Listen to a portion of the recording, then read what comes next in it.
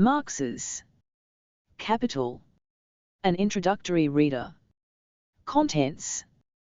Venkatesh Athraya reading Capital. Vijay Prashad writing Capital. JITG Ghosh reading Capital. In the Age of Finance. Amekumar Agriculture and Rural Society in Capital. P. Rasenjit Bose. The Three Stories of Capital and Their Relevance Today. T.J. Eraman reading Marx on Technology. P. Robert P. Adnik. A Marxist Perspective on the World Economy. Publisher's Note. Each of the essays in this volume is a commissioned piece, written especially for new readers of Capital.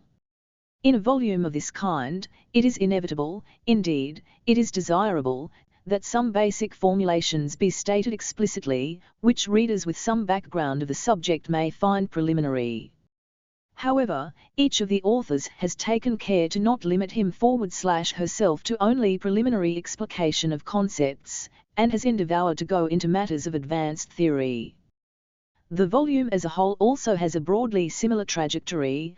The first couple of essays set the foundation, the middle 4 essays graduate from basic concepts to theoretical discussion and debates, and the last essay does not go into basic concepts at all, but applies the method of Capital to theorize about contemporary capitalism. No single volume can do complete justice to the entire range of subjects covered by Marx in Capital, and this volume is no exception. However, as stated above, the volume is an introductory reader, meant to only equip new readers with the basic conceptual keys that could unlock the vast treasure trove of Marx's analysis and insights. Reading Capital. Venkatesh Athraya. Reading Capital changed my life. It happened almost, but not quite, by accident. I had completed my bachelor's degree in chemical engineering from a prestigious Indian institute in 1969 and had, to everyone's surprise, chosen to pursue doctoral studies in economics at a U.S. university. The student movement against the U.S. aggression in Vietnam was developing powerfully at the university where I had enrolled for my PhD. But the courses I had to study as part of my doctoral program in economics did not provide any explanation for such important questions as to why the world's most powerful nation was engaged in a war of aggression against a tiny third world country. It was then that I stumbled upon a study group negotiating Karl Marx's Das Kapital. You may wonder why this is even worth a mention when the book under reference is a very difficult book on economics written in the 1850s and 1860s, which many think is obsolete and irrelevant. But I had by this time realized that mainstream economics offered no credible explanation of the unjust world we lived in, and I was willing to join the study circle. The next 6 months changed my life entirely. I read Das Kapital in English, and the first time as part of a study circle of 10 persons, most of whom were doctoral students at the university from various social science disciplines. At first, I found I had to read the text very carefully, as each sentence was significant in a different way each time I read it. Slowly, I realized that the manner of Marx's argument was relentlessly logical, and I began to enjoy the book a great deal, as an engineer with an inclination to analytical argumentation. As I read the book over and over again over the next several semesters of my stay in the university, I began to see something else in Capital.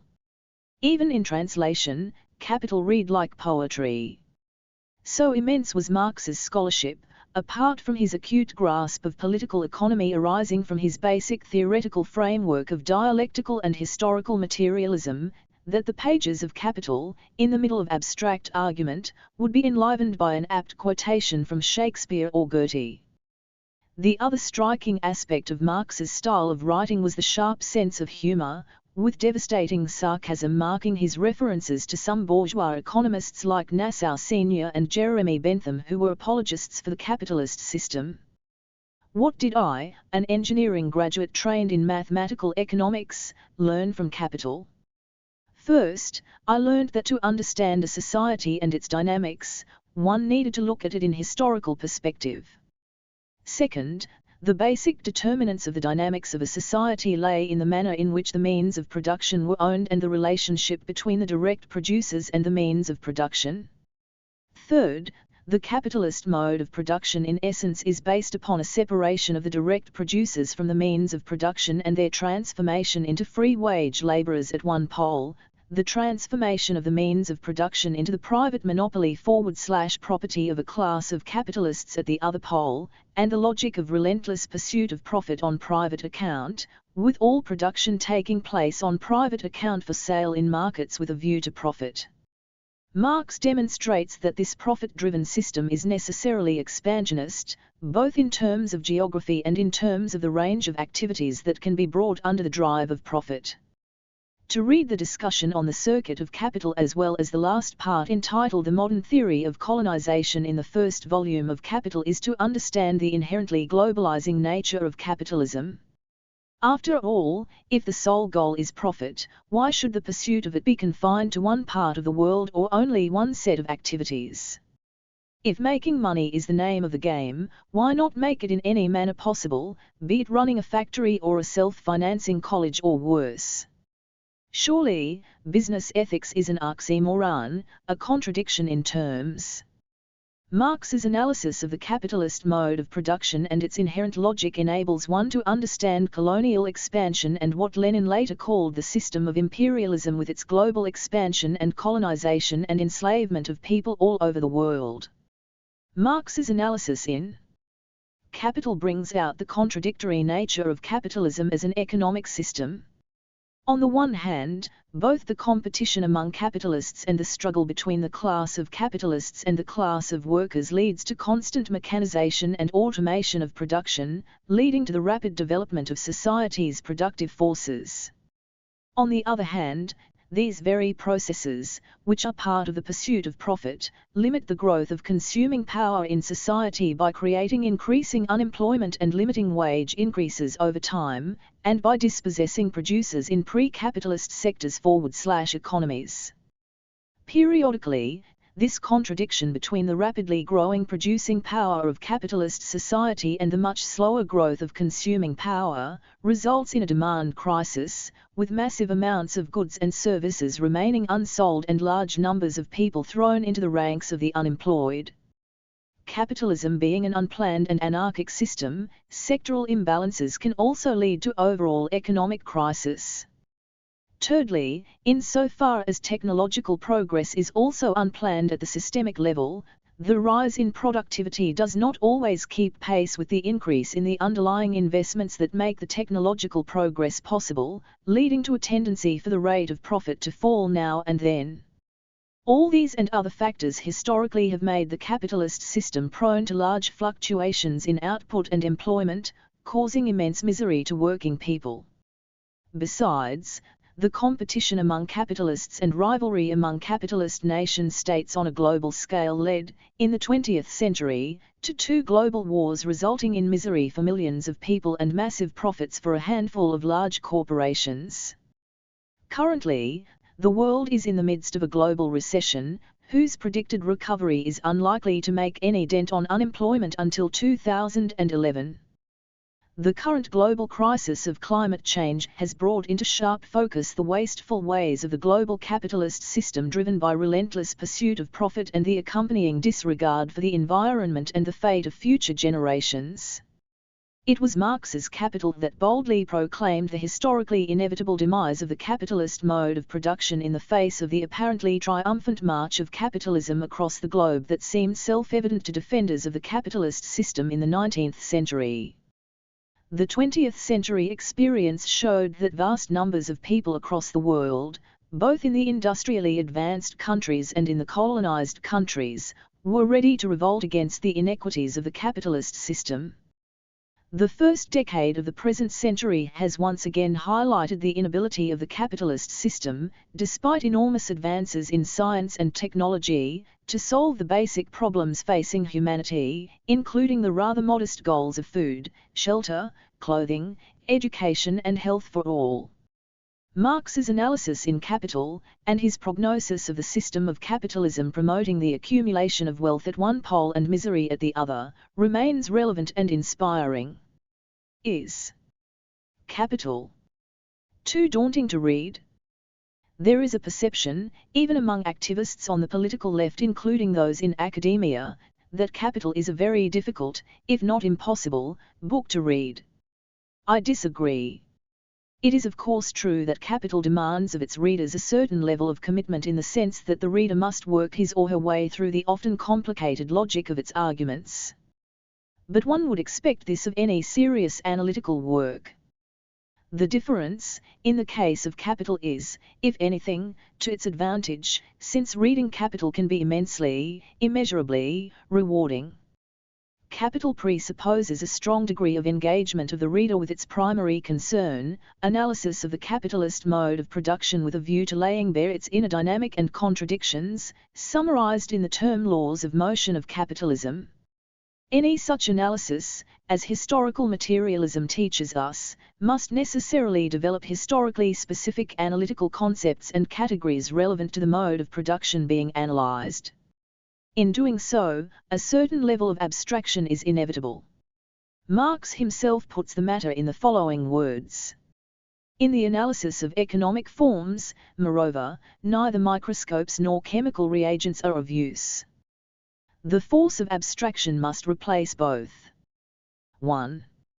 Marx also makes the point that the proposition that every beginning is difficult holds in all sciences, while referring to the apparent difficulty in understanding the first 3 chapters of the first volume of Capital dealing with the concepts of commodity and value. The important thing is not to be intimidated by the opening chapters of the first volume of Capital.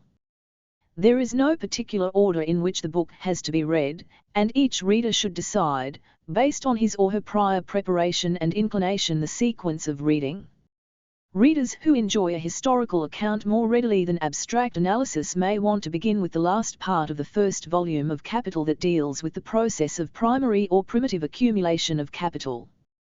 This part, in 8 crisp chapters or around 70 pages of vivid prose, explains how the capitalist mode of production emerged and how the main classes of this mode of production emerged on the historical stage in the country of birth of modern capitalism, namely England of the 17th to the 19th centuries. Particularly striking is the chapter on the historical tendency of the capitalist mode of production, which contains the following brilliant description of the logical end of this mode. As soon as the labourers are turned into proletarians, their means of labour into capital, as soon as the capitalist mode of production stands on its own feet, then the further socialisation of labour and further transformation of the land and other means of production into socially exploited and, therefore, common means of production, as well as the further expropriation of private proprietors, takes a new form. That which is now to be expropriated is no longer the labourer working for himself, but the capitalist exploiting many labourers. This expropriation is accomplished by the action of the immanent laws of capitalistic production itself, by the centralisation of capital. One capitalist always kills many.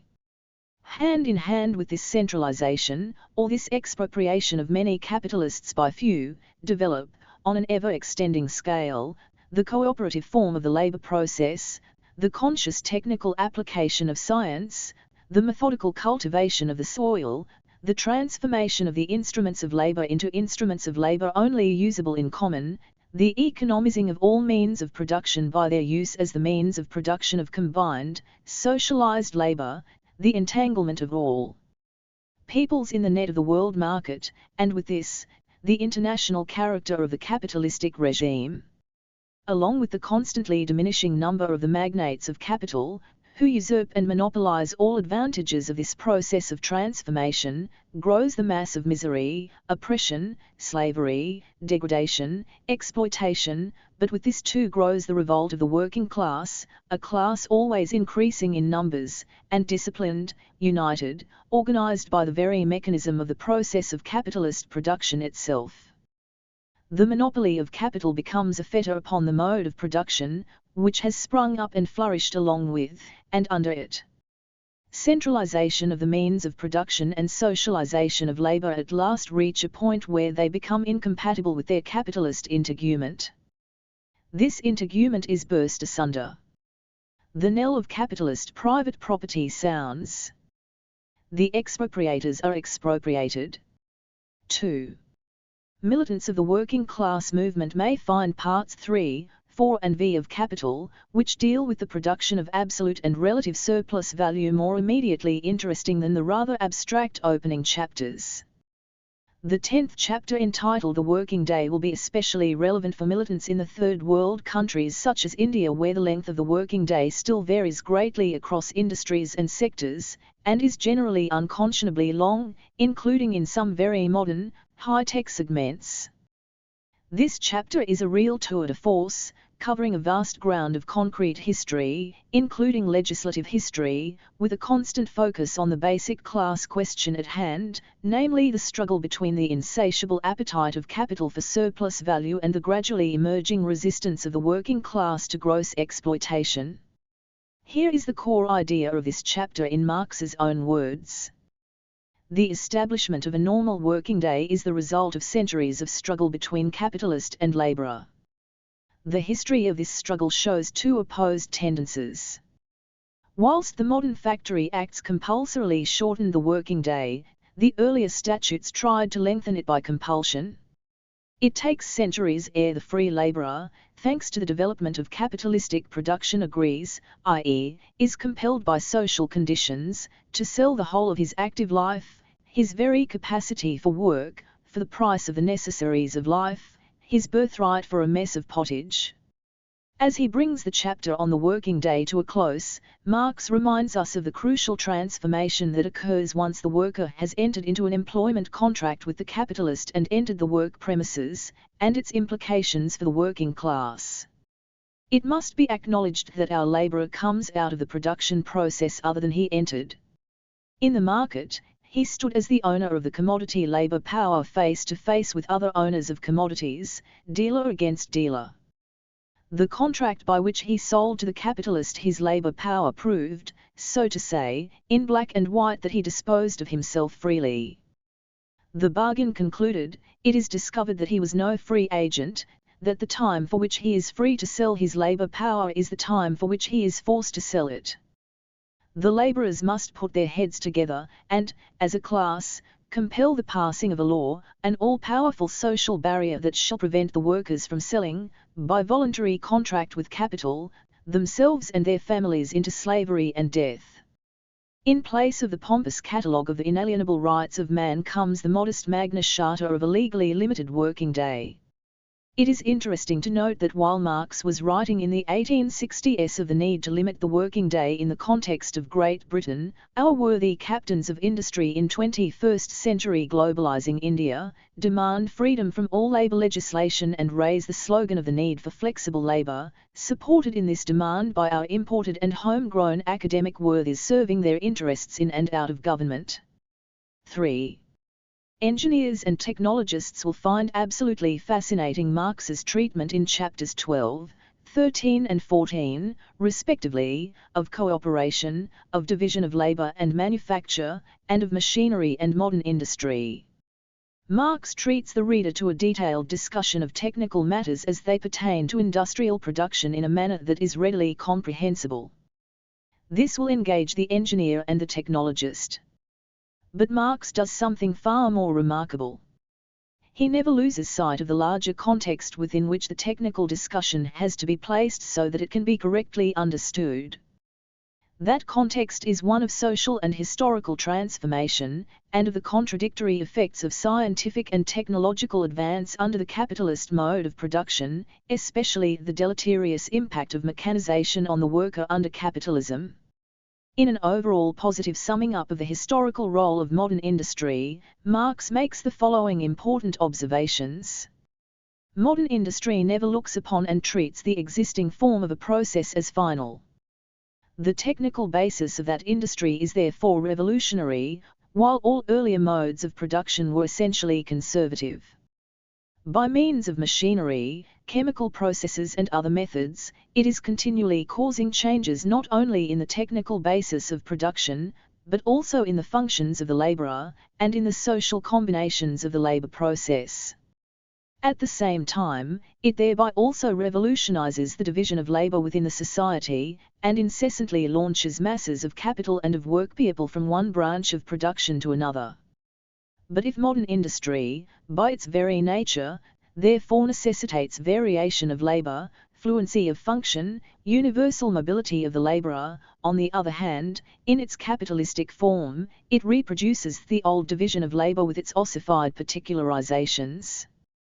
We have seen how this absolute contradiction between the technical necessities of modern industry and the social character inherent in its capitalistic form dispels all fixity and security in the situation of the laborer, how it constantly threatens, by taking away the instruments of labor, to snatch from his hands his means of subsistence, and, by suppressing his detail function, to make him superfluous. We have seen, too, how this antagonism vents its rage in the creation of that monstrosity, an industrial reserve army, kept in misery in order to be always at the disposal of capital, in the incessant human sacrifices from among the working class, in the most reckless squandering of labor power, and in the devastation caused by a social anarchy which turns every economic progress into a social calamity. This is the negative side. But if, on the one hand, variation of work at present imposes itself after the manner of an overpowering natural law, and with the blindly destructive action of a natural law that meets with resistance at all points, modern industry, on the other hand, through its catastrophes imposes the necessity of recognizing, as a fundamental law of production, variation of work, consequently fitness of the laborer for varied work, consequently the greatest possible development of his varied aptitudes. It becomes a question of life and death for society to adapt the mode of production to the normal functioning of this law. Modern industry, indeed, compels society, under penalty of death, to replace the detail worker of today, grappled by lifelong repetition of one and the same trivial operation, and thus reduced to the mere fragment of a man, by the fully developed individual, fit for a variety of labors, ready to face any change of production, and to whom the different social functions he performs are but so many modes of giving free scope to his own natural and acquired powers. While Marx thus takes a balanced and historically informed view of the role of modern industry, he does not by any means romanticize the actual process of industrial modernization under the aegis of the capitalist mode of production. In an interesting discussion of the relation between modern industry and agriculture, Marx anticipates some of the contemporary ecological concerns. In a typically dialectical assessment of the impact of capitalist industrial modernization on agriculture and the working people in agriculture, here is what Marx has to say.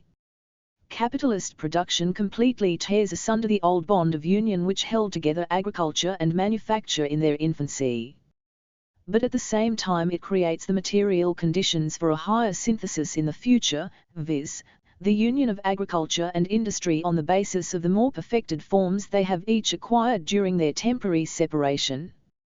Capitalist production, by collecting the population in great centers, and causing an ever-increasing preponderance of town population, on the one hand concentrates the historical motive power of society, on the other hand, it disturbs the circulation of matter between man and the soil, i.e., prevents the return to the soil of its elements consumed by man in the form of food and clothing, it therefore violates the conditions necessary to lasting fertility of the soil.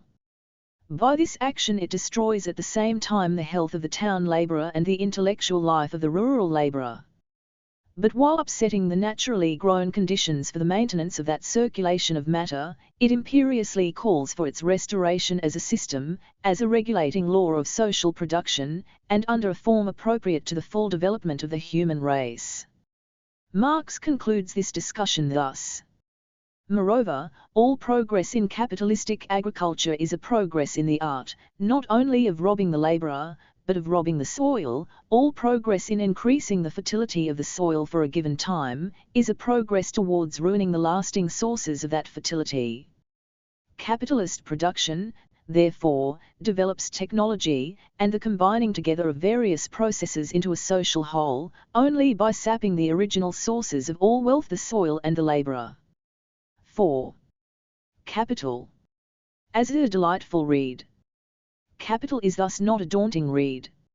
It is, as we can see from the foregoing extracts, a source of valuable knowledge and rich insights that enables us to understand some key aspects of capitalism as a mode of production even today, despite the phenomenal changes that have occurred since the first volume of Capital was published, back in 1867. It is perhaps not an exaggeration to say that the ruling classes have also learned from the superbly incisive analysis of the capitalist mode of production in Capital. Bourgeois ideologists, including in academia, have long tried to bury capital by ignoring it. Among mainstream economists, the dominant strategy has been to deny that Marx was a noteworthy economist, but treat him instead as a political propagandist. Forced to reckon with the continuing relevance of Marx in the context of both the real economic crisis of contemporary global capitalism and the crisis of mainstream economic theory in its neoliberal and Keynesian variants, mainstream economists are finding it increasingly difficult to dismiss Marx as either a non-economist or a minor post-Ricardian. 5. Apart from its importance in providing the reader with valuable insights on the nature and dynamics of the capitalist mode of production, insights which have contemporary relevance, the other important feature of Capital that I have been struck by is its method of presentation of arguments. Consider, for instance, what is often seen as a difficult part of Capital, namely the first chapter of the first volume, which deals with the concept of commodity and develops the category of value. Far from being difficult, the argument in the chapter is systematic and goes through a series of simple logical steps to arrive at a profound understanding of the nature of a commodity. The first section of the chapter develops the point that a commodity, anything produced on private account with a view to sell in a market and not for own use, has two aspects of importance. First, it must be useful to someone in society or else it cannot be exchanged, which means it ceases to be a commodity in effect. This aspect, which Marx terms the use-value property of a commodity, is a function of the natural physical and chemical properties of the commodity. However, the whole idea of producing something as a commodity is to sell it. This implies that a commodity must possess exchange value. Marx's central point here is that, while the commodity is thus perceived as having use value and exchange value, the exchange value is only the external appearance, the form of expression as it were, of something deeper. This deeper aspect, that which makes the most different commodities comparable and commensurable, cannot be their natural properties since these differ from commodity to commodity, but it is rather a social property. The obvious commonness of all commodities is that they are all products of the expenditure of human labor in society. This common property that all commodities have, namely that they are all products of society's labor, is what makes them commensurable, and Marx calls this property value. Now, starting from this carefully built scaffold, he raises a marvelous structure of logical argument in Capital that enables him to unravel the inner dynamics of the capitalist mode of production. A key feature of Marx's method, which Capital is suffused with, is that of showing the contradictory character of all the phenomena under investigation.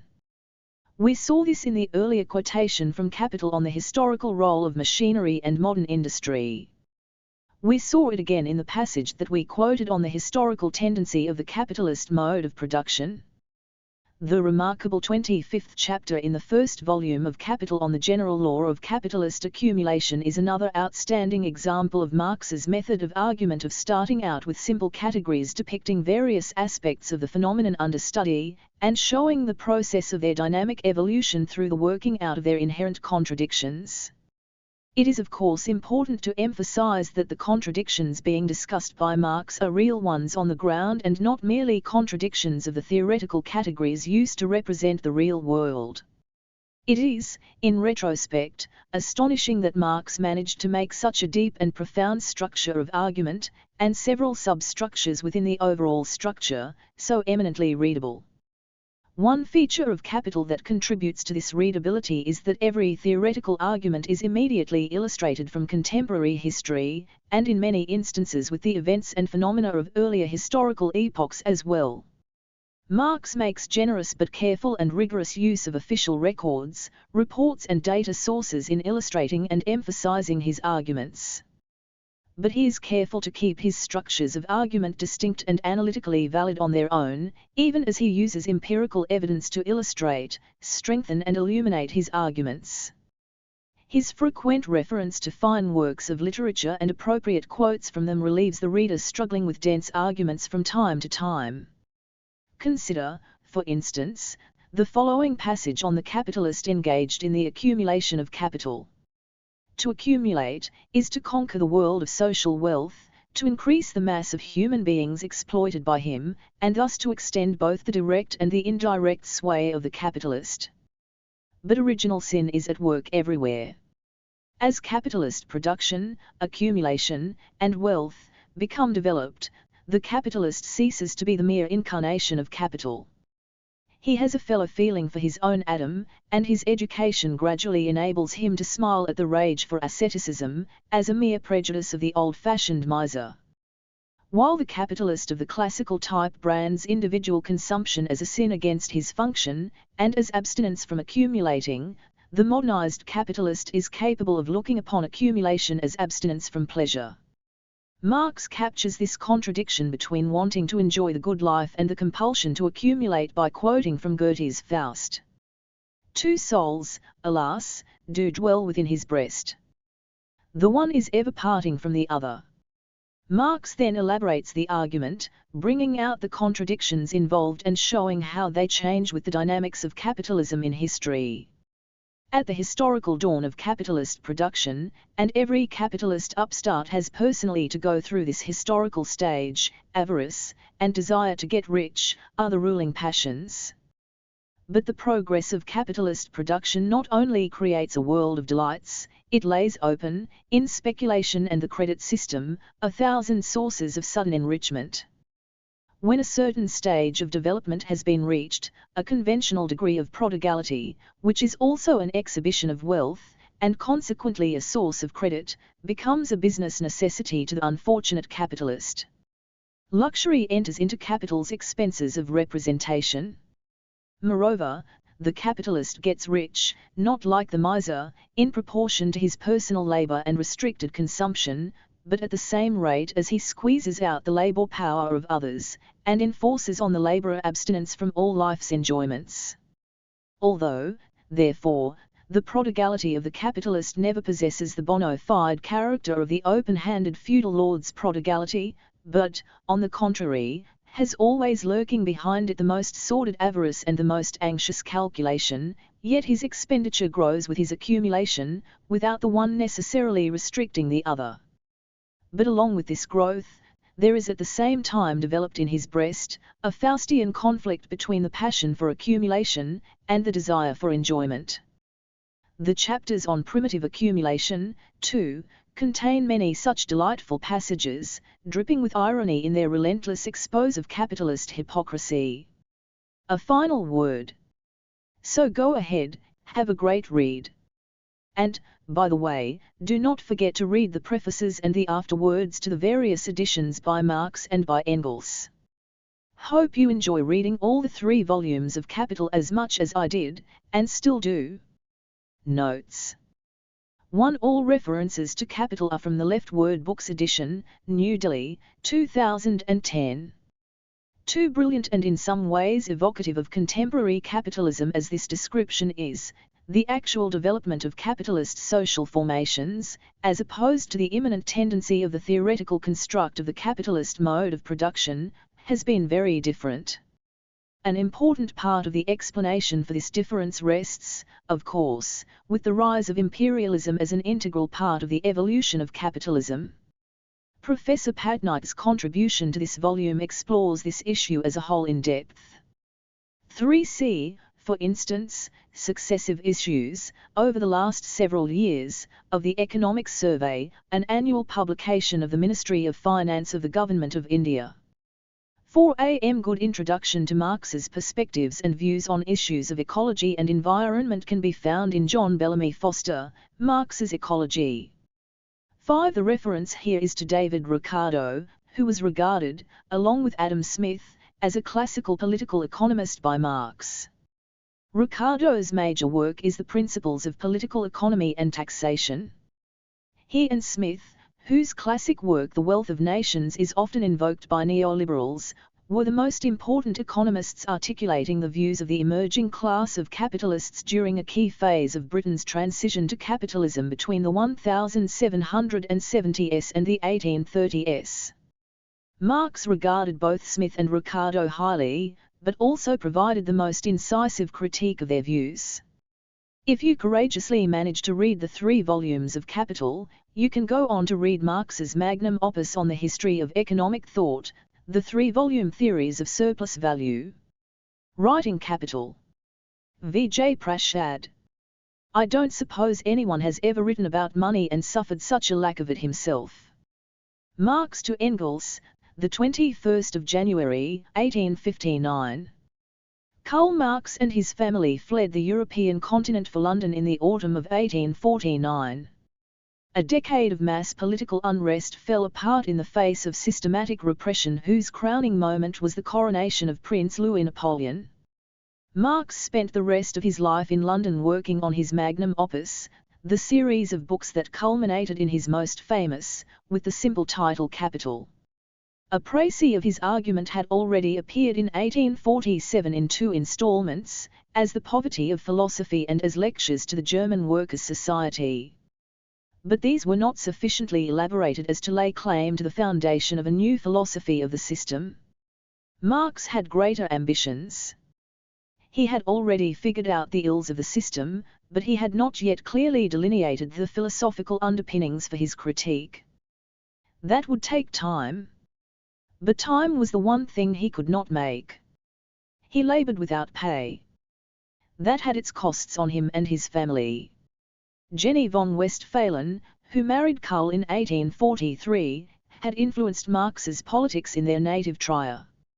As her biographer put it, Jenny Marx shared the misery of his refugee existence, copied his illegible manuscripts, fought off his creditors, prepared his meals and bore him 7 children. One of those 7 children, 4 died before adulthood, and 1 committed suicide at 43.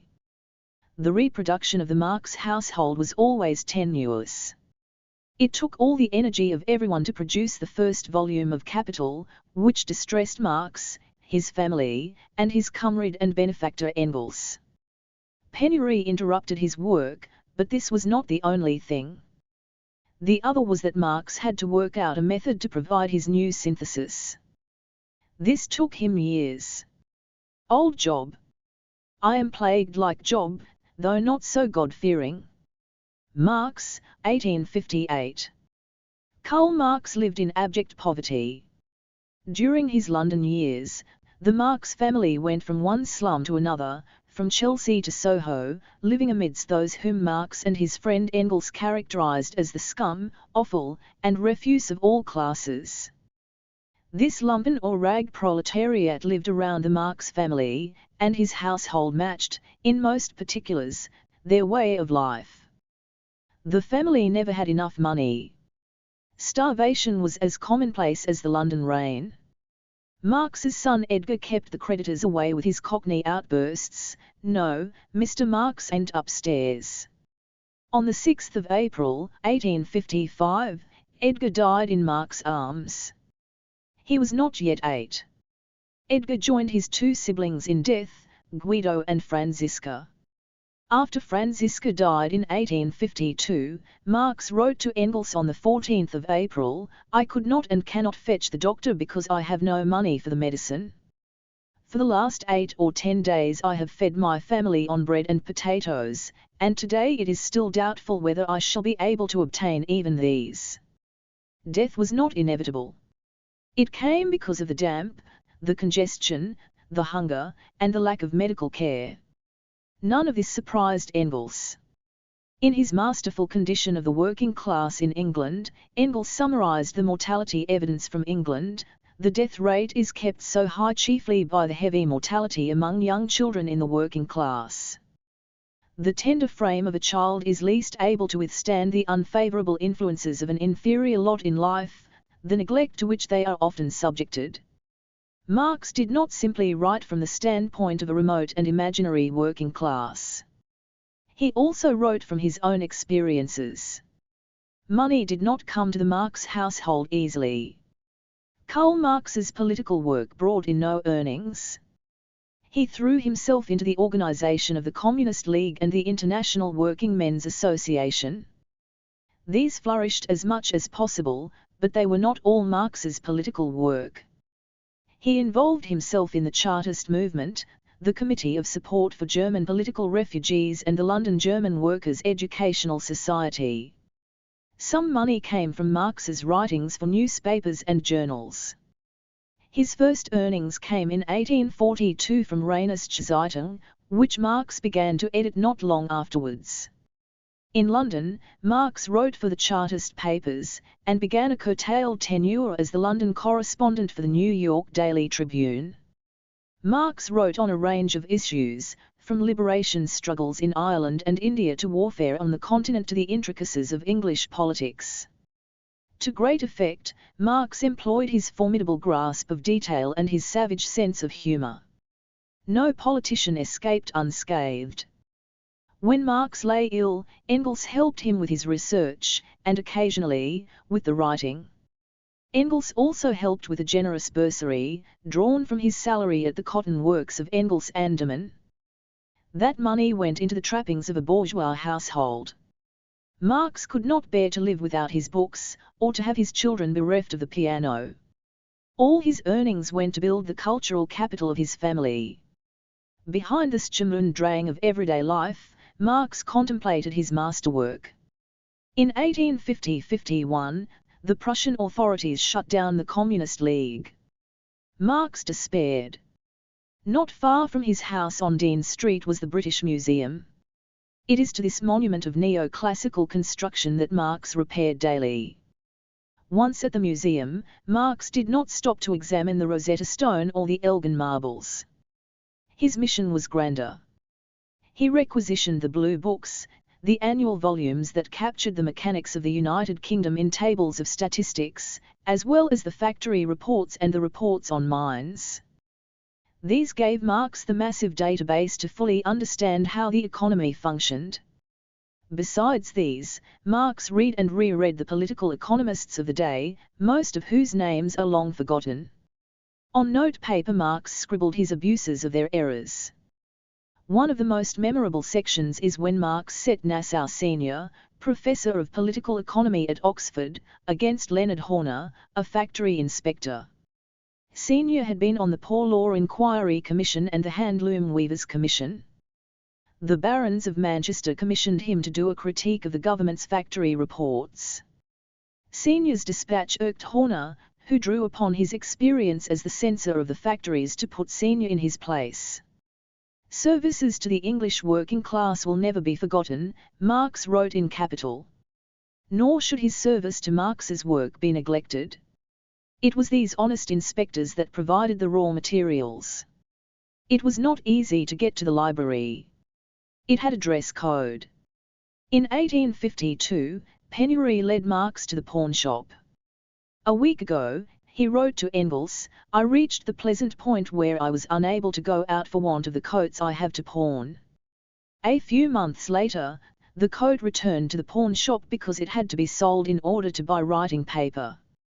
Marx knew what he was talking about when he wrote the following: when the laborer is confronted by the conditions of labor and by the product of labor in the shape of capital, as under the developed capitalist mode of production, he has no occasion to borrow any money as a producer. When he does any money borrowing, he does so, for instance, at the pawn shop to secure personal necessities. To no surprise either that the section on fetishism turns to the coat to provide its crowning example. Without the library, Marx was lost. He turned to the world of fiction. In the evenings, to his children, he read great literary works and recounted the Latin and Greek classics. All these would find their way into Capital. For example, in his chapter on machinery and modern industry, Marx turned to the census of 1861 for his evidence. The census showed that mechanization in large-scale industry led to mass unemployment. The data did its work. Marx was aware of that. But the political economists who had a soft spot for capitalism had contested that data. Rather than take their shallow arguments seriously, Marx turned to Charles Dickens' Oliver Twist, whose lead character Bill Sikes stands in the dock to be tried for stabbing his girlfriend, Nancy. Sikes' absurd defense is the same as that used by the apologists of unemployment. As a riposte it is more effective than anything Marx could have written. Gentlemen of the jury, no doubt the throat of this commercial traveller has been cut. But that is not my fault, it is the fault of the knife. Must we, for such a temporary inconvenience, abolish the use of the knife? Only consider. Where would agriculture and trade be without the knife? Is it not as salutary in surgery, as it is knowing in anatomy? And in addition a willing help at the festive board? If you abolish the knife, you hurl us back into the depths of barbarism. Deprived of the British Museum, Marx turned to his own collection of popular novels to twist his analytical knife deeper into the logic of capitalist development. Literature provided Marx with the stinging rebuke. So too did his vast knowledge of the ancient world. He drew upon it not to suggest timelessness, but to play on how old forms make their twisted appearance in bourgeois society. When writing of the capitalist industrial system, Marx let his pen loose. Manufacture proper not only subjects the previously independent workman to the discipline and command of capital, but, in addition, creates a hierarchic gradation of the workmen themselves. While simple cooperation leaves the mode of working by the individual for the most part unchanged, manufacture thoroughly revolutionizes it, and seizes labor power by its very roots. It converts the laborer into a crippled monstrosity, by forcing his detailed dexterity at the expense of a world of productive capabilities and instincts, just as in the states of La Plata they butcher a whole beast for the sake of his hide or his tallow. Not only is the detail work distributed to the different individuals, but the individual himself is made the automatic motor of a fractional operation, and the absurd fable of Menenius Agrippa, which makes man a mere fragment of his own body, becomes realized. This follows an exposition of the division of labor. The detail is important. But so is the style. Agrippa, who died in 493 BCE, provided a model of human society that resembles in great part the Varnashramadharma. The patricians were the stomach, Agrippa argued, and the plebeians the hands. The latter had to feed the former, and if they failed both would wither. In the preface to Capital's first edition Marx wrote, "We suffer not only from the living, but from the dead. La mort cicit lavage." So too with the forms of social life. The modern evils of capitalism, he wrote, are molded onto the inherited evils. The point is well made in the text itself by Marx's recourse to historical analogy. This was not to say that nothing had changed between the era of Agrippa and the era of Ancoats, but that the workers who went to work in the cotton mills in the Manchester district of Ancoats suffered a sophisticated system of exploitation intertwined with the degradations of the ancient world. Marx's historical materialism was always aware of the differences of the present alongside the linkages with the past. The work ate into Marx. It gave him boils. In November 1863, Jenny Marx wrote to Engels of the corporeal costs of the work. "Moore sends you here with the most noble Doudbay's free press. It will amuse you a lot." Karl, alas, cannot write himself. For the past week he has been very unwell and is tied to the sofa. 2 boils appeared on his cheek and back. The one on his cheek responded to the household remedies one normally uses for such things.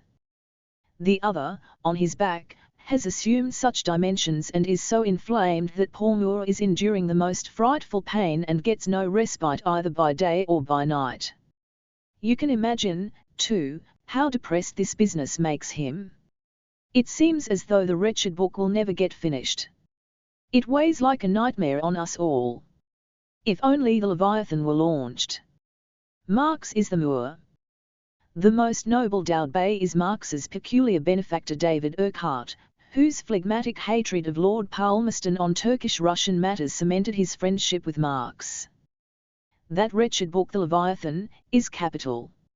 In April 1867, as Marx wrote the final pages of Capital, he wrote to Engels, keeping him informed about the extreme pain of the work, but not wishing to bore him with reasons for the further delay, viz., carbuncles on my posterior and near the penis, the final traces of which are now fading but which made it extremely painful for me to adopt a sitting posture. I am not taking arsenic because it dulls my mind too much and I needed to keep my wits about me at least at those times when writing was possible. A few months later, as the manuscript was on its way, Marx wrote again to his friend, "I hope the bourgeoisie will remember my carbuncles until their dying day." The first volume opened with a preface that began, "This work, whose first volume I now submit to the public, forms the continuation of my book Zur Kritik der politischen Ökonomie, published in 1859. The long pause between the first part and the continuation is due to an illness of many years' duration, which interrupted my work again and again." If Marx had given himself to the side of the bourgeoisie, he would have coats aplenty and his children would have been sent down to the finest preparatory schools and finally, Oxford or Cambridge. He himself would have been a well-paid don or else a professor at Heidelberg or Munich. The illness that befell Marx and his family was a consequence of his political commitments. It was not Marx's investment to merely interpret the world. He wanted to change it. He paid the price for that choice. Marx's critique. By the way, I am discovering some nice arguments. For instance, I have overthrown the whole doctrine of profit as it has existed up to now. Marx to Engels, the 14th of January, 1858. By the mid-1840s, Marx resolved to write a serious study of political economy. On the 1st of February, 1845, Marx signed a contract with Karl Lesk to publish his Kritik der Politik und Nationalökonomie. A year later, Lesk opted out. Differences arose on political matters, and by 1847, the contract lapsed. Marx had major differences with the principal German socialist thinkers, those whom Engels and he pilloried in the German ideology. That book, written in 1845-46, also failed to find a publisher.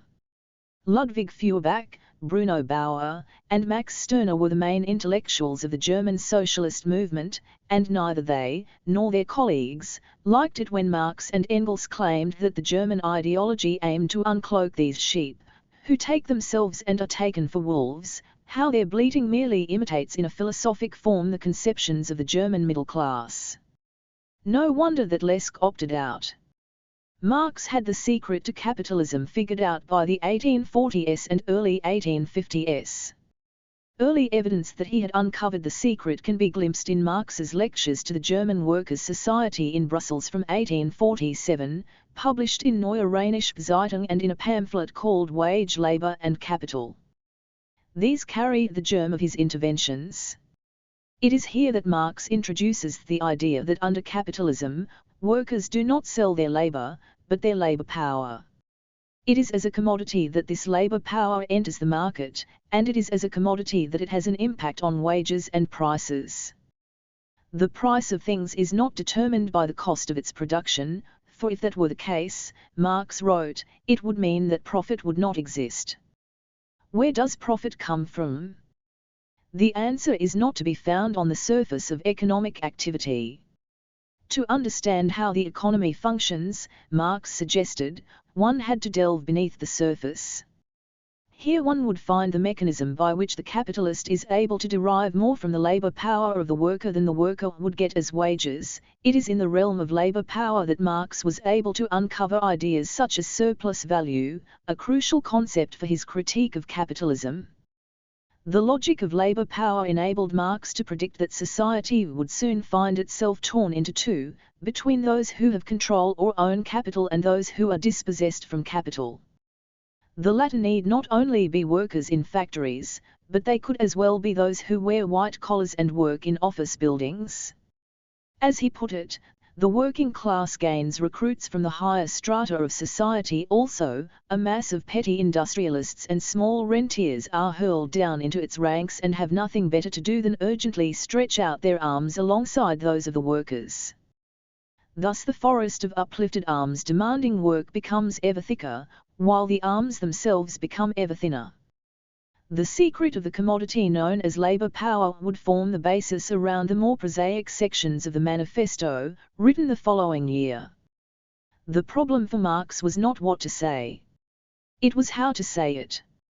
In other words, the real dilemma was the method, the form. To Ferdinand Lassalle, Marx wrote that the material was to hand and all that I was concerned with was the form. But to me, the style of everything I wrote seemed tainted with liver trouble. And I have a twofold motive not for allowing this work to be spoiled on medical grounds. The first was that he had already given 15 years to this project, the best years of my life. The second was that Marx felt in it an important view of social relations is scientifically expounded for the first time. It would be a mistake to allow the book to be disfigured by the kind of heavy, wooden style proper to a disordered liver. In the 1861-63 theories of surplus value, Marx complained about the peculiar and necessarily faulty architectonics of David Ricardo's work. On the principles of political economy and taxation was not faulty because of a superficial error. Marx saw the fault in Ricardo's method of investigation itself and of the definite task which he set himself in his work. It expresses the scientific deficiencies of this method of investigation itself. He did not want to replicate such a disaster. Marx began to write the many versions of this opus from 1857 to 1867. The major unpublished attempt can be read in the massive Grundriss, which Marx told his friend Lassalle is to be called a critique of economic categories, a critical expose of the system of the bourgeois economy. It is at once an expose and, by the same token, a critique of the system. I have very little idea how many sheets the whole thing will amount to. The Grundriss did not see light of day until 1933, when it was published in a limited edition in Moscow. In mid-September 1857, Marx drafted his introduction to the Grundriss, in which he grappled with the complexity of his method. It is here that Marx declares that the object of his inquiry is capital, and not its surface categories. The surface categories have a germ of truth in them, but they are only available in a stunted, or caricatured form. More was needed than the simple calculations of the accountants, who measured wages and raw materials, rents and energy charges to come up with the costs of production, and on the basis of this for their employers, the capitalists, to calibrate prices that would stand up as reasonable in the marketplace. Was profit simply the quantum between the market price and the costs of production? If that was the case, then what is the difference between the economic function in pre-capitalist times and under capitalism? Wouldn't feudal lords also make their profits based on such an elementary formula? Marx's critique was not trans-historical. His political economy rested firmly on the soil of bourgeois society. His analysis turned on certain categories that were not universal, trans-historical abstractions. Labor, for instance, was not labor in general, labor of all time. It was labor in bourgeois society, labor that lives in a society where the notion of human equality has already acquired the fixity of a popular prejudice. Labor power is sold in the market, not labor. It is through the magic of the manipulation of this labor power that Marx is able to demonstrate how surplus value emerges from the process of production, not through the anarchy of the market, but through the process of exploitation. Concrete labor, the work of a weaver or a tanner, has an impact on the use value of a commodity. The weaver weaves cloth, whereas the tanner tans it. Both have a physical impact on the thing they produce. But this concrete labor is different from the abstract social labor, the expenditure of human labor power or human labor in the abstract. It is customary and erroneous to see the former as bound by history, and the latter as trans-historical and universal. This distinction is not tenable. Better to see the various concrete labours as phenomenal forms of labour, and the abstract social labour as its essential form, not for all time, but in the era of the capitalist mode of production. Under capitalism, then, there are many kinds of concrete labours, but there is one overarching phenomenal form for labour, abstract social labour. The concept of abstract social labour provides Marx with the necessary means to determine his labour theory of value, as he does in the heart of Capital. The analysis is dazzling. It is not easy. Hegel's philosophical ideas confront the dull concepts of political economy, and these in turn run into the religious thought of the day. Marx's method is reliant upon an equal acknowledgement of the various traditions, not only economics, but also philosophy. Otherwise one might read the entire discussion on the labour theory of value and find fault with it for something it does not claim to do. I once had a discussion with a neoclassical economist who was outraged by the opening sections of Capital. I tried to explain to him that he missed the entire point of Marx's emphasis on the objective illusions of capitalism, with the money name, as Marx puts it so deliciously, certainly an illusion, but one that must appear to us as the thing itself. This kind of philosophical consideration of the basic categories of capital is essential, or else the book will have lost its power. Marx's work goes under the skin of the system. Marx was not only interested in the symptoms of capitalist crisis, he wanted to get to the root of the matter. Draft plans. Every movement in which the working class comes out as a class against the ruling classes and attempts to force them by pressure from without is a political movement. For instance, the attempt in a particular factory or even a particular industry to force a shorter working day out of the capitalists by strikes, etc., is a purely economic movement. On the other hand, the movement to force an 8-hour day, etc., law is a political movement. And in this way, out of the separate economic movements of the workers there grows up everywhere a political movement, that is to say a movement of the class, with the object of achieving its interests in a general form, in a form possessing a general social force of compulsion. Marx to Friedrich Bolt, the 23rd of November, 1871. Take courage. If it is hard to understand, it was hard enough for Marx to write. He recognized fairly early that his was not to be an analysis of a functional system, one that was absent the struggles of people to reshape the contradictions to their own ends. Capitalism was not a Swiss clock, which kept perfect time if well oiled. Inherent contradictions tore into the heart of the system. These could not be set aside. They were fundamental to his analysis. The problem was how to write about a dynamic system. The research came handily. Marx then began to scribble from his research toward the mode of presentation. The various drafts can be seen in the Grundrisse and the theories of surplus value. None of these had the ideal mode of presentation. In his afterword to the second edition, Marx put it bluntly. Of course the method of presentation must differ in form from that of inquiry. The latter has to appropriate the material in detail, to analyze its different forms of development, to trace out their inner connection. Only after this work is done, can the actual movement be adequately described. If this is done successfully, if the life of the subject matter is ideally reflected as in a mirror, then it may appear as if we had before us a mere a priori construction. The book must open with the essence of the system. Initially Marx thought that this was capital. But it turned out that capital had to be broken down to its atomic structure, to the main atom, the commodity. In 1858, in the Grundrisse, Marx notes, the first category in which bourgeois wealth presents itself is that of the commodity.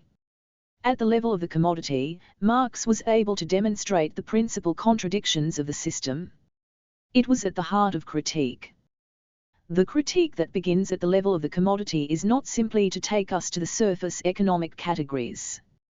Marx had a very detailed plan for his major work.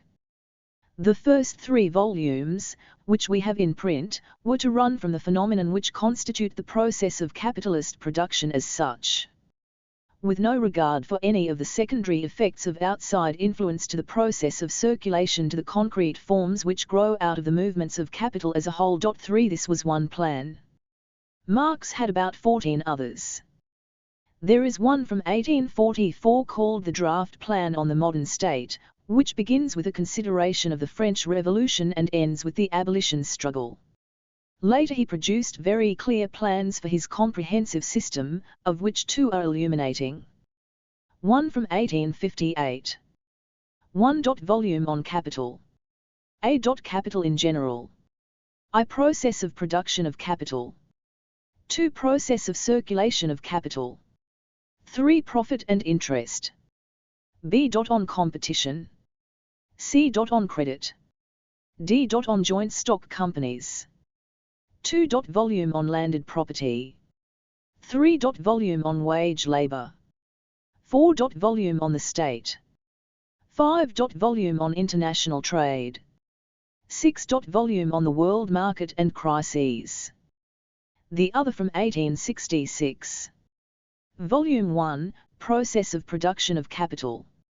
Volume 2, Process of circulation of capital. Volume 3, Forms of the process in its totality. Volume 4, History of the theory. It is clear from these plans that the work is not simply about economics. This is a theory of the capitalist mode of production, and of the bourgeois world order. In 1848, Marx and Engels announced the centrality of class struggles.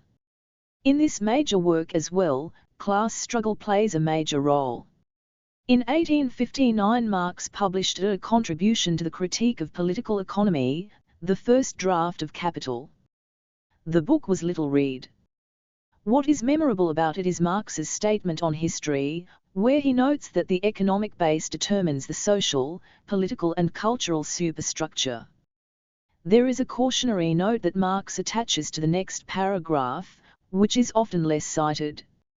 Here he says, in studying such transformations it is always necessary to distinguish between the material transformation of the economic conditions of production, which can be determined with the precision of natural science, and the legal, political, religious, artistic or philosophic, in short, ideological forms in which men become conscious of this conflict and fight it out. The class struggle is an integral part of history. There is no evolution of economic forms. That much was clear to Marx when he first conjured up the proletariat as the agent of history in his economic and philosophic manuscripts. The class struggle is everywhere in his mature works. In sections of Capital, one watches the capitalists in charge, as they rationalize production to create a process of accumulation in the factory system. In other parts, it is the workers who have the upper hand, as they use their concentration and their exploitation as the basis for political organization. The workers and the capitalists clash over who must have decisive control over the state, with all its trappings of neutrality. These glimpses of interest would have formed Marx's unfinished books on politics and international relations. He could not turn to it. It took him too long to revise the first few volumes, of which the twice revised 1859 book was essentially a first draft.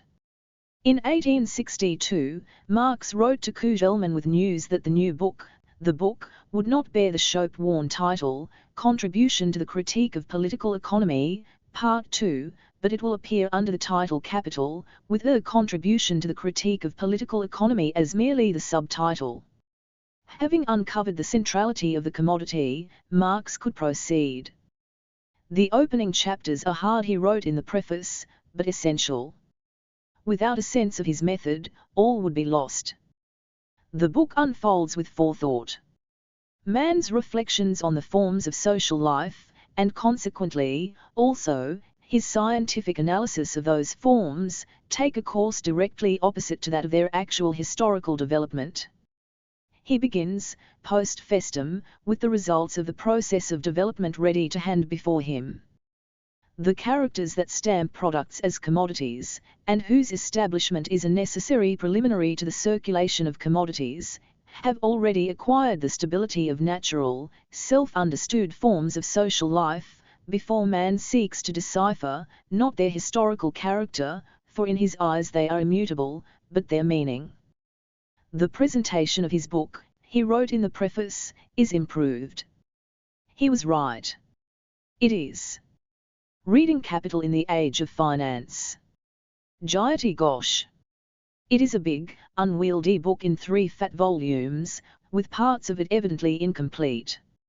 It was written nearly 1.5 centuries ago, in a context that seems very different from our own.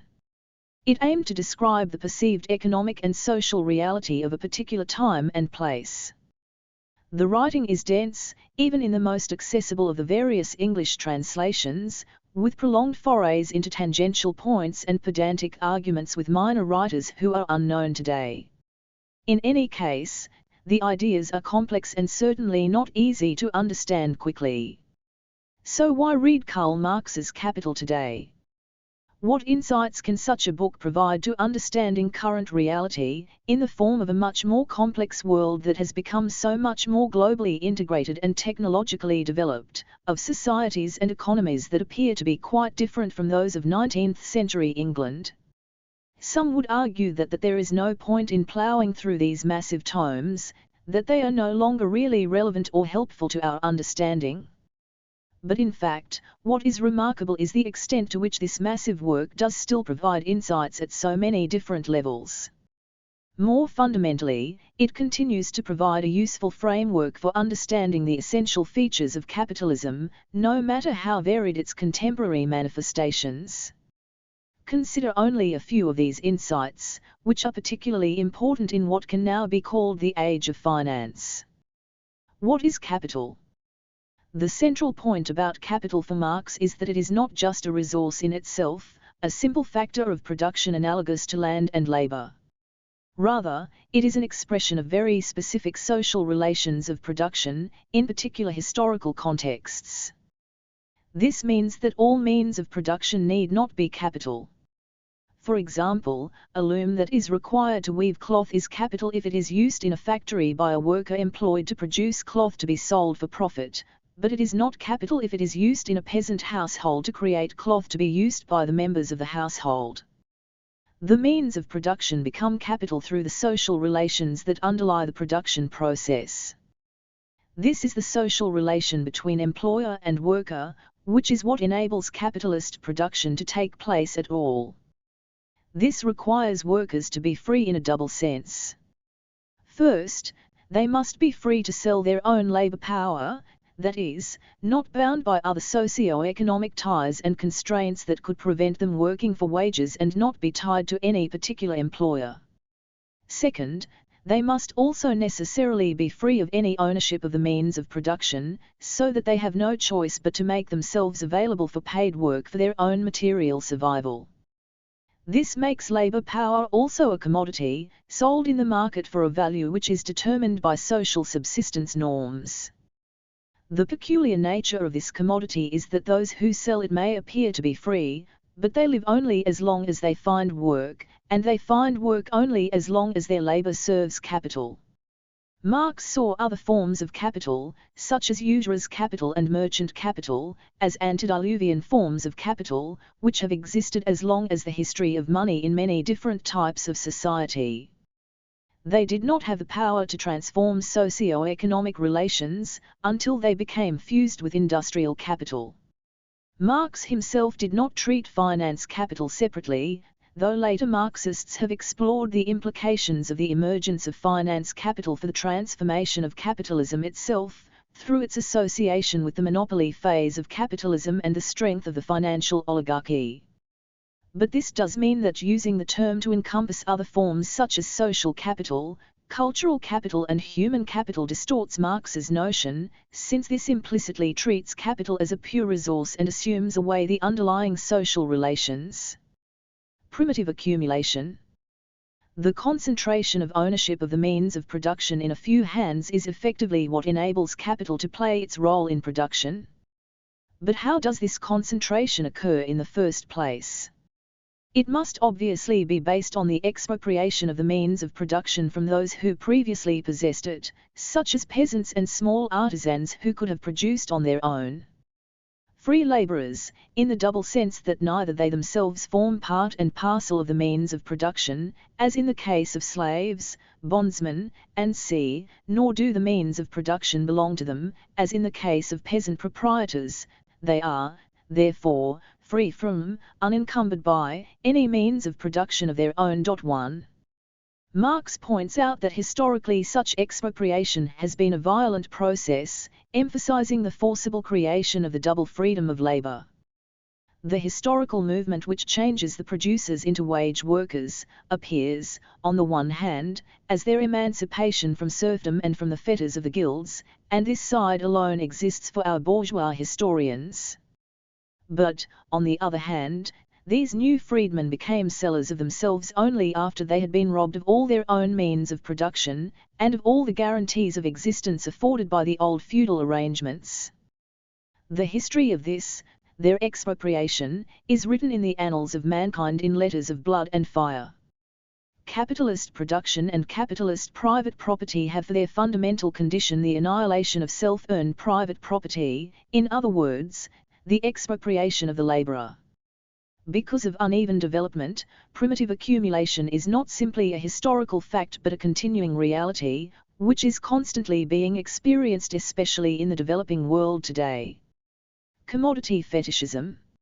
Unlike feudal extraction of surplus, capital operates on a purely contractual economic basis, through the voluntary market exchange of goods and commodities. But even this, while it seems as the outcome of rational choices of individuals, actually relies on a widespread social illusion. Marx calls this commodity fetishism, the situation in which relations between people become mediated by relations between things, commodities and money. Commodities are not simply things or objects, because they contain two very specific and different features, that is, they possess both use value and exchange value. The two features may bear no relation to one another, and the process of exchange and the determination of exchange value are determined not by features intrinsic to the commodity but external to it. However, the contradictory nature of commodities gives rise to the possibility, indeed likelihood, that its varying features are confused and conflated. Commodity fetishism occurs when value is seen as intrinsic to commodities rather than being the result of labor, and the exchange of commodities and market-based interaction are seen as the natural way of dealing with all objects, rather than as a historically specific set of social relations. More broadly, commodity fetishism is the illusion emerging from the centrality of private property in capitalism, which then determines not only how people work and interact, but even how they perceive reality and understand social change. The urge to acquisition, the obsession with material gratification of wants and the ordering of human well-being in terms of their ability to command different commodities, could all be described as forms of commodity fetishism. So too could socio-economic analyses that mistake the commodity illusion for genuine material and human conditions. The dynamism of capital. The nature of capital is constantly to transform itself and the society in which it operates. As Marx put it in the Communist Manifesto, the bourgeoisie cannot exist without constantly revolutionizing the instruments of production, and thereby the relations of production, and with them the whole relations of society. Constant revolutionizing of production, uninterrupted disturbance of all social conditions, everlasting uncertainty and agitation distinguish the bourgeois epoch from all earlier ones. All fixed, fast frozen relations, with their train of ancient and venerable prejudices and opinions, are swept away, all new formed ones become antiquated before they can ossify. All that is solid melts into air. 2. This dynamism of capital has many unprecedented and positive results, a cosmopolitan character of production, which is particularly evident in the current phase of globalization, rapid improvements in technology and the creation of colossal productive forces, immensely facilitated means of communication, the agglomeration of populations into cities, much greater interaction and interdependence of nations not only in economic terms but also in intellectual and creative life. Capital generates new types of production organization and economic institutions, not just the factory system but more recent arrangements, financial institutions and structures, legal systems. This constant revolutionizing of production processes and institutions is evident even today, especially in the emergence of finance capital. Marx identified three cardinal facts of capitalist production: concentration of means of production in a few hands, whereby they cease to appear as the property of the immediate laborers and turn into social production capacities; the organization of labor into social labor, through cooperation, division of labor and the uniting of labor with the natural sciences, and the creation of the world market. This third feature is the natural result of the tendency of the system to spread and aggrandize itself, to destroy and incorporate earlier forms of production, and to transform technology and institutions constantly. Yet the globalization also occurs in the form of uneven development, which is then expressed spatially and regionally as well as within particular areas.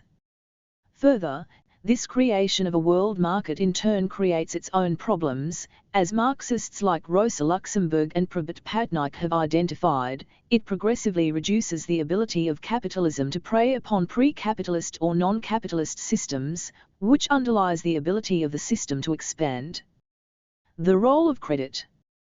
When Marx was writing, finance was mainly confined to banking, to the provision of credit by banks that were newly emerging as modern banks. The incredible proliferation and sophistication of financial markets, that allow risk to be disguised in various ways and prevent attempts at public control, had not yet emerged. Even so, Marx perceptively noted the implications of the provision of credit both in developing capitalism's productive capacity and in making it more prone to crises.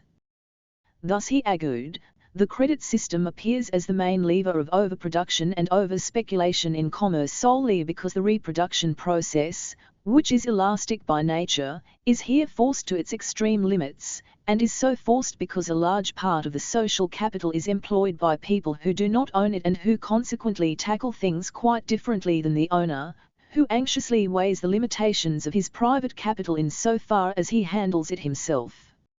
Hence, the credit system accelerates the material development of the productive forces and the development of the world market. At the same time, credit accelerates the violent eruptions of this contradiction, crises, and thereby the elements of disintegration of the old mode of production. Marx also noted the role of fictitious capital, which he saw as the inevitable result of interest-bearing capital. This he described as the paper claim to the ownership of capital that exists in a form that is independent of the actual material capital, and can be traded in financial markets. While the growth of such fictitious capital can additionally help to mobilize resources for real capital accumulation, because of the possibility of its autonomous expansion, it can also trigger and amplify crises. Such an argument can be extended to understand the boom and bust tendencies of credit and financial markets that have been elaborated by Charles Kindleberger, Hyman Minsky and Jan Krajil. This perception also allowed Marx to note how financial fraud becomes an integral part of the system, and in turn allows for the continued economic differentiation upon which the entire system rests. The two characteristics of the credit system are, on the one hand, to develop the incentive of capitalist production, enrichment through the exploitation of the labor of others, to the purest and most colossal form of gambling and swindling, and to reduce more and more the number of the few who exploit the social wealth, and on the other hand, to constitute the form of transition to a new mode of production. It is this ambiguous nature which endows the principal spokesman of credit with the pleasant character mixture of swindler and prophet. Concentration of capital and uneven development. The accumulation of capital generates higher productivity and transforms systems, but it is also associated with uneven development. A central feature is the centralization of capital, which expresses the inherent antagonism between capitals. Accumulation, therefore, presents itself as increasing concentration of the means of production, and of the command over labor, on the other, as repulsion of many individual capitals from one another. It is concentration of capitals already formed, destruction of their individual independence, expropriation of capitalist by capitalist, transformation of many small into few large capitals. capital grows in one place to a huge mass in a single hand, because it has in another place been lost by many. Marx saw capitalism as being in a state of continuous disequilibrium, because of the tendency of uneven development. This is not confined to a single arena, but rather characterizes all of the social and economic relations that develop under capitalism. Thus, there is an inherent tendency for the expansion of the productive forces and the ability of the economic system to generate sufficient demand for the goods that are produced, which can give rise to realization crises. There is disproportionality between the expansion of fixed and variable capital, which generates the rising organic composition of capital that for Marx makes it more difficult to generate profits.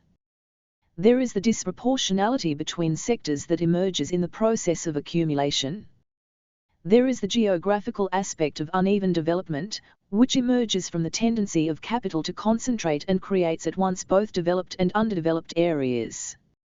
And of course, there is the lack of congruence between money as a medium of exchange and money as a measure of value, which tends to be amplified by the development of credit and the expansion of the financial system, which in turn creates a tendency to crisis, conflict, contradictions and crises. Obviously, Marx saw capitalism as having an inherent and continuous tendency to experience crises. But there are many levels of conflict and contradiction that occur because of the system, and only some of them culminate in periodic crises that mark capitalist expansion.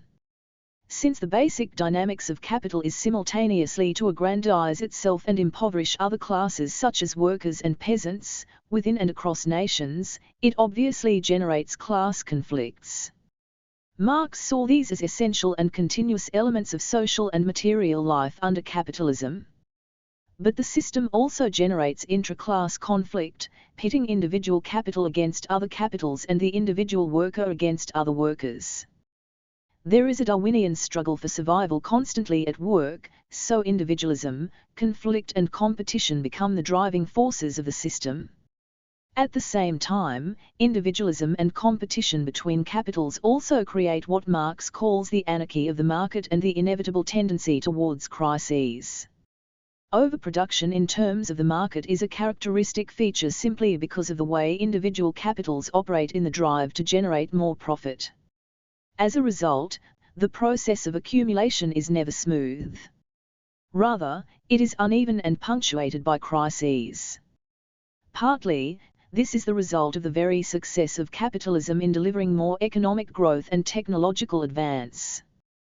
The stupendous productivity developing under the capitalist mode of production relative to population, and the increase which grows much more rapidly than the population, contradict the basis, which constantly narrows in relation to the existing wealth, and for which all this immense productiveness works.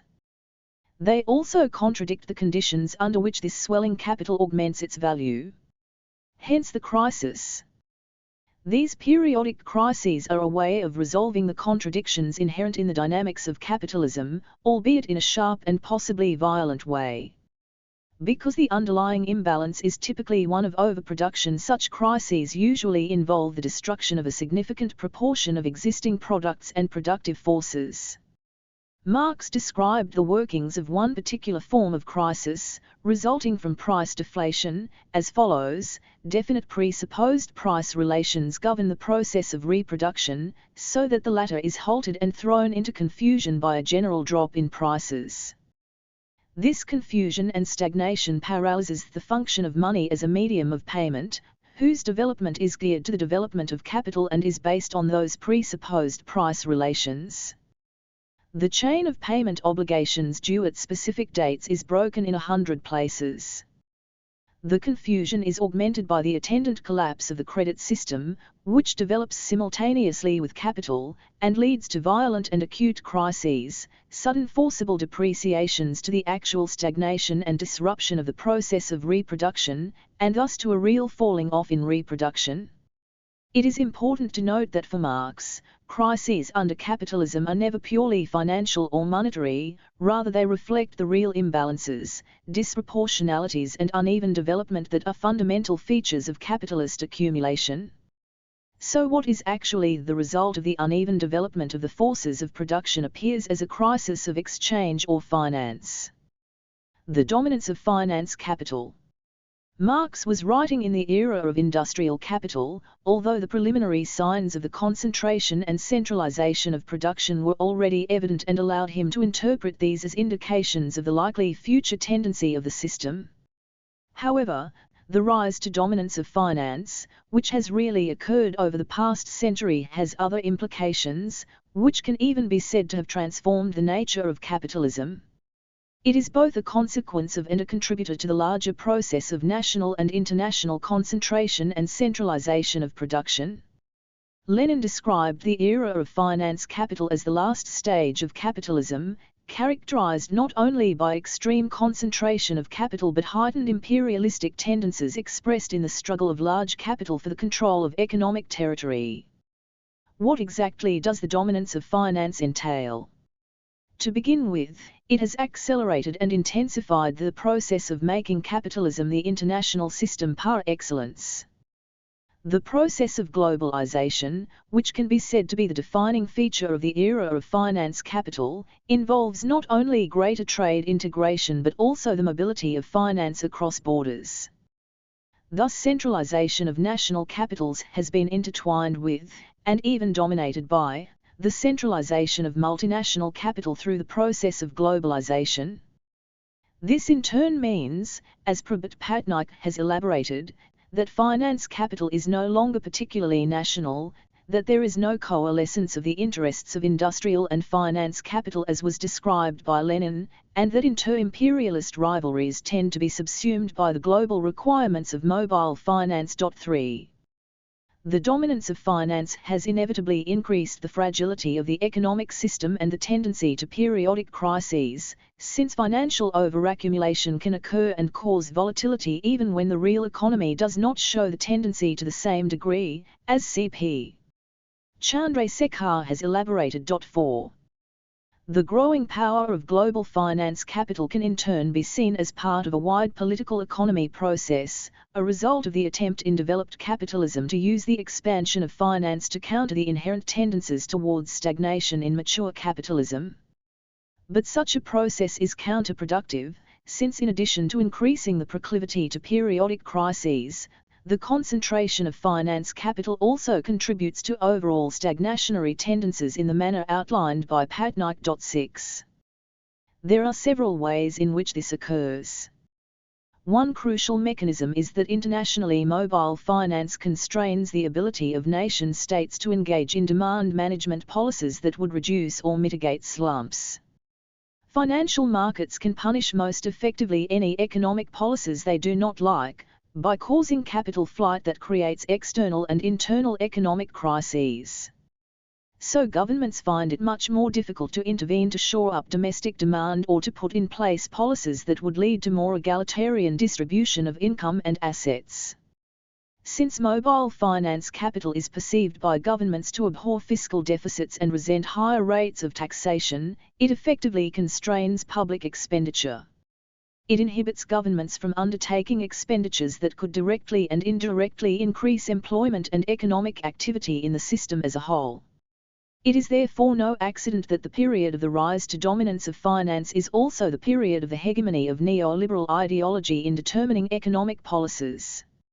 Economic neoliberalism does not actually imply a withdrawal of the state from economic activity, as many tend to assume, rather it implies a shift in the nature of state involvement, away from attempting to provide social and economic rights of citizens, to ensuring conditions of profitability for large capital and in particular finance. Thus, even though the hegemony of finance is associated with even greater instability and economic injustice, its political power and ability to affect state policies tends to be largely unconstrained, as the current global crisis shows. Increasingly, this is true of economies at very different levels of development. Social reproduction. One aspect of the economy that was generally neglected in Marx's Capital, but is still critical to understanding the dynamics of capitalism, is the role of unpaid labor, especially in social reproduction. Marx's major insight was to show that the worker receives the value of her/his labor power, but produces a greater value through labor, the difference being the surplus value accruing to the employer. But what he did not recognize is that the value of labor power is effectively underwritten by the unpaid labor involved in social reproduction, usually within the household. Work by Diane Elson 7 and Nancy Folbrate has shown how critical this is in maintaining structures of capitalism and shaping their development. The capitalist economy can be subdivided into the commodity economy, characterized by financial and market transactions, and the care economy characterized by output that is not sold in the market and unpaid labor. The typical gender construction of societies usually allocates the greater part of this unpaid labor that is essential for social reproduction to women, even though such unpaid labor need not be exclusive to women. The interaction between these two economies is an important underlying feature of the dynamics of capitalism, which remains inadequately studied. The attitude to nature. Another aspect of the economy which was not given too much explicit attention in Marx's Capital is the relationship of the economic system with the natural environment. But the framework provided in it does allow us to extend the analysis to this crucial area. Production inevitably involves the interaction of human beings with nature, but this interaction is determined by the social organization of production. The capitalist system subsumes the richness and complexity of nature into the simplistic category natural resources and insists on their conversion into commodities, which can be priced and exchanged. This is not only philosophically limiting and socially unjust, it is also deeply dangerous for the eventual sustainability of the system itself because it leads to rapacious extraction and degradation. Thus, even when capitalism is able to reform and restructure itself periodically, it cannot effectively deal with the ecological crises provoked by its own expansion. Environmental problems then emerge as the result of a social system spinning out of control, which also has global distributional implications. As John Bellamy Foster has argued, capital is running up against ecological barriers at a biospheric level that cannot be overcome, as was the case previously, through the spatial fix of geographical expansion and exploitation. Ecological imperialism, the growth of the center of the system at unsustainable rates, through the more thoroughgoing ecological degradation of the periphery, is now generating a planetary scale set of ecological contradictions, imperiling the entire biosphere. 9. Alienation. A fundamental feature of the capitalist system that Marx described, and one that has complex social and philosophical underpinnings, is alienation. Once again, this is different from the term as commonly understood, an individual person's feeling of estrangement from society or community. The Marxian concept of alienation is more systemic, and refers to not an isolated experience, but to a generalized state of the broad mass of subjects. So it expresses not the personal experience of an individual worker, but rather the very nature of wage labor, which is the central social relationship in capitalism. Most simply put, it can be expressed as the loss of control by workers over their own work. This alienation of the workers means that they effectively cease to be autonomous human beings, because they cannot control their workplace, the products they produce, or even the way they relate to each other. Because this fundamentally defines their conditions of existence, this means that workers can never become autonomous and self-realized human and social beings under capitalism. Such alienation combines with commodity fetishism to create a peculiar kind of unfreedom of workers, within a perceived social and material context in which they are apparently free. Istvan Messerus has noted that the so-called individual emancipation that is brought about by the bourgeois revolution is really nothing more than the creation of universal salability, so that every living creature is effectively transformed into property. 10 As Messerus puts it, alienation is therefore characterized by the universal extension of salability, by the conversion of human beings into things so that they could appear as commodities on the market, and by the fragmentation of the social body into isolated individuals who pursued their own limited, particularistic aims in servitude to egoistic need, making a virtue out of their selfishness in their cult of privacy. Obviously, genuine social emancipation therefore becomes impossible in such a system. That is why revolutionary change for socialism was the essential goal in all of Marx's writings. Of course, the question of what are the essential features of socialism is a much more complex question, which has been subject to very diverse interpretations in both theory and practice over the past 1.5 centuries. With the benefit of historical experience in the period since Capital was written, it may be possible to conclude that such socialist revolution must be seen not as a moment, but as a process. Agriculture and rural society in Capital. R. Ramakumar. This essay is intended to introduce the reader to the treatment of agriculture in the 3 volumes of Capital. 1. Marx's Capital is a work on the capitalist mode of production in its totality, and not a sector-wise analysis of a capitalist economy. There are no chapters that deal exclusively with agriculture. As historical change in societies is central to Marx's treatment of capitalism, every chapter has references to the changes that take place in agriculture. Yet, one could try and delineate certain features of change in agriculture that are discussed across the 3 volumes.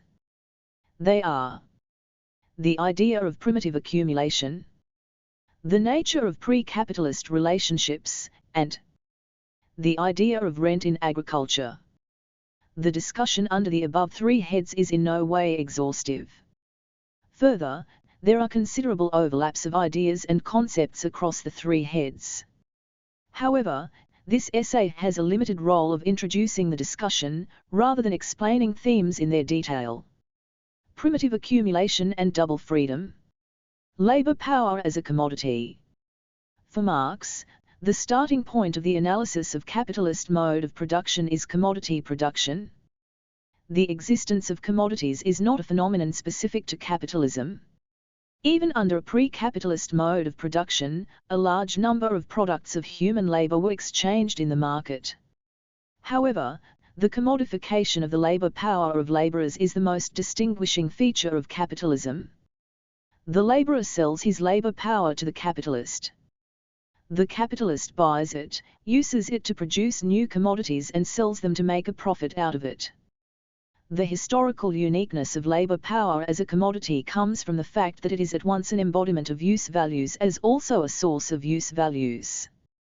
The commodification of labor power constitutes a turning point in the history of mankind. In pre-capitalist modes of production, laborers were neither free nor obliged to offer their labor power as a commodity, as they were either slaves or serfs or laborers, bonded in a variety of ways. Marx distinguishes the slave from the serf and the wage worker. Primitive accumulation. In many pre-capitalist societies, the completion of the process of commodification of labor power faces a central obstacle. 2. The prospective sellers of labor power are also possessors of means of production, i.e., land. As a result, a large section of the rural population is in a position to produce and sell commodities into which their own labor was incorporated. In such a circumstance, according to Marx, the owners of money are unable to transform it into capital. In order to transform money into capital, the owner of money must meet in the market with the laborer, who is obliged to offer his labor power for sale as a commodity. Such obligation can be achieved only by forcefully separating the laborer from his means of production. For Marx, primitive accumulation is the process of separation of the laborer from his means of production, leaving with him nothing but his labor power. By definition, primitive accumulation precedes capital accumulation, it forms the historic basis of a specifically capitalist production, it clears the way for a capitalist system to stand on its own legs. In an important formulation, Marx writes that the accumulation of capital presupposes surplus value presupposes capitalistic production presupposes the pre-existence of considerable masses of capital and of labor power in the hands of producers of commodities. The whole movement, therefore, seems to turn in a vicious circle, out of which we can only get by supposing a primitive accumulation preceding capitalistic accumulation, an accumulation not the result of the capitalistic mode of production, but its starting point. 3. The duality of freedom. The major feature of primitive accumulation of capital is the appearance of free laborers, in the double sense. First, the immediate producer ceases to be a slave, serf, or bonded laborer as in the pre-capitalist era. Instead, he becomes the untrammeled owner of his capacity for labor, i.e., of his person. Secondly, however, immediate producers also become free from, unencumbered by, any means of production of their own. The old patron-client relationship breaks down, and the laborer is totally left to himself. In Marx's own words, the historical movement which changes the producers into wage workers appears, on the one hand, as their emancipation from serfdom and from the fetters of the guilds, and this side alone exists for our bourgeois historians. But, on the other hand, these new freedmen became sellers of themselves only after they had been robbed of all their own means of production, and of all the guarantees of existence afforded by the old feudal arrangements. The dual nature of change under primitive accumulation is central to any understanding of capitalism in a historical sense, even in the contemporary age of imperialism. Non-Marxist writers have everywhere failed to appreciate the significance of Marx's concept of double freedom. Bourgeois social scientists herald the stage of primitive accumulation, and capitalism, as the embodiment of human freedoms. However, they fail to see that the capitalist would not have been in a position to corner profits for himself in the absence of the historical appearance of a class, which was left with the sale of its labor power as the only means of livelihood. On the other hand, many strands of post-structuralist writings emphasize only the second component of the change. Capitalism is not a meaningful historical category for post-structuralist writers, and they inaccurately replace it with the vague term development. For them, the modern era is marked by development-induced violence that is continuously dislocating local communities that have lived with nature in loving interaction with Mother Earth for thousands of years. Such descriptions are, of course, objectively incorrect. But more importantly, these descriptions have a one-sided and a historical understanding of the totality of changes in individual freedoms that Marx wrote about. Post-structuralist writers romanticize pre-capitalist social structures and pass over what David Harvey terms as the repressive intimacy of traditional communities. The freedom that capitalism provides to the laborer during the transition from forms of bonded labor to wage labor has been central to the debates on agrarian change. Unlike neoclassical or libertarian writings, which emphasize only on the negative freedoms of workers, Marxist writers use a wider and richer conception of positive freedoms and emphasize on the freedom of self-determination of workers. In a study on the transition of unfree laborers to free laborers in a South Indian village, Ramakondran writes, Marx distinguishes between the formal freedom of the worker under capitalism and the real unfreedom of workers in pre-capitalist systems. The freedom of workers to change employers makes him free in a way not found in earlier modes of production. The extension of the freedom of workers in a society to sell their labor power is an enhancement of their positive freedom, which is, in turn, an important measure of how well that society is doing. 4. Marx, in Capital, I, Chapter 6, describes the concept of formal freedom with great clarity. Concluding a discussion on labor power, he guides the reader from the sphere of circulation, where the exchange of labor power takes place, to the hidden abode of production, where the consumption of labor power is completed. This sphere that we are deserting, within whose boundaries the sale and purchase of labor power goes on, is in fact a very Eden of the innate rights of man. There alone rule freedom, equality, property and Bentham. Freedom, because both buyer and seller of a commodity are constrained only by their own free will. They contract as free agents, and the agreement they come to is but the form in which they give legal expression to their common will. Equality, because each enters into relation with the other, as with a simple owner of commodities, and they exchange equivalent for equivalent. Property, because each disposes only of what is his own. And Bentham, because each looks only to himself. The only force that brings them together and puts them in relation with each other is the selfishness, the gain and the private interests of each. On leaving this sphere of simple circulation or of exchange of commodities, we can perceive a change in the physiognomy of our dramatis personae. He, who before was the money owner, now strides in front as capitalist, the possessor of labour power follows as his labourer. The one with an air of importance, smirking, intent on business, the other, timid and holding back, like one who is bringing his own hide to market and has nothing to expect but a hiding. After presenting the conceptual framework of primitive accumulation, Marx goes on to describe the ways in which primitive accumulation proceeded in England between the 12th and 18th centuries, culminating in the entrenchment of the capitalist mode of production by the 19th century. These chapters also represent a summary history of agrarian capitalism in England, what Marx called the agricultural revolution. The discussion of the English path in Marx forms the theoretical starting point for the study of paths of agrarian transition in other societies. Agricultural revolution in England. The expropriation of the agricultural population. England in the beginning of the 15th century was marked by the presence of free peasant proprietors. Serfdom had ended by the last decade of the 14th century. However, a special class of agricultural labourers had not yet formed. Smaller peasant proprietors supplemented their income by working for wages in the fields of others.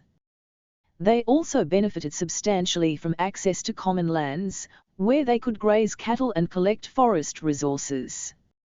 The formation of a class of proletarians, free in the double sense, was achieved primarily by expropriating free peasant proprietors from their land. A number of processes played a role in this expropriation. First, a large number of feudal retainers, who possessed small plots of land attached to large manors, were evicted from their land in the 15th and 16th centuries. Secondly, the Protestant Reformation of the 16th century gave a boost to the break-up of estates of the Church. On the one hand, the dissolution of monasteries attached to the Church converted its labouring population into proletarians. On the other, large areas of church land were given away to a few royal favourites and speculating farmers, who evicted tenants attached to those lands in large numbers. Thirdly, the most important push to the expropriation came from the enclosure movement. The enclosure movement represented a successful effort by the landed interests to usurp the common lands accessed by peasants and convert them into private property. While the conversion of common lands into private lands had been a continuing process in England from the 16th century, its character qualitatively changed by the 18th century. Given the change in the nature of the state itself, enclosures came to be carried out with legal sanction. The use of legal means to usurp common lands was a reflection of the continuing influence of the landowning class in the then Parliament. Eric Hobsbawm has written about two different kinds of impacts that enclosures had. On the one hand, it brought previously uncultivated land into cultivation and allowed enterprising landowners to improve cultivation with new investments. On the other hand, it displaced large numbers of small landholders from land and added them to the burgeoning wage labour force. According to Maurice Dobb, in the presence of continuous agricultural improvements, expropriation of lands may also have, additionally, taken place without any explicit act of eviction. He writes, in addition to forcible eviction, many small holders, burdened by debt or in the later 18th and early 19th century cut off from their traditional by-employments in cottage industry or adversely affected by the growing competition of larger farms equipped with newer agricultural methods, requiring capital, must have surrendered their holdings to the more well-to-do peasant or to some improving landlord without any explicit act of eviction. Legislation against the expropriated. The reaction of the bourgeoisie to the rising numbers of the proletariat was more brutal than the act of expropriation itself. The large numbers of free members of the proletariat could not be fully absorbed into the nascent manufacturing sector. Unable to adapt to the disciplines of the New World, these labourers turned into beggars, robbers, vagabonds, partly from inclination, in most cases from stress of circumstances. The ruling class responded with the bloody legislation against vagabondage, which stamped vagabonds as criminals. The logic of primitive accumulation is such that the bourgeoisie requires and uses the power of the state to compress wages, lengthen the working day and thwart resistance. For Marx, this is an essential element of the so-called primitive accumulation. 5. The laws enacted were not simply inhuman in an ethical sense, they were an attempt to transform the newly formed free and asset-less class into a usable labour force that would conform to the disciplines of a wage system. Employers were prohibited from paying wages higher than in the statute, and taking wages higher than in the statute invited severe punishment. Trade unions and other forms of labour coalitions were banned and treated as a heinous crime. Over time, as capital accumulation proceeds, the need for compulsion in the disciplining of the proletariat receded. This was because the constancy of pressure under the capitalist mode of production, what Marx calls the dull compulsion of economic relations, made the subjection of the labourer to the capitalist appear to be complete and natural. Direct force came to be used only exceptionally. He notes, the advance of capitalist production develops a working class, which by education, tradition, habit, looks upon the conditions of that mode of production as self-evident laws of nature. The organization of the capitalist process of production, once fully developed, breaks down all resistance. The constant generation of a relative surplus population keeps the law of supply and demand of labor, and therefore keeps wages, in a rut that corresponds with the wants of capital. The genesis of the capitalist farmer. The class of capitalist farmers in England was drawn primarily from the groups that were able to consolidate large holdings as private property between the 15th and 17th centuries. Marx writes that in the second half of the 14th century, the serf was transformed into a farmer, who received seed, cattle and implements from the landlord, paid a rent and employed moderate amounts of wage labour. It was by the end of the 16th century that the capitalist farmer appeared on the scene, who invested his own capital, employed large number of wage labourers, generated a surplus value and paid a part of the surplus value as rent to the landlord. As Hobsbawm and Root have noted, this was the triple division into landlords, tenant farmers and hired labourers that marked English agrarian capitalism. Economic historians have argued that the capitalist farm evolved from a long drawn-out process of differentiation of the peasantry, a process termed as capitalism from below. In other words, the capitalist tenants were drawn from the ranks of the upper peasantry and artisanal masters, who had some base in the urban areas. As Hobsbawm has noted, agrarian capitalism in England was accompanied by increases in agricultural production and productivity, which contributed to the Industrial Revolution. Agricultural growth eased the wage goods constraint by feeding the rapidly rising non-agricultural population. Creation of the home market. One of the most important ways in which primitive accumulation contributed to the Industrial Revolution in the 18th and 19th centuries was through the expansion of the home market. The very process of expropriation of the working people in town and country in the transition to capitalism led also to the creation of an expanding home market. As Lenin was to write, the rural proletarian, by comparison with the middle peasantry, consumes less, but buys more. When household-based production units of artisans and smaller peasants continued to be active, they did so by serving groups of scattered customers across the countryside and towns. This mode of marketing was a major barrier to the creation of the one great market that lumpy industrial capital required. Primitive accumulation breaks down the unity between agriculture and industry in rural areas, as it contributes to the creation of a home market for industrial capital. But Marx is quick to qualify this statement. He says that even an exhaustive process of primitive accumulation does not uproot either small-scale farming or artisanal groups. That remains the task of modern industry. Modern industry alone, and finally, supplies, in machinery, the lasting basis of capitalistic agriculture, expropriates radically the enormous majority of the agricultural population, and completes the separation between agriculture and rural domestic industry, whose roots, spinning and weaving, it tears up. It therefore also, for the first time, conquers for industrial capital the entire home market. Colonialism and primitive accumulation. As Habib has noted, primitive accumulation in England rested on two pillars: internal exploitation, which included the expropriation of the peasantry, and external plunder, which was linked to global colonial dominance. According to Habib, a number of British historians have been rather indifferent to the importance of colonialism in aiding the process of industrial accumulation in England. In chapters 31 and 33 of Volume I, Marx undertakes a brief analysis of colonialism. He notes the discovery of gold and silver in America, the extirpation, enslavement and entombment in mines of the aboriginal population, the beginning of the conquest and looting of the East Indies, the turning of Africa into a warren for the commercial hunting of black skins, signalized the rosy dawn of the era of capitalist production. These idyllic proceedings are the chief momenta of primitive accumulation. Marx specifically noted the role played by the English East India Company in the transfer of resources to England, through monopolizing trade between England and India as well as within India, and that it gave a significant push to English industrialization. After 1757, first through the company and then the Crown itself, large amounts of tributary payments were transferred from India to England. The tributes were remitted mainly through the export of textiles in the first phase and commercial crops in the later phase.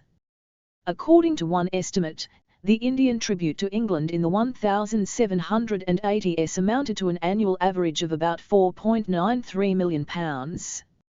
England, thus, typically ran huge trade deficits with India. According to Patnaik, if we consider England's trade deficits with the West Indies and India alone, total investment in England could be raised by between 2/3 to over 4/5 in the period between 1770 and 1820. Thus, says Marx, primitive accumulation went on without the advance of a shilling. 6. Variations from the English path.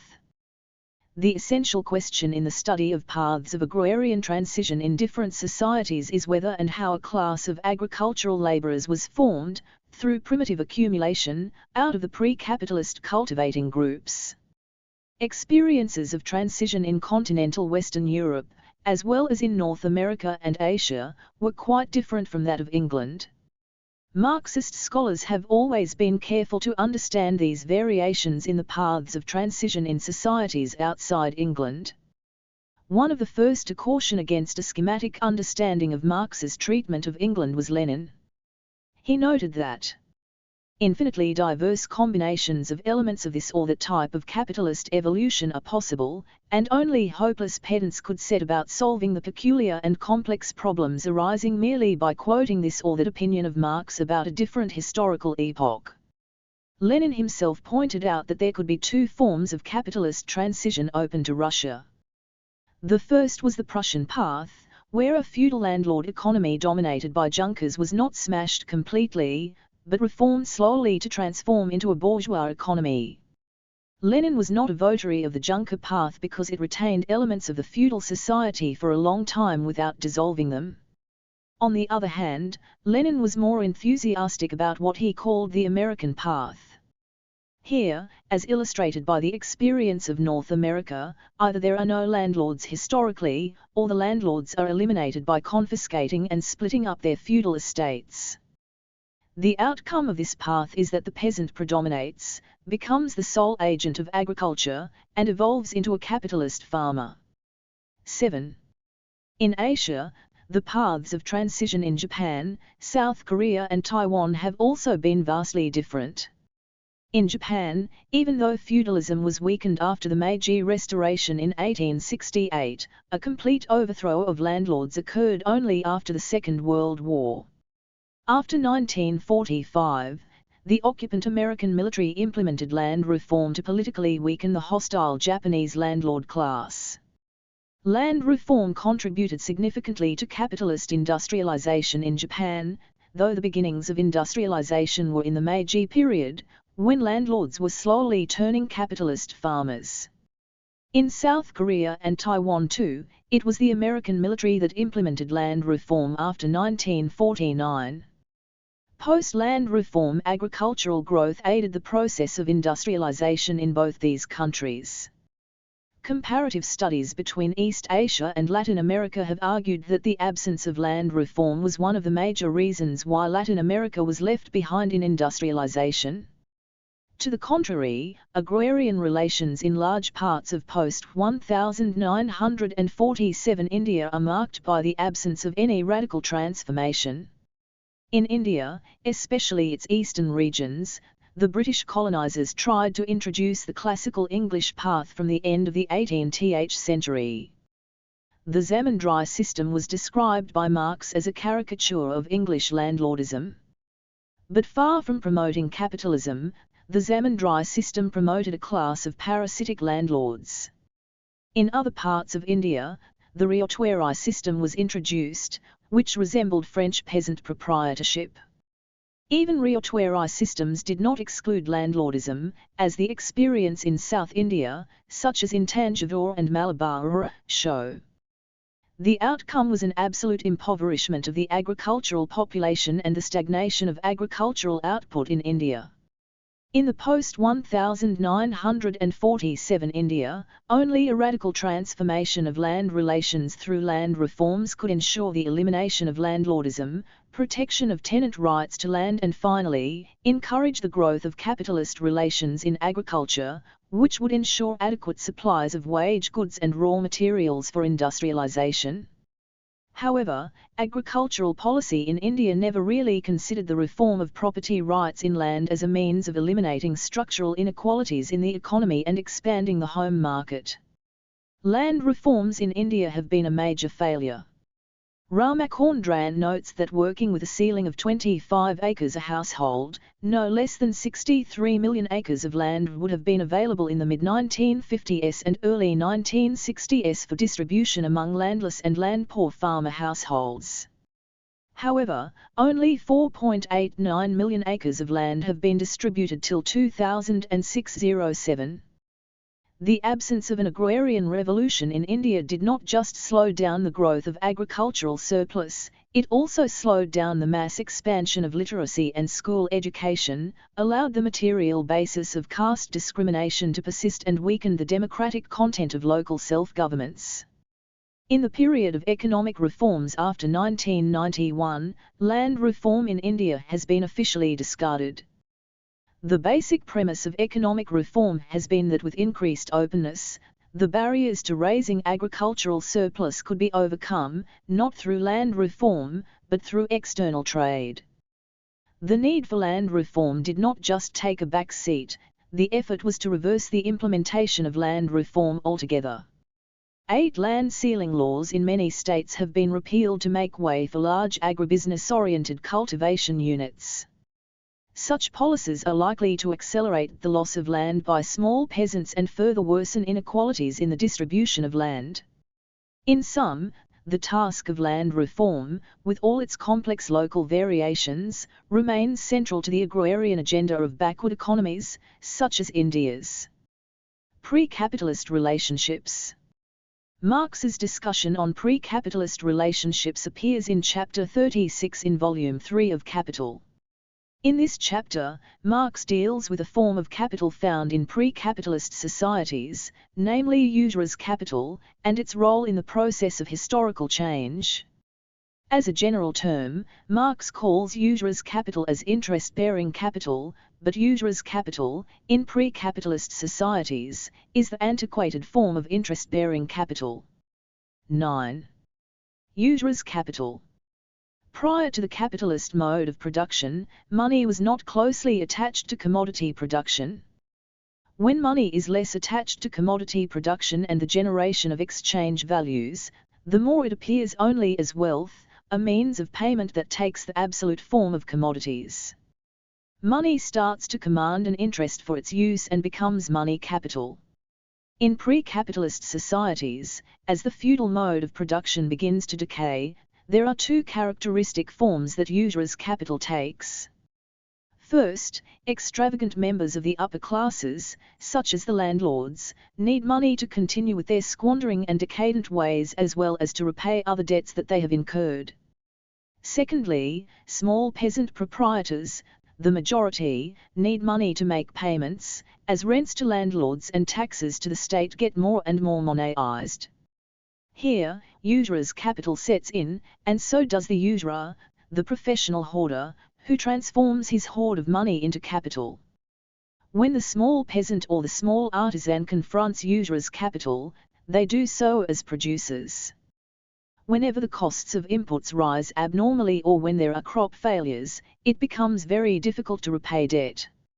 In a passage with much contemporary relevance in India, Marx writes, "In individual cases the maintenance or loss of the means of production on the part of small producers depends on 1,000 contingencies, and every one of these contingencies or losses signifies impoverishment and becomes a crevice into which a parasitic usurer may creep. The mere death of his cow may render the small peasant incapable of renewing his reproduction on its former scale. He then falls into the clutches of the usurer, and once in the usurer's power he can never extricate himself. Thus, usurer's capital becomes a means of appropriating surplus labor of producers and securing their conditions of labor, such as land and houses. It continuously expropriates the small producer. Similarly, usury economically drains the rich owners of large estates, and in many cases ruins them through debt. This process has ominous implications for the mode of production. It impoverishes the mode of production and paralyzes the productive forces. Yet, even while it centralizes money wealth, usurer's capital does not directly subordinate labor to itself, or develop the social productivity of labor at the expense of labor itself. The mode of production still remains the same. It is only where and when other prerequisites of capitalist production are present does usury contribute to the total ruin of the feudal mode of production and herald the capitalist mode of production. 11. The reaction against usury. Once the capitalist mode of production sets in, usury generates a reaction from the modern credit system. Now, interest-bearing capital qualitatively changes its form and becomes subordinated to the conditions and requirements of the capitalist mode of production.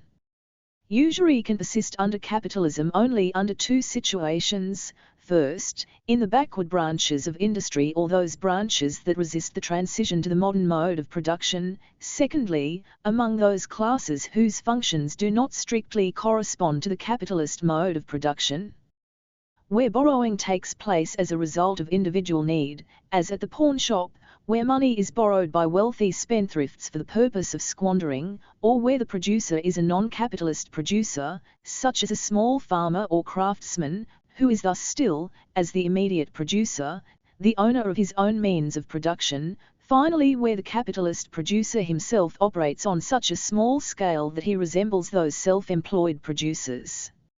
Under conditions of developing capitalism, the modern credit system, banks, develops as a counter to usury.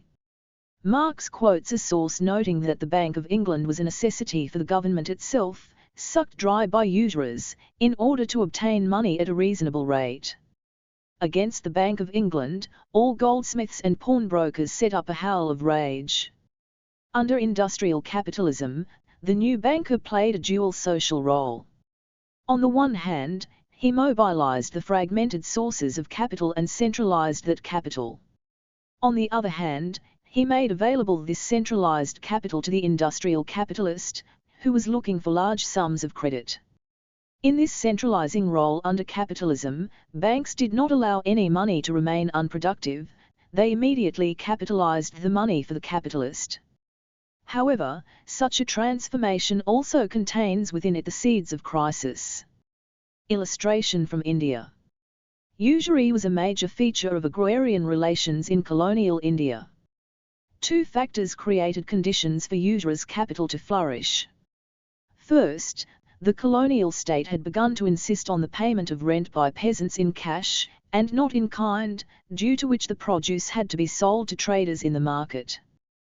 12. Secondly, in many regions, the timing of rent payment was fixed to be just before the harvest, or so close to the harvest that the peasant was forced to borrow.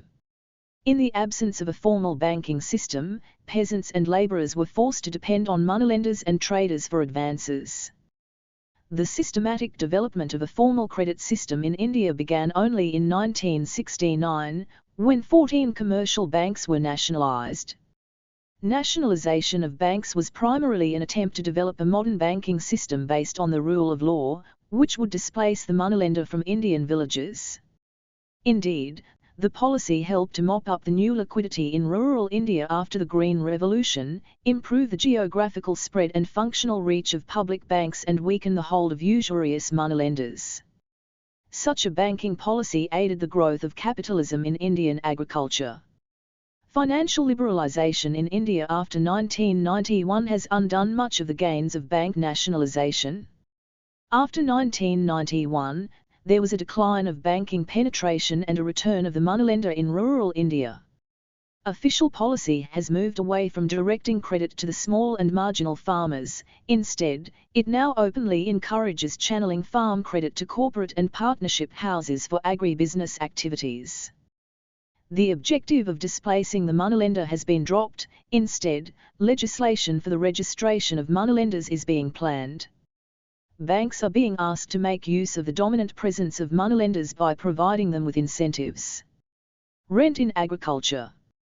The discussion on rent in capital appears in Volume 3 as well as in Part 2 of Theories of Surplus Value. Marx's treatment of capitalist rent in agriculture corrected an erroneous treatment of rent in the work of David Ricardo. Patnaik's essay is a detailed analysis of the discussion of rent in Ricardo and Marx. In this subsection, I shall confine myself to introducing Marx's concepts of differential rent and absolute rent. Marx discusses these two forms of ground rent after discussing labour rent and rent in kind, which are features of pre-capitalist societies. In other words, for Marx, ground rent is primarily a feature of the capitalist society. Differential rent. Agriculture is characterized by the limitedness of land. However, as Lenin pointed out, limitedness of land does not imply limitedness of land productivity. Limitedness of the productivity of the land implies limitedness of the given technical level, the given state of the productive forces. As capitalism develops and the share of population employed in industry increases, the increased demand for food extends cultivation into new lands with varying levels of fertility. The average market value of food, in such conditions, gets derived from the value of food at the worst fertile land. The reason, as Marx notes, is that the presence of landed property in agriculture changes the way the social formation of value takes place in agriculture. As different plots of land differ in levels of fertility, there would be more fertile plots that provide a higher than average profit to the tenant, as cultivation is undertaken at lower than the market value. As the tenant has to pay rent, the surplus profit gets added to the rent paid to the landlord. This rent was termed by Marx as differential rent. In other words, differential rent is the excess of the rate of profit, over its average, that accrues to the landlord owing to the differences in the fertility. Thus, differential rent would continue to exist even if the capitalist system is transcended. Marx categorized DR into two types, DRI and DRII. The difference between DRI and DRII is a matter of the assumptions made in estimation. Under DRI, the variations in rent are explained by the application of equal quantities of capital to lands of differing fertilities. Here, purely natural fertility differences are the source of surplus profits. Under DRII, the variations in rent are explained by the application of unequal quantities of capital to lands of the same fertility. Capitals are unequal not because they are of their different sizes. Capitals are unequal because they have different capabilities to raise productivity and surplus profits. Here, the inequality across capitals in their ability to raise yields is the source of surplus profits. In Volume 3 of Capital, Marx undertakes a detailed exposition of the differences between DRI and DRII, and then tries to quantitatively determine DR in situations where DRI and DRII interact, as they do in actually given situations of unequal capital and unequal fertility. In Ricardo's analysis, rent is simply determined according to the last unit of capital applied. In Marx's analysis, Ricardo's scenario is only a special case in the estimation of DRII. If DR can be taken away from the landowner and given to the tenant, through limited tenancy reforms or larger land reforms, the tenant can use that part of the surplus profit too for investment in land. It is to be remembered that DR does not disappear after tenancy reform, it is just that it accrues to the tenant instead of the landowner. Absolute rent.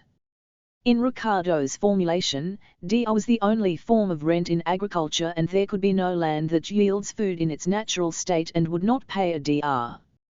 Marx, on the other hand, argued that the existence of landed property as a limitation continues to exist even when rent in the form of differential rent disappears. To illustrate the persistence of rent, Marx points to the worst land, where only the average profit is produced and there is no scope for a surplus profit above the average profit. Will the landowner allow the tenant to keep the average profit and take no rent for himself? The nature of landed property in agriculture would undermine such a possibility. As a result, the selling price of food rises above the price of production to cover for the rent to be paid, and would range between the price of production and its value. The difference between the price of production and the selling price is called absolute rent.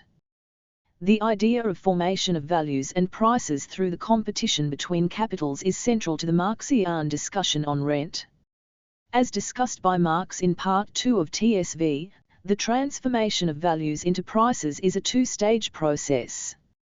In the first stage, the competition between capitals within a sphere of production determines market values of commodities.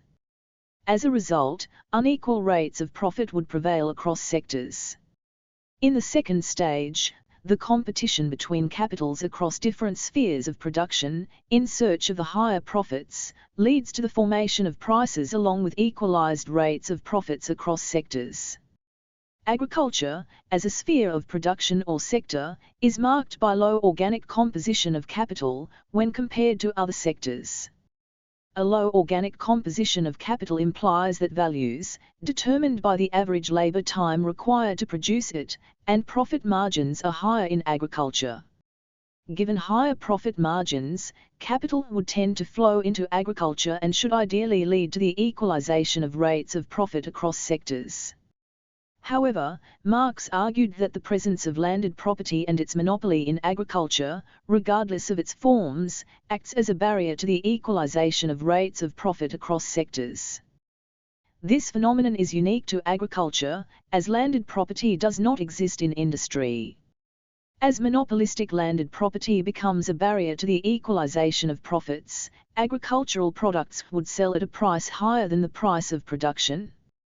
13. Equalization of profits, and thus a reduction of price, can be achieved only if landed property is abolished. Only then can we also ensure that all the barriers to new investment in agriculture are eliminated. As Marx explained to Engels in a letter in 1862, it is by no means essential for absolute rent to be paid under all circumstances or in respect of every type of soil. It is not paid when landed property does not exist, either factually or legally. In such a case, agriculture offers no peculiar resistance to the application of capital, which then moves as easily in this element as in the other. The agricultural produce is then sold, as masses of industrial products always are, at cost price for less than its value. In practice, landed property may disappear, even when capitalist and landowner is one and the same person. The solution in actual policy is the nationalization of land, which would abolish ground rent, and allow the free penetration of capital into agriculture. As Lenin wrote on the implications of land nationalization vis-à-vis ground rent, the question of the nationalization of the land in capitalist society is divided into two materially different parts, the question of differential rent, and the question of absolute rent. Nationalization changes the owner of the former, and undermines the very existence of the latter. Hence, on the one hand, nationalization is a partial reform within the limits of capitalism, and on the other hand, it abolishes the monopoly which hinders the whole development of capitalism in general. Even if land is not nationalized, it would be possible to reduce substantially with thoroughgoing land reform, where a large number of small producers would own plots of land adequate for their reproduction. Ground rent and the agrarian question in India. EMS. Prashad was one of the few Indian scholars to have analysed India's agrarian question in the context of Marx's analysis of ground rent. Prashad is a larger analysis of Indian agrarian situation, and Prashad is Ems's famous minute of dissent as a member of the Kutta Krishna Menon Committee in 1939, which examined the agrarian situation in Malabar. Both these articles are a must-read for any student of India's agrarian question. As Patnaik points out, Ems's 1984 article was a response to two extreme arguments: 1. The Naxalite argument that characterized Indian agriculture as semi-feudal; 2. The revisionist view within the left that saw the bourgeois revolution in land as already carried out through land reforms, thus denying all pre-capitalist remnants. In a detailed reading of Capital and TSV, Ems pointed out to the revisionists that it was their lack of grasp of ground rent that led them to conclude that the bourgeois revolution in land was complete. To the extremists, he pointed out the continuing growth of capitalism in Indian agriculture, even while it preserved a number of pre-capitalist elements in the form of Junker-style landlord capitalists. According to Ems, India's agrarian transition is far from complete, given that neither is the labourer paid a wage equal to the value of his labour power nor is the tenant farmer earning an average profit for his investment. Hence, the ground rent in India is not a fully capitalist ground rent. The landlord's rent also includes a part of the normal wage of the worker and a part of the profit of the small tenant farmer. While this indicates the heritage of the pre-capitalist order, commodity production in agriculture has also, alongside, expanded significantly. Ems uses Marx's example of Ireland in Capital, which had a different trajectory of capitalist development compared to England. In India, as in Ireland of Marx's times, landed property in the capitalist mode of production formally exists without the existence of the capitalist mode of production itself. He wrote, "Landlord's rent in India is thus capitalist ground rent in form but continues to retain in its essence the characteristics of all its pre-capitalist predecessors." 14. Ems further noted, drawing from Kautsky's analysis of ground rent, that the rent appropriated by the landlord has assumed its new capitalized form, i.e., the price of land. The high price of land also militates against land being exchanged freely in the market, and consequently, allowing new investment to take place in land. As Ems noted, Marx's arguments related to capitalist ground rent cannot be applied schematically to the Indian case, where the capitalist transition is incomplete. Ghosh has argued that the concept of can be studied as an important element in cases where capitalist cultivation coexists with peasant farming for subsistence. Here, she treats as essentially pre-capitalist rent, which is determined by the relative bargaining power of landlords and tenants. Ghosh considers the case of United Provinces in India during the colonial period, and notes that there were major barriers to the entry of capitalist farmers given the stiff structuring of rents that inhibited fresh investments in land. However, these barriers were weakened between the 1860s and 1930s in the western regions of United Provinces through a number of factors. The increased profitability of cultivation resulting from commercialization, the growth of the export market and the secular rise in product prices from 1870 to 1930, the operation of state legislation which created a category of legally privileged tenants who could pay substantially lower rent rates than those competitively prevailing, and the growing importance of DRI resulting from irrigation and transport networks, not all of which was incorporated into the competitive rent rates. None of these forces were powerful enough in the eastern regions of United Provinces to help overcome the barriers to investment set by pro-capitalist rents. Consequently, the eastern regions remained agriculturally backward through the colonial period. Thus, Ghosh argues that Marx's absolute rent could also be conceptualized to analyze agrarian economies that are in the process of transition to the capitalist organization of agriculture. 15. Concluding notes. Our discussion of the treatment of agriculture in Marx's Capital underlines the continuing need to view the resolution of India's agrarian question as the foremost national question before the Indian people. Addressing the agrarian question requires land reform, which would abolish landlordism as well as end exploitation by merchants and moneylenders in the countryside. Land reform would also remove the barriers to investment in agriculture and expand the home market. In India's specific conditions, land reform also has the historic task of weakening the material basis of upper caste hegemony in the villages. Marx's Capital is, thus, an important guide in the struggles of peasant movements, agricultural labor movements and movements of oppressed castes. The three stories of capital and their relevance today. Prasenjit Bose. Karl Marx developed his critique of capitalism by critiquing the ideas dominating political economy of his times through a large body of economic manuscripts written in the 1850s. His critique eventually culminated in Capital, published in 1867, where his philosophical framework, conceptual tools and political economy analysis of capitalism were brought together in their entirety. 1. It was Marx's masterpiece, the zenith of his creative genius. But why should we be interested in Capital today, a century and a half after it was written?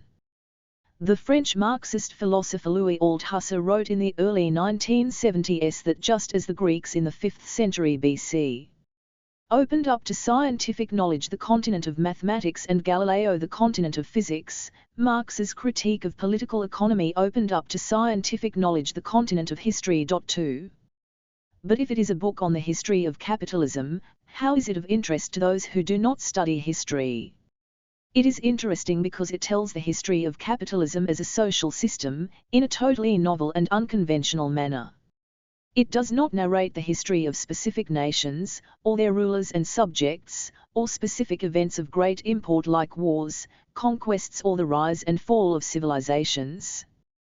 What it does is to first meticulously build up concepts like surplus value, class exploitation, commodity production, reproduction and accumulation of capital, and then rewrite the history of modern society through these concepts. Marx, moreover, believed that the point of philosophy is not merely to interpret the world but to change it. 3. This radical objective always remained at the core of all the work that he produced, Capital being its most rigorous and pristine manifestation. Such was the profundity of Marx's analysis and the power of his critique, that it unleashed a revolutionary movement against capitalism across the globe, in search for alternatives to the capitalist order. The ebbs and flows of that movement shaped much of world history of the 20th century. Skeptics, however, ask today, hasn't capitalism proved to be far more enduring than what Marx had predicted? Hasn't capitalism changed dramatically over the past century, rendering Marxist concepts outdated? What purpose does capital's analysis serve in the globalized world of the 21st century? This essay addresses these critical questions. But before we embark on them, let us see what Marx had to say about capitalism in Capital. 3 Stories of Capital. The initial chapters of the first volume of Capital deal with abstract conceptual categories, which form the building blocks for the critical and rich analysis of capitalism contained in the later chapters. The second and third volumes expand upon specific themes, which have been developed in the first volume.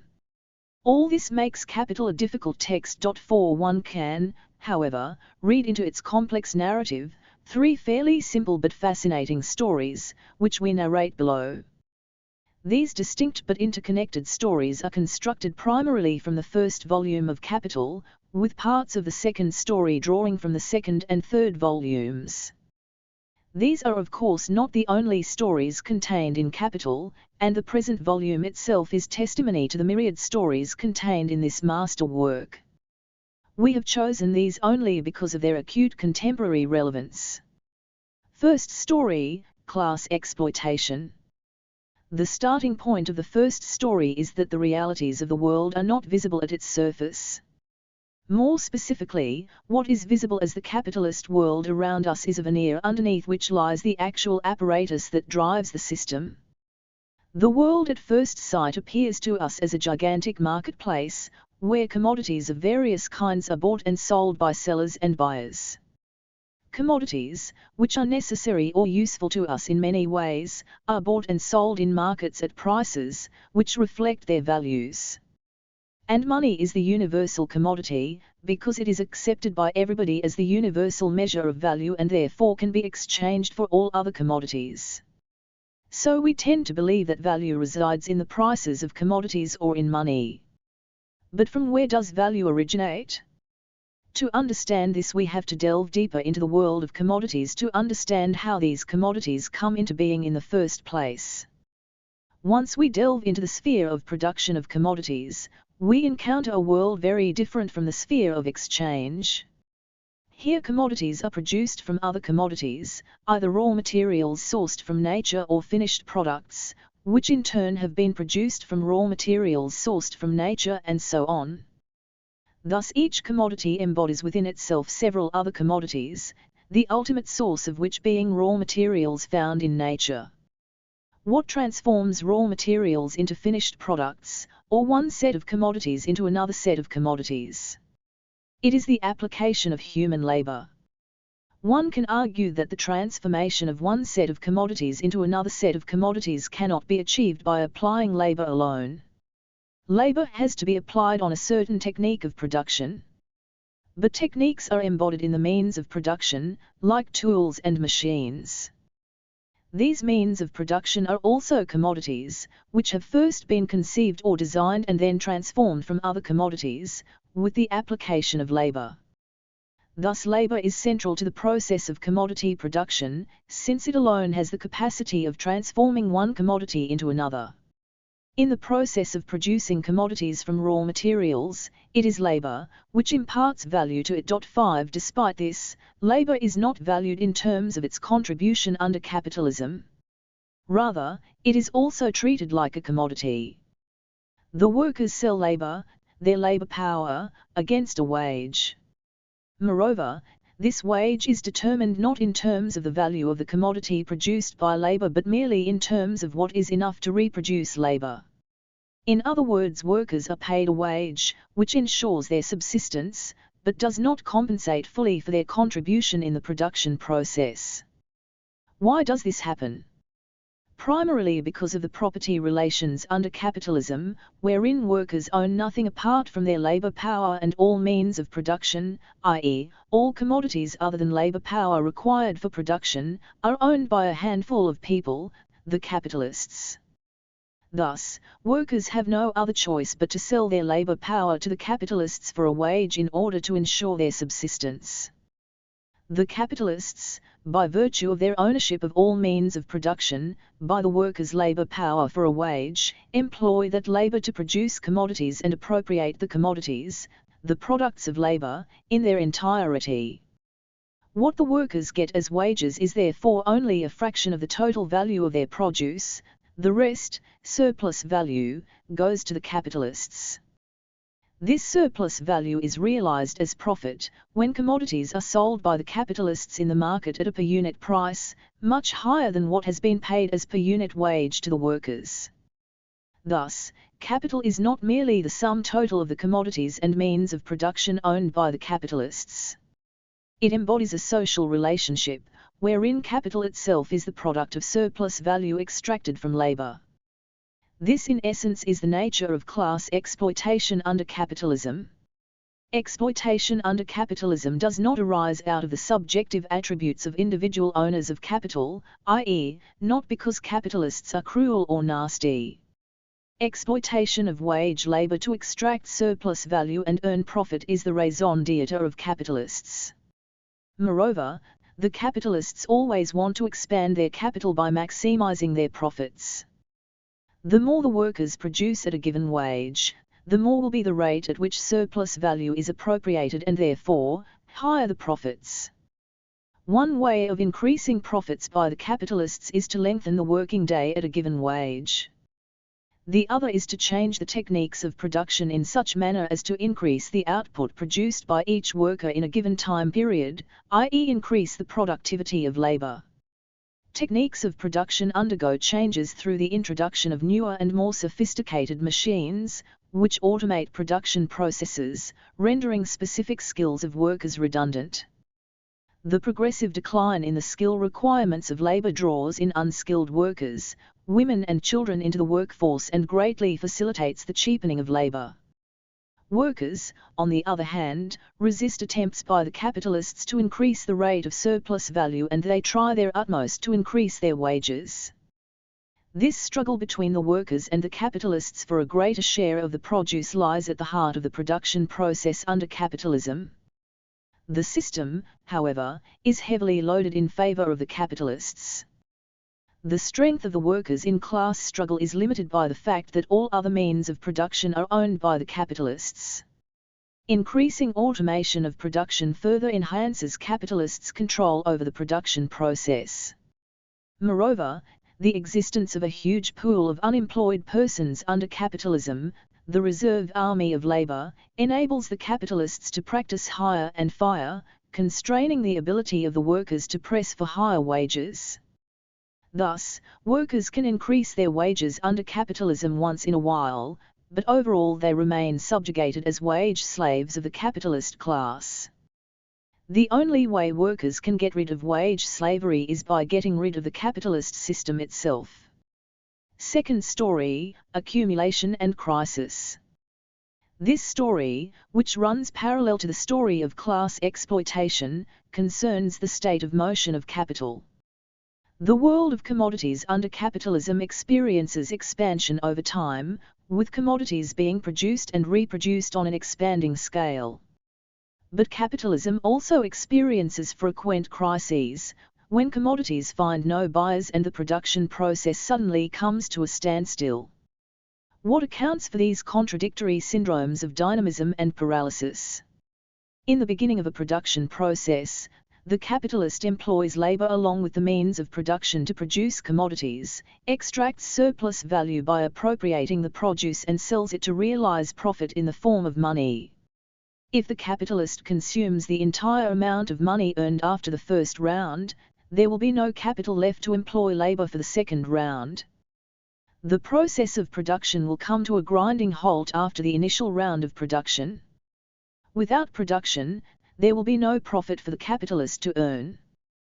Therefore, in order to sustain the production process as well as the flow of profits, the capitalist has to reinvest a part of the money earned after the first round in the production process for employing labor.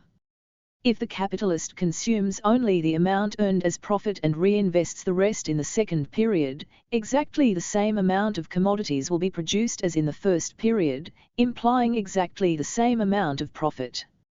If the capitalist does not consume his entire profit earned at the end of the first period, and reinvests a part of it, capital employed in the second period will expand, employing more labor, producing more commodities and earning more profits at the end of the period.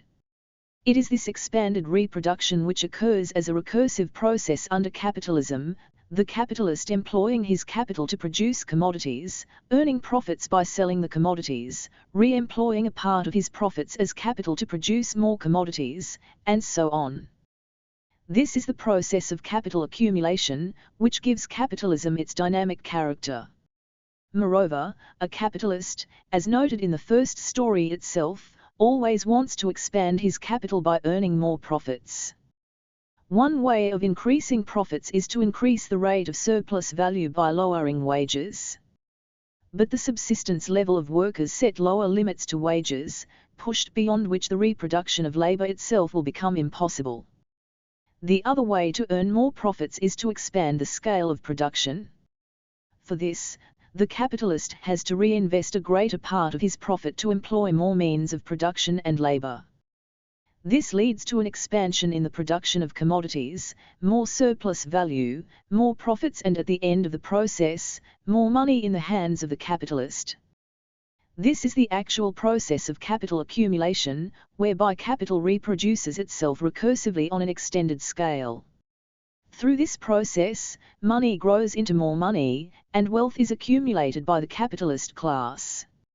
As far as the workers are concerned, expanded reproduction tends to absorb more labor.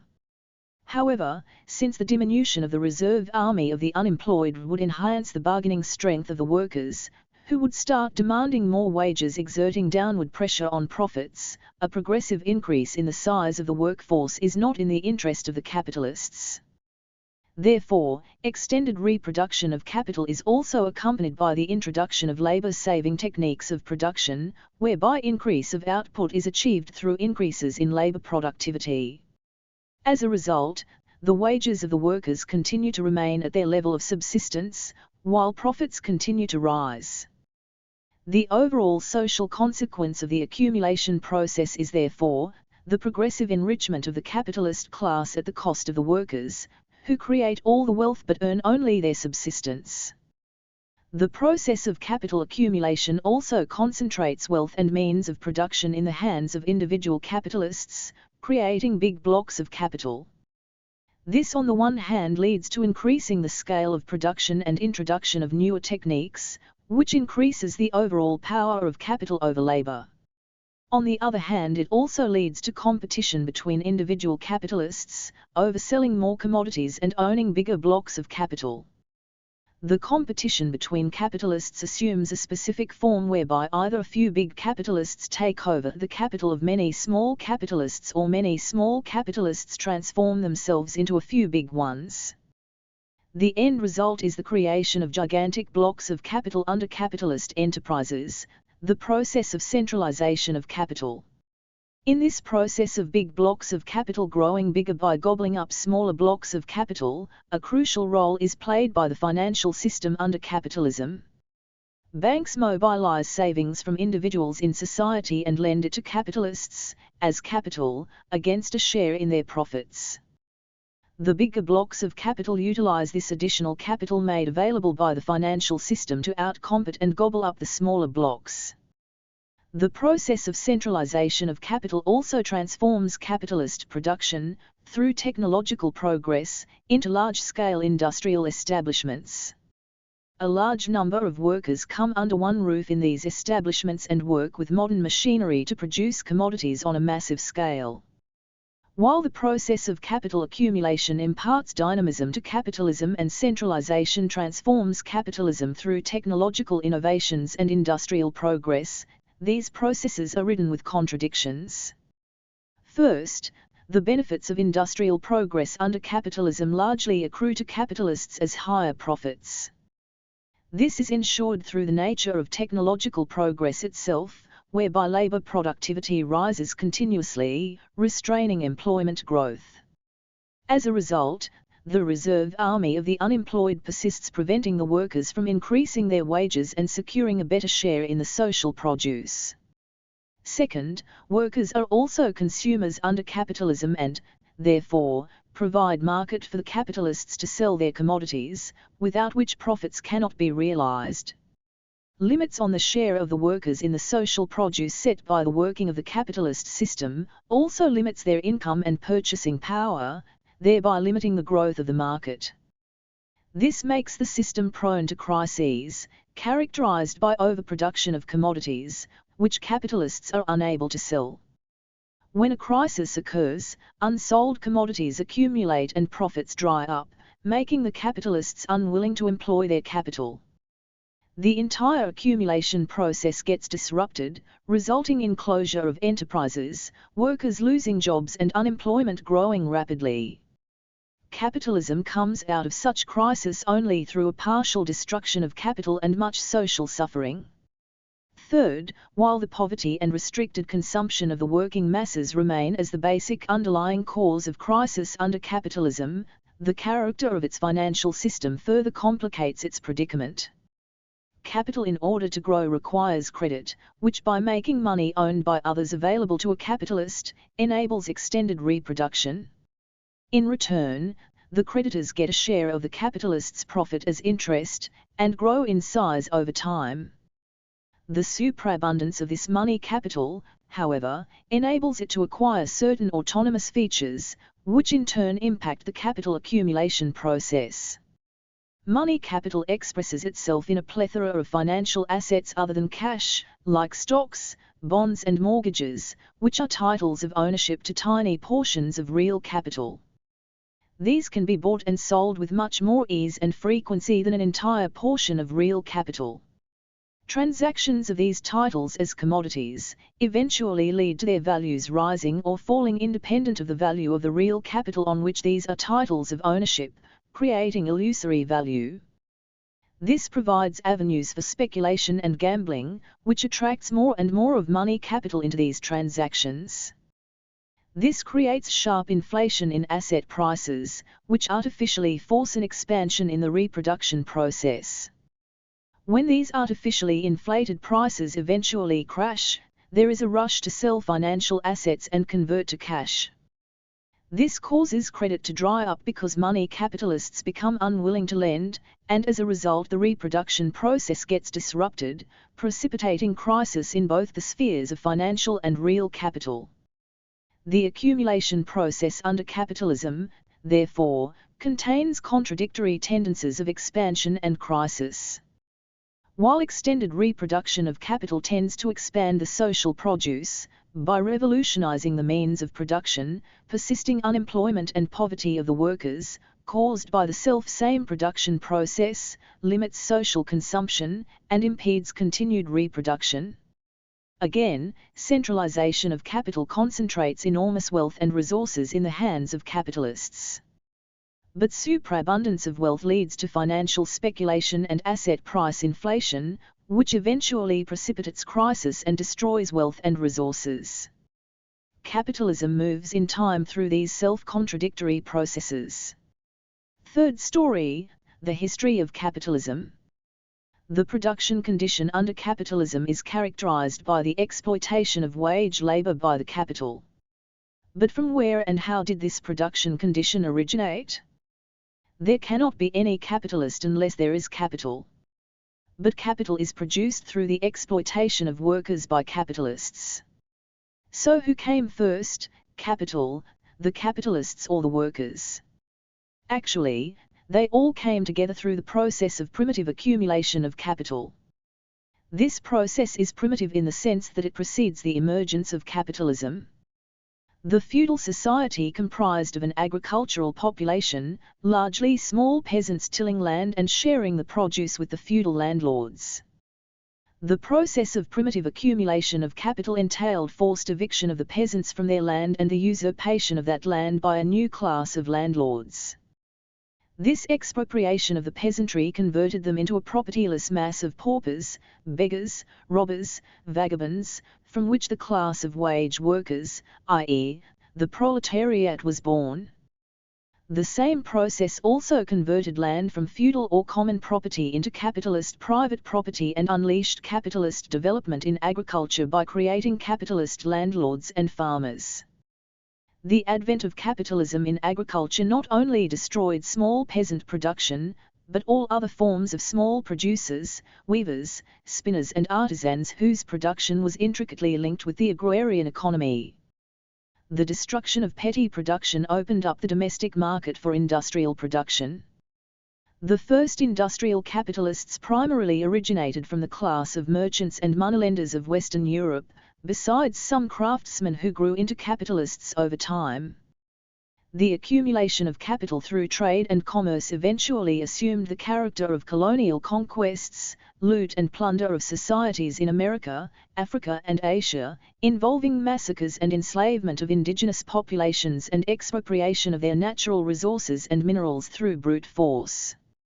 Ruthless colonial exploitation and slave trade was the main form of primitive accumulation of capital. The accumulation of national debt by the government, and their repayment to the moneylenders and banks by extracting taxes from the masses, served as another means of primitive accumulation.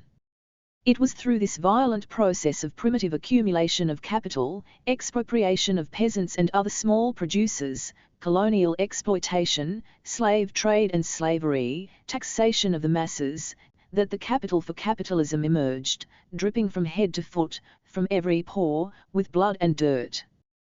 The pre-capitalist mode of production moved within narrow and more or less primitive bounds and had to give way to new social and productive forces. Thus capitalism emerged, through the violent process of primitive accumulation, expropriating the small and scattered property of petty producers and divorcing them from their means of production. This process simultaneously created the wage workers on the one hand and the capitalists on the other, by concentrating the expropriated property in their hands as capital. The production process was transformed into one, which concentrates means of production, combines and socializes labor, experiences technological progress and connects itself with markets all over the world. However, the advantages of this process of transformation have been cornered and appropriated by the capitalists, especially the business tycoons who emerge out of the centralization of capital. The workers are turned into a mass experiencing misery, oppression, slavery, degradation, exploitation. Therefore, revolt against this predicament also grows within the working class, a class always increasing in numbers, and disciplined, united, organized by the very mechanism of the process of capitalist production itself. With monopoly ownership of capital increasingly becoming a fetter upon capitalist production, the revolt of the working class bursts the system of capitalist private property into pieces and expropriates the expropriators. This working class revolt against capitalist property does not recreate private property of the pre-capitalist era, but creates property based on the possession in common of the land and of the means of production. Capitalist private property was created through the expropriation of the property of the masses by a few expropriators, through a violent and protracted process. The transformation of capitalist private property, which is already based on socialized production, into socialized property, is a far less difficult process of expropriating the property of a few capitalists by the masses. Capital, contemporary relevance. One of the most abiding features of our social reality is the persistence of poverty among a large mass of people, despite the existence of abundant wealth and resources. The obvious reason behind this is the unequal distribution of income, wealth and resources in society. In fact, inequalities in income have grown in the advanced countries in the past 3 decades. An OECD report released in 2008 titled Growing Unequal, after analyzing the evidence of income distribution in 30 of its member countries, concludes 6. The income of the richest 10% of people is, on average across OECD countries, nearly 9 times that of the poorest 10%. The gap between rich and poor and the number of people below the poverty line have both grown over the past 2 decades. The increase is widespread, affecting 3/4 of OECD countries. Income inequality increased significantly in the early 2000s in Canada, Germany, Norway and the United States. This stark reality of capitalism today springs out straight from the pages of Capital. Before Capital, there were theories in political economy that explained why under capitalism, economies grow and wealth gets created on an expanding scale. There were also theories, which tried to explain, although with questionable accuracy, why poverty and inequality exist under capitalism.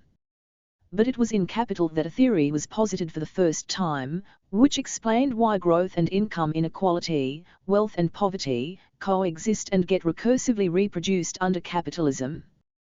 The proposition that poverty persists and inequality grows under capitalism, however, has been contested by many. They argue that increasing wealth created by capitalism gets shared with workers. So has wealth been shared with the workers under capitalism? Persisting poverty, growing inequality. The United States is the richest country in the world measured in terms of GDP. Here, the total number of people living below the official poverty line for individuals was 39.5 million in the late 1950s. This had declined to 23 million by the early 1970s but rose to 31 million by 2000. Since then it has gradually increased to 37 million in 2005, 39.8 million in 2008 and 43.6 million in 2009.7. There is no single poverty line in the US. Poverty estimates are done on the basis of different household income thresholds, depending on the number of family members and dependents in a household. If we take the weighted average poverty threshold for a family of 4 in 2009 as a benchmark, the poverty line in the US currently stands at around $15 per day. The poverty line is a little less for households with higher family sizes, but even for the highest family size it would not be less than $13 per day. There are over 40 million people living below this poverty line in the US today, which is the largest number in the last 50 years. The official minimum wage in the US in this decade was around $47 per day on average. Thus, those earning the minimum wage are excluded from the US poverty estimates. On the other hand, the average American CEO in 2007 earned more in one workday than what the average worker earned in the entire year. CEO pay rose on an average by 167% between 1989 to 2007, while the average nominal wage of the workers grew by only 10% during the same period. In the 1960s and 70s, CEOs in major American companies earned around 25 to 30 times more than an average worker. This ratio grew to almost 300 by the year 2000 and stood at around 275 in 2007.8. What is the social consequence of this? While the earnings of the bottom 90% of Americans grew by 15% between 1979 and 2006, that of the top 1% grew by 144% and the topmost 0.1% by 324%. Consequently, the earnings of the top 0.1% of US population in 2006 was 77 times the earnings of the bottom 90%. This was around 21 times in 1979.9. Thus, while much of the world's wealth gets concentrated within the US as the world's richest country, this wealth gets further concentrated within a very narrow stratum of American society. Capitalist exploitation. Such a societal outcome follows from Marx's analysis in Capital that since capitalist production is based on class exploitation, the reproduction of capital, while creating much wealth under capitalism, also concentrates that wealth, reproduces poverty and widens income inequality. Persistence of poverty and rising inequality of income are natural corollaries of the property relations under capitalism, where the workers own nothing but their labor power, while the capitalists own everything else required for the production process. This enables the capitalists to extract surplus value from the workers in the production process and realize it as profits. What workers get as wages can never be more than a small fraction of the total value of their produce. This concept of class exploitation under capitalism is of crucial importance, because capitalism survives by blurring this concept. What underlies the persistent poverty and growing inequality in the US and other rich countries is the exploitation of their workers by their capitalists. But this exploitation is concealed by getting the workers of the rich countries to look away from the yawning gap between their earnings and that of their business magnates, and to focus on the differences between their income and that of the workers of the poor countries. In other words, an American worker is reminded that while his/her minimum wage is $47 a day, 1.2 billion people across the world live on less than $1.25 a day. 10 But no one points out that an American CEO earns 275 times the American worker. Thus, exploitation is made to disappear through this sleight of hand. By first introducing relativity in exploitation, you are not exploited because there are numerous others elsewhere whose exploitation is much more than yours. Then there is an implicit threat: if you still persist with efforts to end or reduce your exploitation, you will end up with those elsewhere who are more exploited. This tightly constrains the extent to which workers can reduce their exploitation by claiming and securing more wages. Even if the wages of workers increase from time to time, they increase so slowly that prices of everything else rise manifold compared to wages, pushing the real wage down. If we compare the average minimum wage of this decade with that of past decades, the real value of the U.S. minimum wage fell from around $58 per day in the 1970s to $50 per day in the 1990s, and further to around $47 per day in the 2000s. Moreover, even as capitalist exploitation intensifies over time, the actual reason why 1 billion-plus people earn less than $1.25 a day is also concealed from everyone. Those billion-plus people are told that they are exploited because they do not earn $47 per day like the American workers, and development of capitalism over time will eventually increase their income to those levels. Imperialist exploitation. But what is the actual reason behind 1 billion-plus people living below $1.25 a day? In order to understand that, we have to extend the analytical framework of capital, which is based on a closed capitalist system in a single country, into a world which is divided between rich and poor countries. There is a second tier of exploitation under capitalism, apart from the first tier of class exploitation. Capitalism came into being through the violent and gory process of primitive accumulation, which involved expropriation of land and the destruction of domestic pre-capitalist producers like the peasants, artisans, weavers, etc., who became wage workers under capitalism, and the expropriation of resources from across the world through colonial conquests, plunder, slave trade and slavery.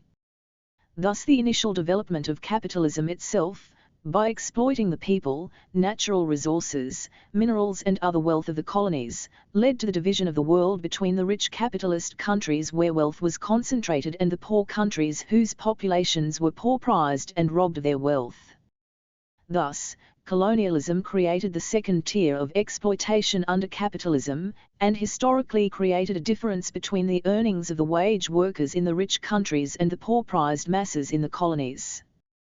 The process of direct colonial rule continued till the middle of 20th century, after which most of these poor countries attained national liberation. However, the end of colonial rule did not signify an end of the exploitation of the poor countries. Centuries of colonial rule created a world capitalist system where the big capitalist monopolies based in the rich countries owned and controlled much of capital and resources. Their imperialist domination of the world economy therefore continued and maintained the division of the world between rich and poor countries created by colonialism. Imperialist powers fought wars between them for further redivision of the poor countries, in order to extend the sphere of influence for their respective monopoly capitalists and big banks. 12. Today, imperialism continues to function through the global domination of world production, trade and finance by monopoly capital, giant blocks of MNCs, banks and financial companies which can together be conceived as international finance capital, and the economic and military /strategic hegemony of the rich imperialist powers, led by the US. How does imperialist exploitation operate in today's world of globalized capitalism? It primarily operates through uneven development, which perpetuates the historical backwardness of the poor countries. The huge mass of people in the poor countries, who were pauperized through colonial exploitation, continue to exist today as a vast reserve of labor, who do not find gainful employment.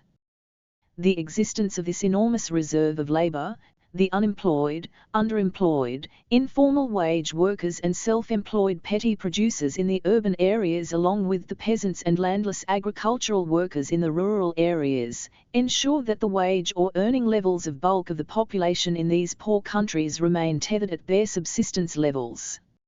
Imperialist exploitation operates through the perpetuation of this reserve labor and manifests itself in the billion-plus people in the world earning less than $1.25 a day. 13. The class exploitation of the workers within the rich capitalist countries rests on the edifice of this imperialist exploitation. However, just as the class exploitation of the American workers is obfuscated by pointing to the wage differentials between the rich and poor countries, imperialist exploitation is obfuscated by rays of hope of the following kind, which are streamed in from the World Bank time to time. 14. Between 1981 and 2005, the share of the population in the developing world living below $1.25 a day was halved from 52 to 25%, reducing the number of poor by 500 million between 1981 and 2005.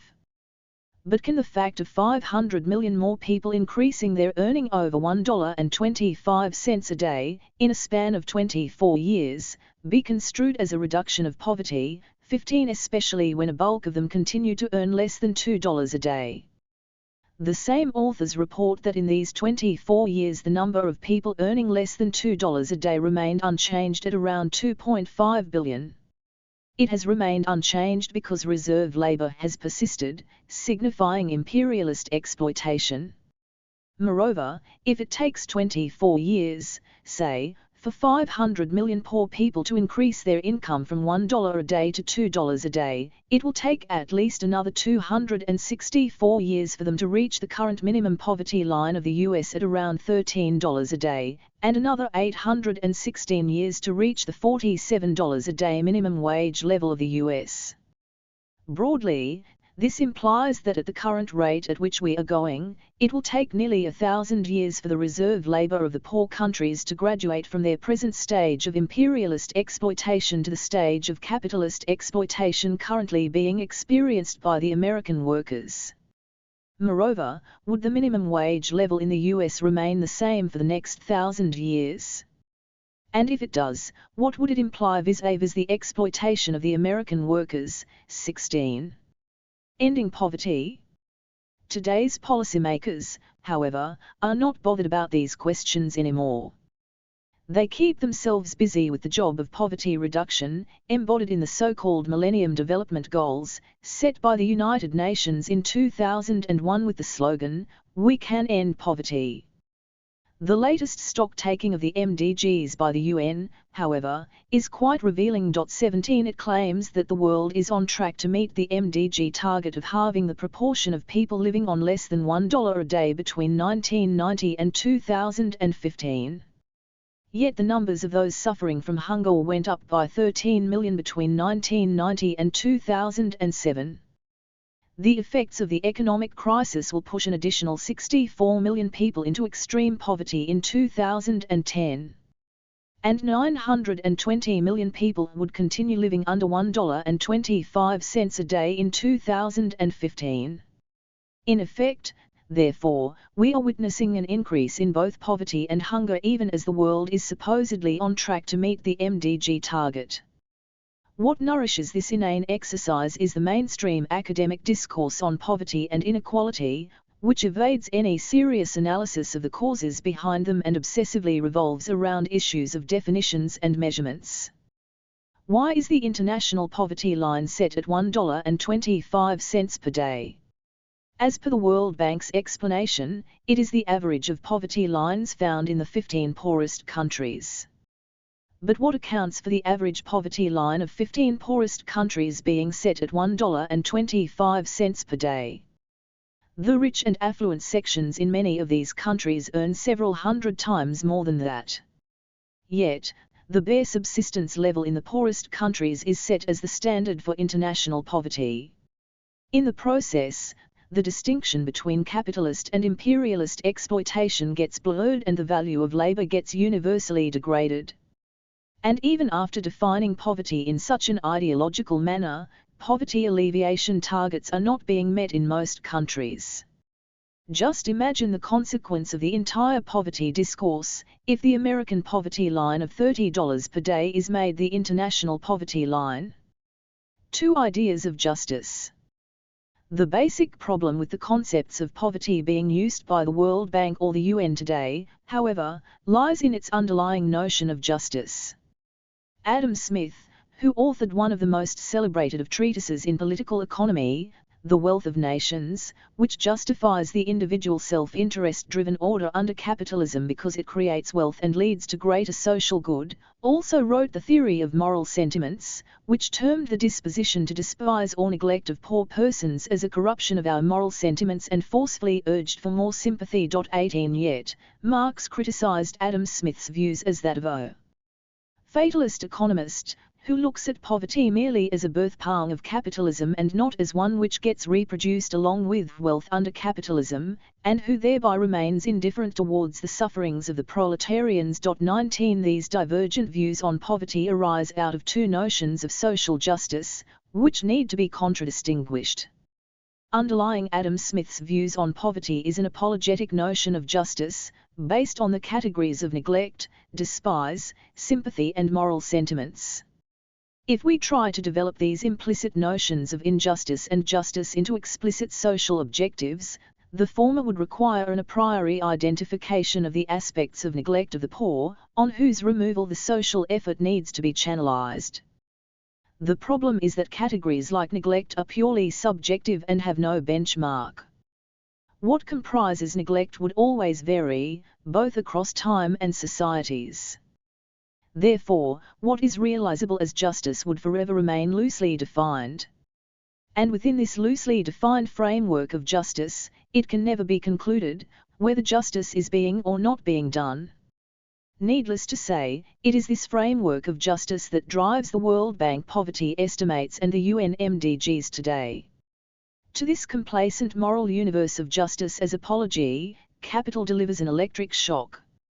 Its superiority arises from the fact that by rigorously establishing the category of exploitation as ensconced in the production process, it provides a firm anchor to social justice. It drags the idea of justice out from the sphere of morality and ethics into the material sphere of production, distribution and ownership of wealth. Thus defined, the attainment of ultimate justice becomes the end of exploitation. Whether a society is more or less just, or moving towards more or less justice, can also be judged on the basis of whether there is more or less exploitation. In other words, the goalposts of justice cannot be shifted. It is argued by some that this clarity in its notion of justice is also the main weakness of capital, because by taking a maximalist position, end exploitation to end poverty, it actually fails to achieve either, because ending exploitation entails a radical revolution against capitalist property. Since the revolution either happens or it doesn't, there is nothing to do in between. This confusion arises from a misreading of capital. What capital does is to historicize exploitation under capitalism, by tracing its origins through the process of primitive accumulation into the evolution of modern industrial capitalism. This demystification of the exploitation process enables concrete praxis on the part of the exploited against their exploitation, on the one hand, and universalizes that praxis, on the other. Within its framework of justice, a whole body of socio-economic rights can be clearly conceived, struggled for and actualized over time, signifying progress towards ultimate justice. This framework of justice, moreover, suggests that efforts to stabilize and ameliorate exploitation under capitalism through policy interventions can succeed only if struggles against exploitation simultaneously persist alongside those efforts, in order to ensure progress towards ultimate justice. In the absence of those struggles or in the case of their gradual decay, exploitation will once again intensify under the spontaneous tendencies of capitalism, snatching away extant rights and entitlements. The struggle against exploitation therefore becomes the bulwark of justice for the poor under capitalism. There are of course serious forms of oppression and inequities which exist in society that are distinct from class exploitation, based on gender, caste, race, language or ethnicity. While capital does not deal with such injustices independently, what it does, and uniquely so, is not to limit the notion of social justice within the bounds of exploitative property and production relations. This idea of justice creates space for the poor, cutting across gender, caste, race, language or ethnicity, to come together to struggle against their class exploitation, advance their rights and make progress towards a society free from such exploitation. It is the weakening of such struggles today, locally and globally, both on the ground and in the realm of ideas, which has not just made the discourse on justice poorer but also robbed the discourse on poverty of all substance and vitality. Capital's contemporary relevance therefore lies in resuscitating such struggles. Imperialist globalization. Let us look at the process of globalization on the basis of the concepts we have built so far. The process is essentially imperialist because it enables international finance capital to globalize capitalist exploitation without upsetting the bulwark of imperialist exploitation, based on perpetuating reserve labor. Compared to the earlier phase of 20th century imperialism, the globalization process, which can roughly be dated back to the 1970s, has led to the shifting of manufacturing processes and service-based economic activities into the poor countries. This has changed the earlier pattern of international division of labor. However, the diffusion of capitalist development in the poor countries has not led to a universalization of capitalist exploitation. It has rather created enclaves of capitalist exploitation, ensconced within the overall landscape of imperialist exploitation. Globalized exploitation. This pattern of capitalist development has led to an intensification of both forms of exploitation. Those suffering from capitalist exploitation still consider themselves to be relatively fortunate in escaping imperialist exploitation. Therefore they submit to the whims and fancies of capital, staying away from trade unions, even accepting to work below minimum wages for longer working hours and undergo many more travails, just to ensure that they are not thrown out of the enclave of capitalist exploitation into the landscape of imperialist exploitation. This not only tethers the minimum wages in the poor countries to very low levels, but the mobility of capital under globalization, from the rich to the poor countries, also create downward pressure on the wages in the rich countries.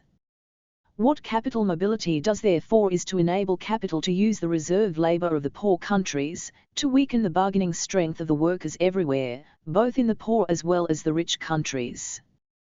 The outcome is seen in the flexibilization of labor across the rich and poor countries, throwing to the winds all labor legislation, de jure or de facto, degrading capitalist exploitation further. It is also snatching away the hard-won rights of the international working class movement of the past century. As far as those suffering from imperialist exploitation are concerned, the carrot of including them into the enclaves of capitalist exploitation is dangled in myriad forms. But the capitalist enclaves in the poor countries, because of the very global nature of their demand patterns, technologies, labor processes, skill requirements and financial networks, do not absorb sufficient labor from the surrounding world of reserve labor. Moreover, their backward and forward linkages are principally with the rich countries and similar capitalist enclaves in other poor countries, and not with the pro-capitalist landscape where they are ensconced. Rather than diffusing economic activities onto the pre-capitalist landscape, they remain as restricted enclaves of capitalist production. Therefore reserve labor persists. In fact, in a replay of colonial exploitation, they are often dispossessed of their petty or common properties in land and forests in order to make way for those enclaves of capitalist exploitation. This primitive accumulation continues alongside capitalist and imperialist exploitation. But why does capitalist exploitation remain restricted within enclaves and not get universalized over time? What accounts for the perpetuation of reserve labor and imperialist exploitation in the long run? It is because capitalism, even in its globalized avatar, ultimately remains a crisis-ridden system incapable of continued expanded reproduction. Periodic crises, which inevitably recur under capitalism, destroy capital and constrain its productive forces. This makes it systemically incapable of absorbing the reserve labor by providing it with gainful employment. Capitalism and crisis. Capital's analysis locates the crisis tendencies of capitalism at the very heart of its accumulation process. Wealth created under capitalism largely accrues to capitalists as higher profits.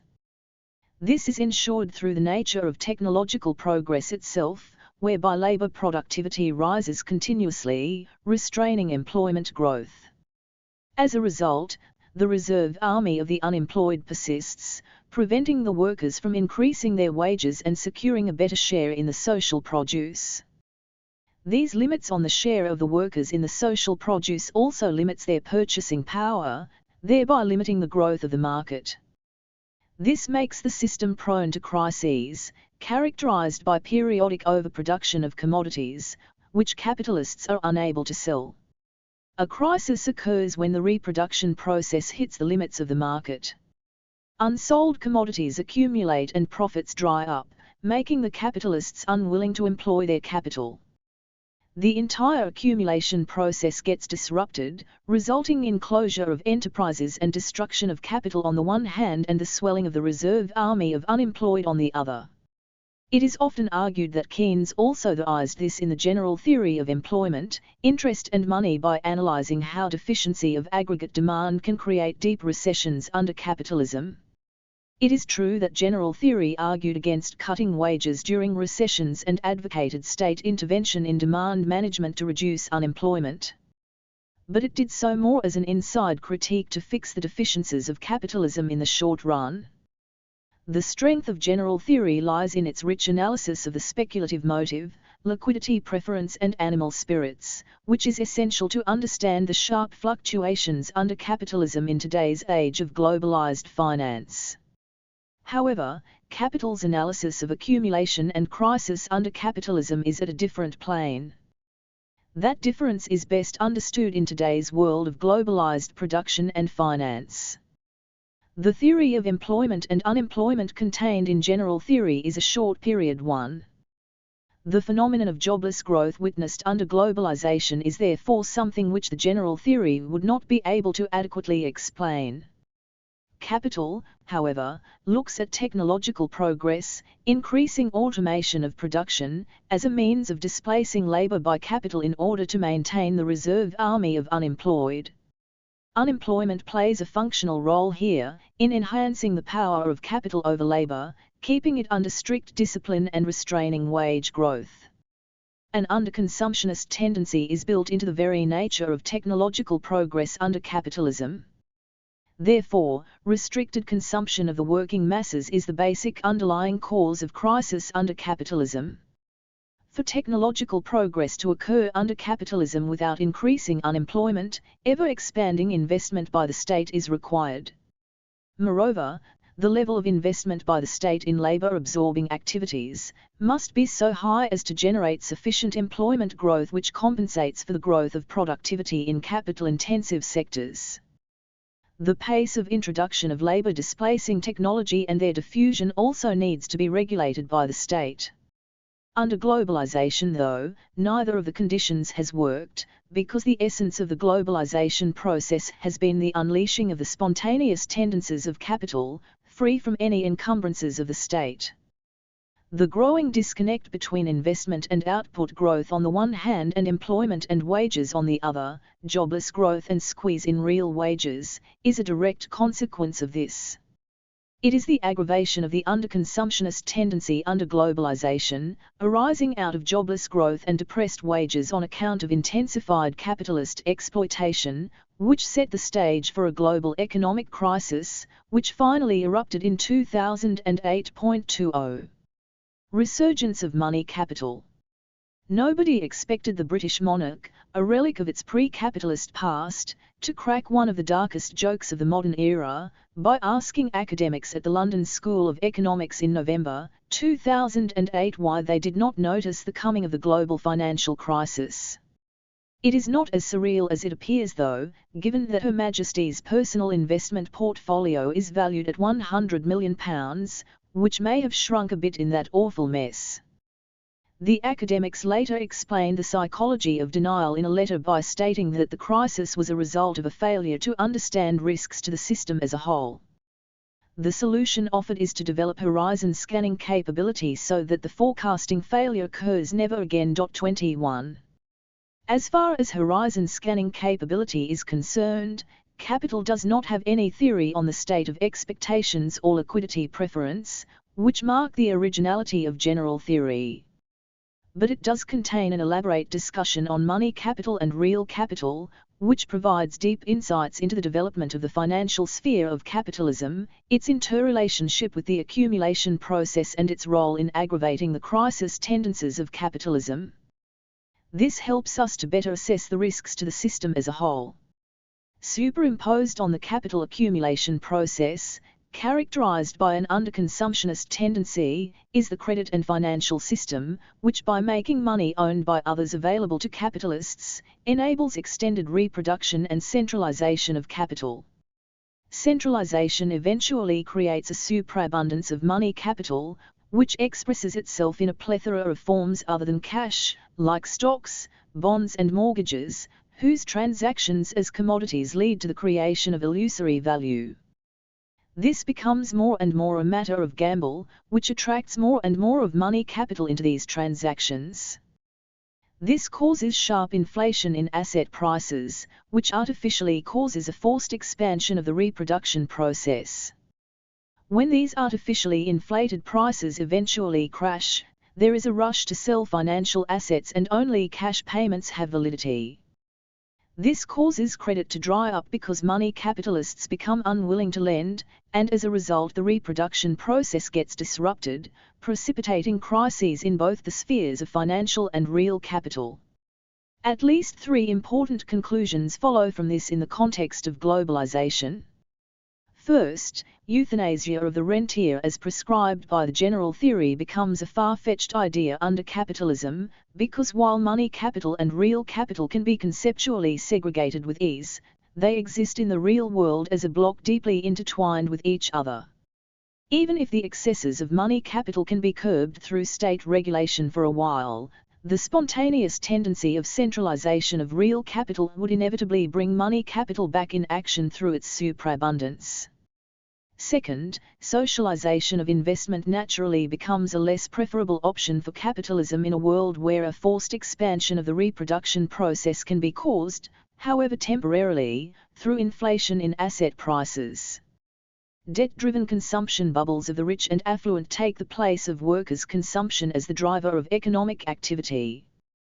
Third, in a world where money capital corners an increasing share of surplus value by creating illusory value, through the movement in asset prices independent of real capital, and that too across national boundaries, approximation to full employment is bound to be abandoned as state policy. This is because international finance capital requires the stability of the international monetary system, for its own smooth functioning. This stability in the value of money is provided by stabilizing money wages, both through flexibilization of labor as well as the maintenance of reserve labor. The atrophy of social democracy as an economic philosophy within the rich countries and the ascendancy of neoliberalism follow from these developments, which have unfolded in the capitalist world since the 1970s.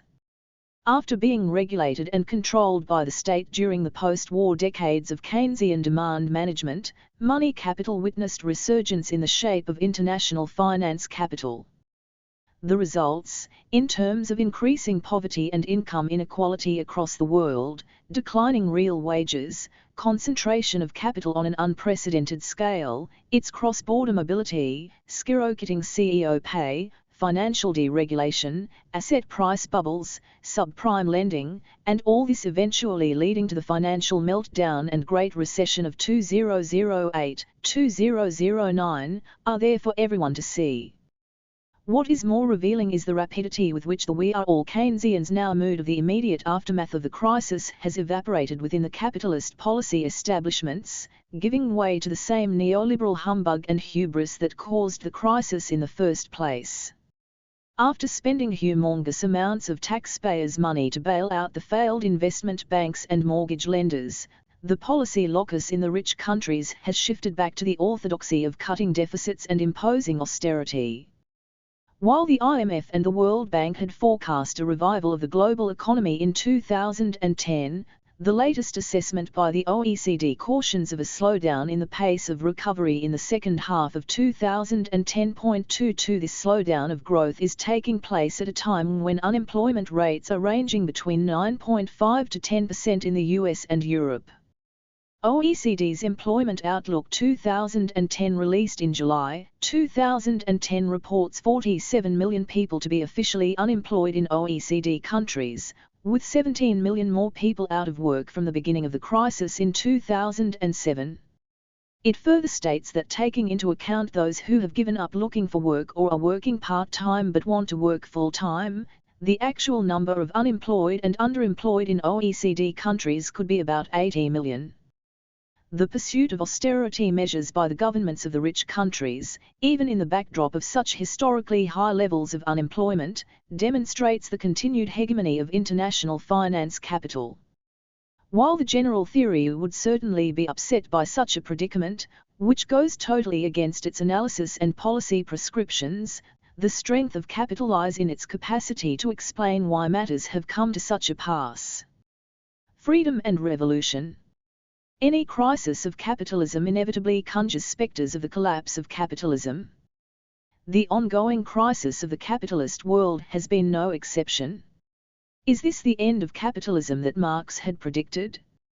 However, this notion of capitalism as a system collapsing after hitting the dead end of an economic crisis finds no place in the analysis of capital. It shows capitalism to be a system which contains spontaneous and contradictory tendencies of expansion and crisis, and which moves in time through these contradictory processes. It gets out of a mess only to land up, as the Queen might say, in another awful one. The spate of debt, currency and financial crises the capitalist world has witnessed since the 1980s, eventually leading to the grand financial meltdown in the US in 2008 and the ongoing Great Recession, exposes that crisis-ridden character of capitalism. It is incapable of any sustained process of expansion. There are limits. Revolutionary framework. There is, however, a story about the end of capitalism in Capital, the story of proletarian revolution. Just as capitalism was born out of a revolution against feudalism, it will come to an end through a revolution by the workers against monopoly capital. While proletarian revolutions have not occurred in the rich capitalist countries till date, the first revolution inspired by Marx's ideas happened in Russia. 23 China and several other poor countries followed suit, which demonstrated the power of Marx's concepts and analytical framework. Those revolutions were not pure proletarian revolutions as was envisaged in Capital, but were based upon innovations in both theory and praxis by revolutionary leaders like Lenin and Mao. But the starting point of all revolutionary theory since Marx has remained his framework. The strength of the Marxian framework, as can be seen in Capital, lies in the fact that it does not look at capitalism as an ossified structure frozen in time but as a set of relationships and processes moving over time. Moreover, the framework is also adaptable, in the sense that insightful theories and objective analyses of society developed independently can also gel together with this framework, to enrich the analysis of the relationships and processes under capitalism. In other words, Marxism is and was always intended to be a scientific and revolutionary framework and not a set of religious beliefs or dogmas that claim to contain every truth about the world within its texts. Under the present stage of imperialist globalization, the possibility of a pure proletarian revolution in a rich capitalist country continues to look distant. It is the world of poor countries, which always remains alive with the possibility of revolution, because this world is home to the most exploited sections of humanity. The anti-imperialist upsurge in Latin America witnessed over the past decade has shown the future direction for the revolutionary struggles in the poor countries. Much of the innovations in theory and praxis introduced by Lenin and Mao also continue to remain relevant in the context of imperialism, especially the concept of a democratic revolution based on worker-peasant alliance against imperialism and monopoly capital. Workers and reserve labor. What our analysis of imperialist globalization suggests, though, is the importance of bringing the classes comprising reserve labor in the poor countries to the center stage of political and revolutionary mobilization. These are the peasantry and rural laborers on the one hand and the unemployed, underemployed, informal wage workers and self-employed petty producers in the urban areas on the other.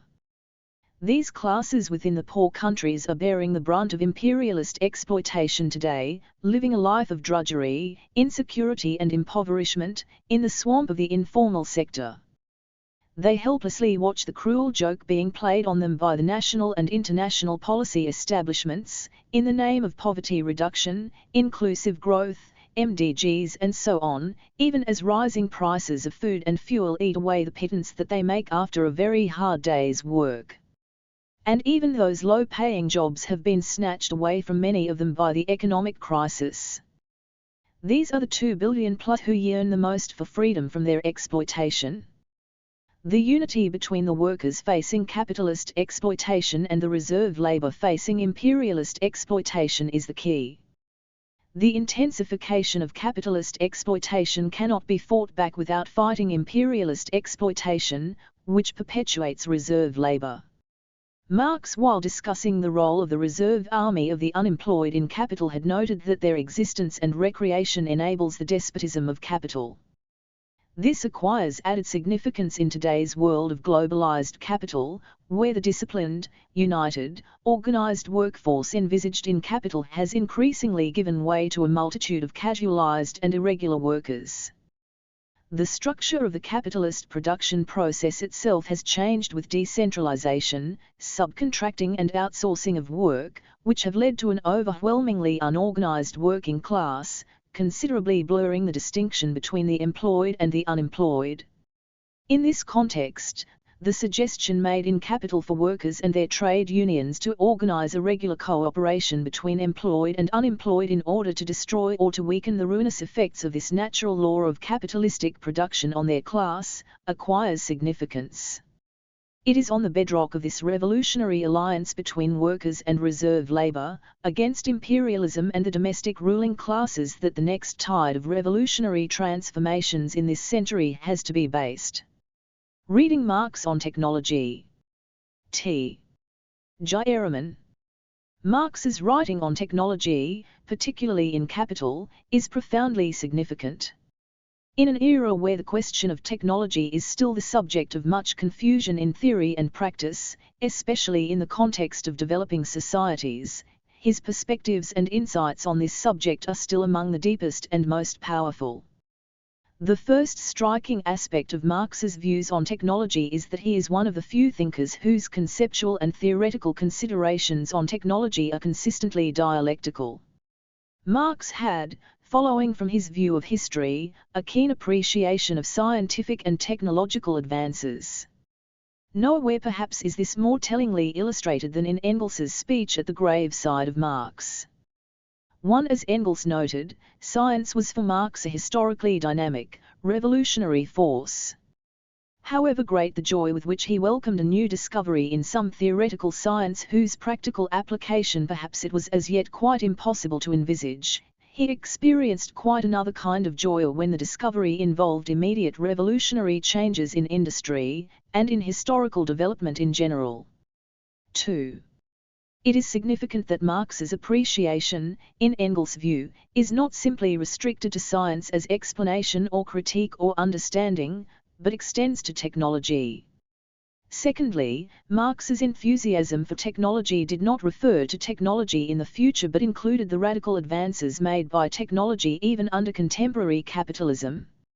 At the same time, when it came to the impact of machinery on the lives and well-being of the working people under capitalism, Marx and Engels were unsparing in their critique. Speaking on the impact of technology at the General Council meeting of the International Working Men's Association, Marx noted, "What strikes us most is that all the consequences which were expected as the inevitable result of machinery have been reversed." 3. He then refers to the increased exploitation that was the direct result of the introduction of machinery, and to the exploitation of women and children compelled to work brutally longer hours. He also pointed out that the laborer who owned his tools in an earlier era and was to an extent a free agent was transformed under capitalism into a slave of capital in the capitalist factory. He made the point that the influence of machinery upon those with whose labor it enters into competition is directly hostile. Many hand-loom weavers were positively killed by the introduction of the power loom, both here and in India. Marx concluded his speech, summarizing, "To conclude for the present, machinery leads on the one hand to associated organized labor, on the other to the disintegration of all formerly existing social and family relations." Note the dialectical treatment here, reminding us that even as machinery under capitalism leads to the disintegration of the workers' old world, it has the potential to lead to associated organized labor. The nature of technology as practice. The crucial point in Marx's analysis lies in his showing how the contradictory consequences of technological advance under capitalism have the same origin. How is this to be demonstrated? The first volume of Capital is a brilliant scientific account of how this is to be done. Capital has a tight, logical structure, where Marx begins with the analysis of commodity production and the nature of value and moves on to the specific features of commodity production under capitalism, namely, labor power itself becoming a commodity and the production of surplus value. Following this, analyzing the passage of this system of production through the stage of manufacture, Marx begins to uncover the nature of technology under capitalism. 4. In the process, Marx offers some brilliant insights into the foundational aspect of technology in human society. For Marx, knowledge is constituted by both theory and practice. In relation to the natural world, it is labor and later technology that is essentially practice. And it is the human species' constant activity that transforms nature, that drives the evolution of human society. As Marx puts it, labor is, in the first place, a process in which both man and nature participate, and in which man of his own accord starts, regulates, and controls the material reactions between himself and nature. He opposes himself to nature as one of her own forces, setting in motion arms and legs, head and hands, the natural forces of his body, in order to appropriate nature's productions in a form adapted to his own wants. By thus acting on the external world and changing it, he at the same time changes his own nature. 5. But the matter does not end here. In a brief but profound passage that follows the previous quotation, Marx delineates what is special about human labor. We presuppose labor in a form that stamps it as exclusively human. A spider conducts operations that resemble those of a weaver, and a bee puts to shame many an architect in the construction of her cells. But what distinguishes the worst architect from the best of bees is this, that the architect raises his structure in imagination before he erects it in reality. At the end of every labor process, we get a result that already existed in the imagination of the laborer at its commencement. He not only effects a change of form in the material on which he works, but he also realizes a purpose of his own that gives the law to his modus operandi, and to which he must subordinate his will. Thus practice, in the form of labor, is not simply action, but conscious, purposive action, that erects the end result in imagination before seeking its realization in the real world. I believe that it would not be incorrect to say that few commentators on Marx, even among Marxists, have explored the significance of this conception of practice and its link with theoretical understanding. 6. How then does this view of human labor tie up with the revolution in the instruments of labor that characterizes modern industry? Marx offers this brilliant insight. A critical history of technology would show how little any of the inventions of the 18th century are the work of a single individual. Hitherto there is no such book. Darwin has interested us in the history of nature's technology, i.e., in the formation of the organs of plants and animals, which organs serve as instruments of production for sustaining life. Does not the history of the productive organs of man, of organs that are the material basis of all social organization, deserve equal attention? And would not such a history be easier to compile, since, as Vijay says, human history differs from natural history in this, that we have made the former, but not the latter. Technology discloses man's mode of dealing with nature, the process of production by which he sustains his life, and thereby also lays bare the mode of formation of his social relations, and of the mental conceptions that flow from them. Every history of religion, even, that fails to take account of this material basis, is uncritical. It is, in reality, much easier to discover by analysis the earthly core of the misty creations of religion, than, conversely, it is, to develop from the actual relations of life the corresponding celestialized forms of those relations. The latter method is the only materialistic, and therefore the only scientific one. The weak points in the abstract materialism of natural science, a materialism that excludes history and its process, are at once evident from the abstract and ideological conceptions of its spokesmen, whenever they venture beyond the bounds of their own speciality. Quite apart from the many rich layers of meaning in these remarks, and the various directions for exploration that they open up, it is clear that, for Marx, technology is an extension of the productive organs of the human body, and is in essence, as plain human labor was at an earlier stage, part and parcel of man's mode of dealing with nature. Thus Marx rids the question of technology of any mysticism. There is no question of counterposing technology to any human essence, as much of a long line of critique of capitalism that begins with European Romanticism is wont to do. Technology therefore is integral to the nature of humans as part of the specific nature of their existence as a species, and the specific form that the evolution of this particular species has taken subsequently. As the historian Hobsbawm remarks in a recent essay, the evolution of human society represents a move from the purely genetic to accelerating inheritance of acquired characteristics through cultural rather than genetic mechanisms. 7. Hobsbawm notes further, history is the continuation of the biological evolution of the species by other means. He draws out the following implication. It inevitably returns us to the basic approach to human evolution adopted by archaeologists and prehistorians, which is to study the modes of interaction between our species and its environment and its growing control over it. That means asking the questions that Marx asked. Modes of production, based on major innovations in productive technology, in communications, and in social organization, but also in military power, have been central to human evolution. These innovations, as Marx was aware, did not and do not make themselves. Material and cultural forces and relations of production are not separable. They are the activities of men and women in historical situations, not of their making, acting and taking decisions, but not in a vacuum, not even a vacuum of imputed rational calculation. The technological revolution and the machine. Among the enduring legacies of Marx's study of human society is the understanding that all categories relating to human society must be understood in their historical context.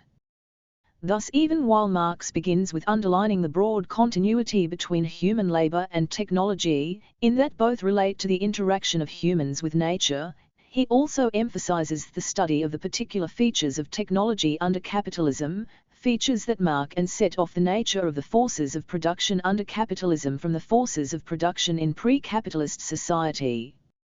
What turns technology, that is a product of human labor, into an external, alien force that comes to rule over labor itself?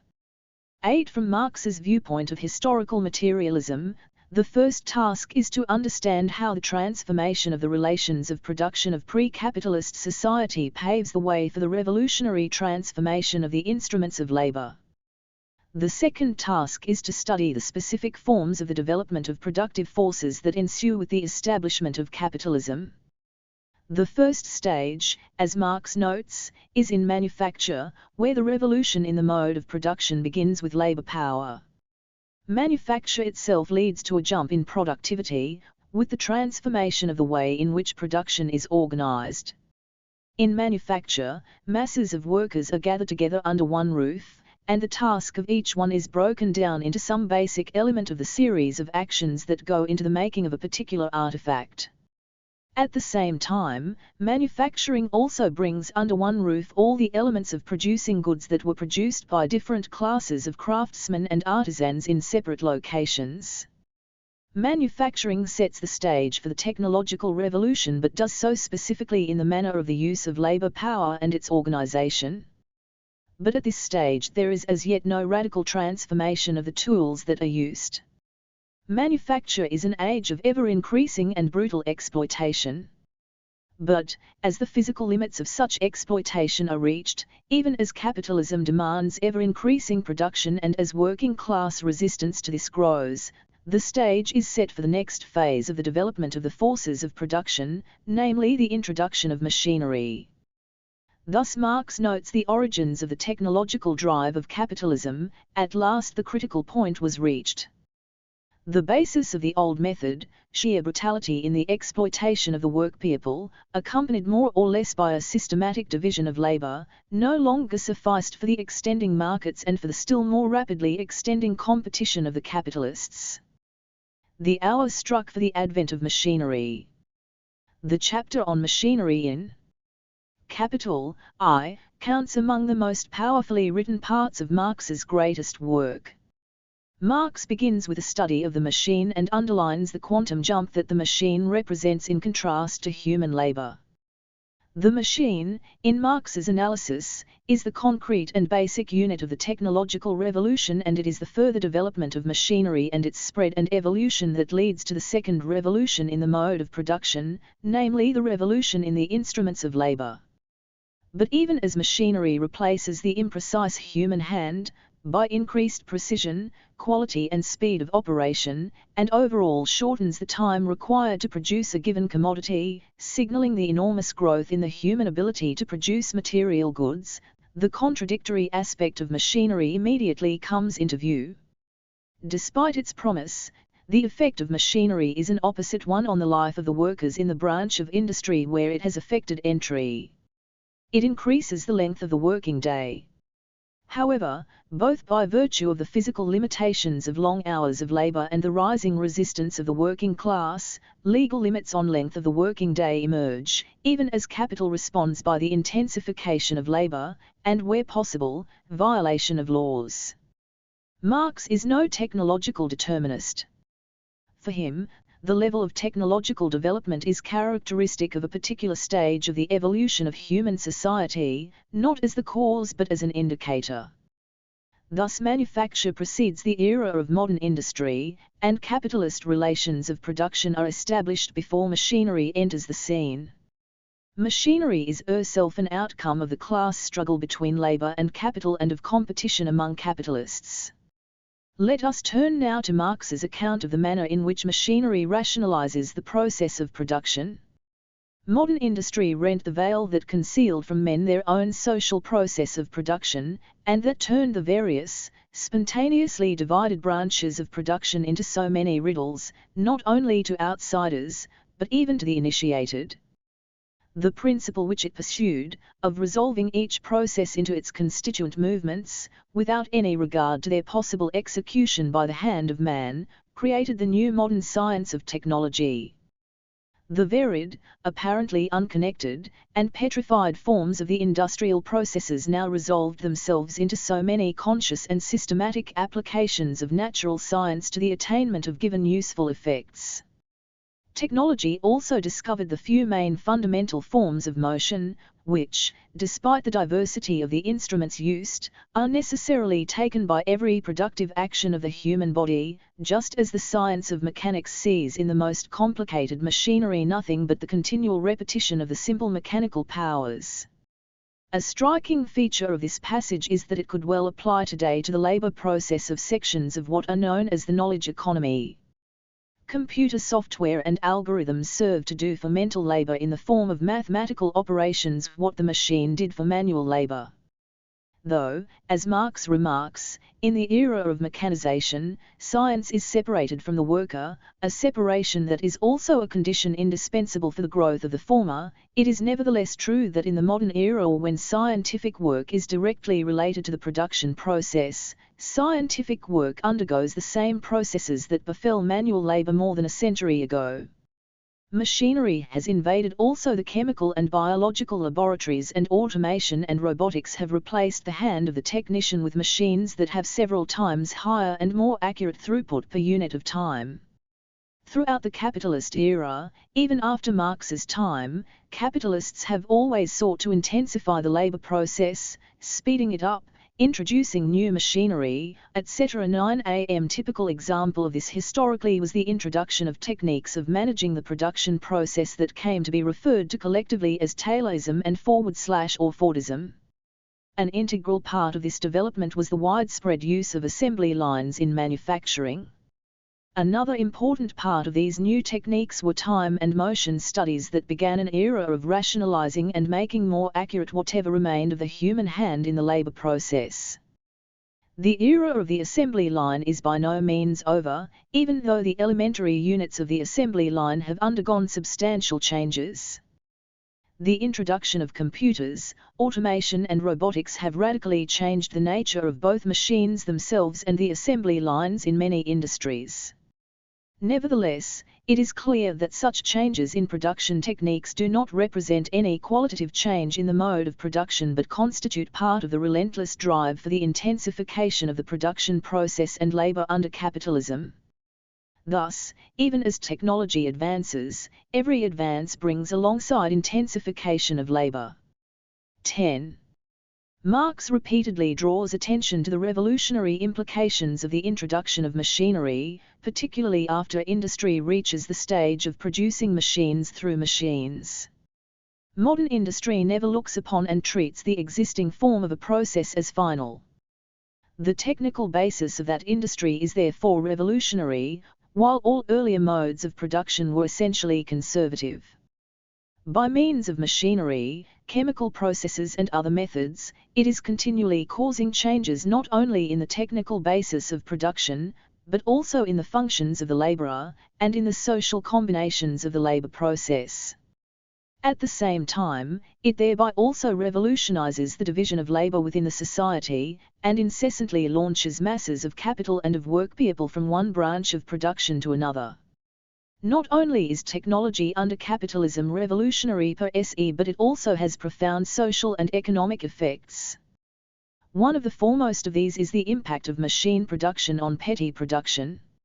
In one of Marx's typically striking one-liners that capture the essence of some particular phenomena, he notes, so long as, in a given branch of industry, the factory system extends itself at the expense of the old handicrafts or of manufacture, the result is as sure as is the result of an encounter between an army furnished with breech loaders, and one armed with bows and arrows. In drawing attention to the inescapable demise of petty production in the branch of industry where machinery is introduced, Marx at the same time carefully notes that it need not immediately apply to other sectors of production, where production based on petty production or manufacture may indeed increase. However, the spread of machinery across different sectors of production in any country is a complex process, with many contingent factors that affect the actual nature of the transformation. As Marx notes, the immediate impulse and the proximate cause for the actual diffusion of machinery can vary across different countries and would include competition, shortage of labor, or even the need to defeat and subdue a recalcitrant working class. 11. In reading Marx's account of the revolutionary transformation of the productive forces under capitalism, one must not infer that Marx intended to mean this as a story of inevitable technological progress unaffected by other conditions. As Marx notes, no capitalist ever voluntarily introduces a new method of production, no matter how much more productive it may be, and how much it may increase the rate of surplus value, so long as it reduces the rate of profit. Yet every such new method of production cheapens the commodities. Marx adds, as soon as the new production method begins to spread, and thereby to furnish tangible proof that these commodities can actually be produced more cheaply, the capitalists working with the old methods of production must sell their product below its full price of production, because the value of this commodity has fallen, and because the labor time required by them to produce it is greater than the social average. In one word, and this appears as an effect of competition, these capitalists must also introduce the new method of production, in which the proportion of variable to constant capital has been reduced.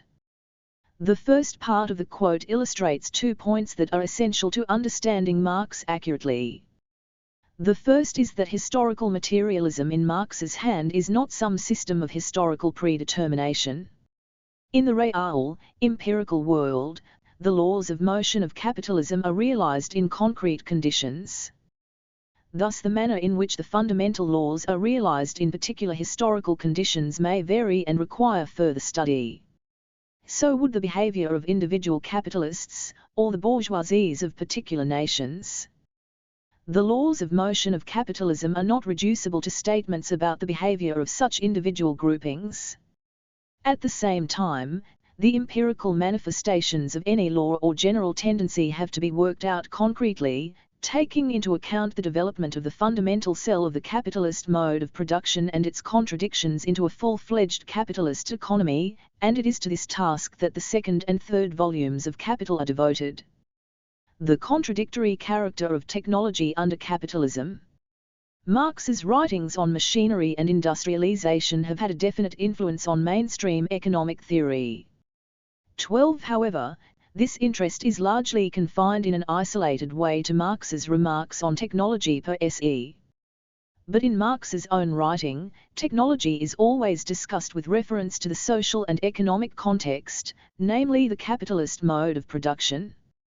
The difference between the one-sided readings of Marx and Marx's own dialectical view is captured well by the concluding resolution of the same meeting of the General Council of the International Workingmen's Association that we had referred to earlier, passed on the day after Marx's intervention, which notes that on the one side machinery has proved a most powerful instrument of despotism and extortion in the hands of the capitalist class. On the other side, the development of machinery creates the material conditions necessary for the superseding of the wages system by a truly social system of production. In what manner does machinery set the stage for the overcoming of the wages system? 13. Marx summarizes the argument as follows. It destroys both the ancient and the transitional forms, behind which the dominion of capital is still in part concealed, and replaces them by the direct and open sway of capital, but thereby it also generalizes the direct opposition to this sway. While in each individual workshop it enforces uniformity, regularity, order, and economy, it increases by the immense spur which the limitation and regulation of the working day give to technical improvement, the anarchy and the catastrophes of capitalist production as a whole, the intensity of labor, and the competition of machinery with the laborer. By the destruction of petty and domestic industries it destroys the last resort of the redundant population and with it the sole remaining safety valve of the whole social mechanism. By maturing the material conditions, and the combination on a social scale of the processes of production, it matures the contradictions and antagonisms of the capitalist form of production, and thereby provides, along with the elements for the formation of a new society, the forces for exploding the old one. Thus, on the one hand technology revolutionizes production, constantly sweeping lower forms of production away. Nevertheless, as a consequence, technology also aggravates the general crisis of capitalism that ultimately originates in the tendency of capitalism to overproduction. Marx's analysis of technology is distinguished by the fact that it is situated within the framework of how capitalism can be transcended, or rather how the internal contradictions of capitalism themselves make its eventual supersession necessary. But as Marx illustrates in Capital, the point is neither to be made simply by assertion nor by the rejection of science. In the sense of a science, Marx's work emphasizes that one has to demonstrate in the empirical world the consequences of the contradictory aspects of reality that we are referring to. At the same time, as Marx does so energetically throughout Capital, it is also necessary to rebut the apologetics that mainstream economic theory calls forth to cover up the reality of capitalism, especially in its impact on the majority of the working class.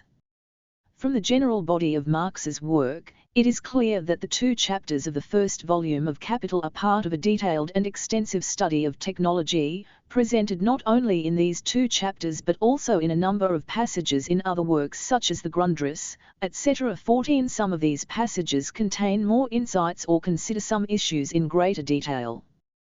For instance, Marx, writing elsewhere on the fundamental contradiction of technology under capitalism, notes how technology under capitalism, in the manner in which it develops social production, constantly reduces necessary labor time, and yet necessary labor time remains the fundamental measure of value under capitalism. It must also be remembered that Capital, and some of the associated works, are primarily writings in political economy. But there are a number of other works that explore in greater detail the political and social implications of technology under capitalism. Science and Technology in the Era of Imperialism, brief remarks and conclusion. Utilizing Marx's insight in the contemporary world of course implies that we must take into account the fact that capitalism has evolved to the stage of monopoly capital and imperialism. 15. In the second half of the 20th century, imperialism suffered a series of defeats and a number of nations acquired national independence in a massive wave of decolonization. At the same time, through the second half of the 20th century, the achievements of socialism in the Soviet Union powerfully determined the economic, social and political context in which the newly independent nations sought to advance their industrialization. A critical difference among these nations is of course the fact that a few undertook industrialization under the political hegemony of the working people, such as China, Vietnam, etc., while others did so under the hegemony of capital in alliance with the non-capitalist exploiting classes. These considerations are essential to understanding the path to industrialization in these countries and the role of technology and technological advance in this respect. The development of monopoly capital is the inevitable result of the concentration of production under capitalism, which Marx noted as one of chief characteristics of later capitalist production. 16. Under monopoly conditions, competition is restricted to a smaller number and yet it grows ever more fierce. This has its effect on technological advance too, one of the inevitable consequences of competition. On the one hand, monopoly is sought to be preserved by means of restricting the spread of technical knowledge. Especially from the latter half of the 20th century onwards, patents, copyright and various other such legal strategies have become increasingly important as part of the armory of competition. Patents cease to be a means of ensuring that technical knowledge becomes available to all sections of capital as in an earlier era and is increasingly used as a means of restricting competition. At the same time, competition constantly breaks out anew nevertheless, with new scientific knowledge being the means to break the monopoly. If in the earlier phase of capitalism, science was first separated from labor, nevertheless the universal labor that is science, 17 is increasingly important to production. This leads on the one hand to attempts to appropriate for private use the product of the universal labor of science, significantly intensifying the contradiction between the universal character of scientific knowledge and its appropriation for the profits of monopoly capital. It also increasingly brings the universal labor of science closer to the character of cooperative labor as in the case of production. The desperation of monopoly capital in attempting to preserve its knowledge monopoly in contemporary times can stretch to the limit of requiring the scientific personnel who have worked for them to not work for anyone else, in other words a direct limitation of the freedom of the scientific worker to sell his labor power, at least for a brief period of time. Nevertheless, no such restriction can clearly work indefinitely. Monopoly capital in the imperialist nations also seeks to restrict the competition posed by capital from the newly independent nations by seeking to impose a global economic order that attempts to subordinate the Third World. And yet in attempting to benefit from the international division of labor, it must allow the spread of industrialization and the diffusion of technical knowledge. Monopoly capital has little concern for the working class of the nation of its origin in the process, and the constant search for lowering the costs of production drives it to locate production physically in other nations. In doing so, retaining control of its monopoly of scientific and technical knowledge becomes ever more important. At the same time, the more advanced techniques of production relocated in the Third World, even if originally obtained under conditions of subordination, constantly decimates the weaker and more backward forms of production in these nations, setting the stage for them to emerge as competitors to the advanced capitalist nations, with a few indeed having succeeded to an extent in doing so.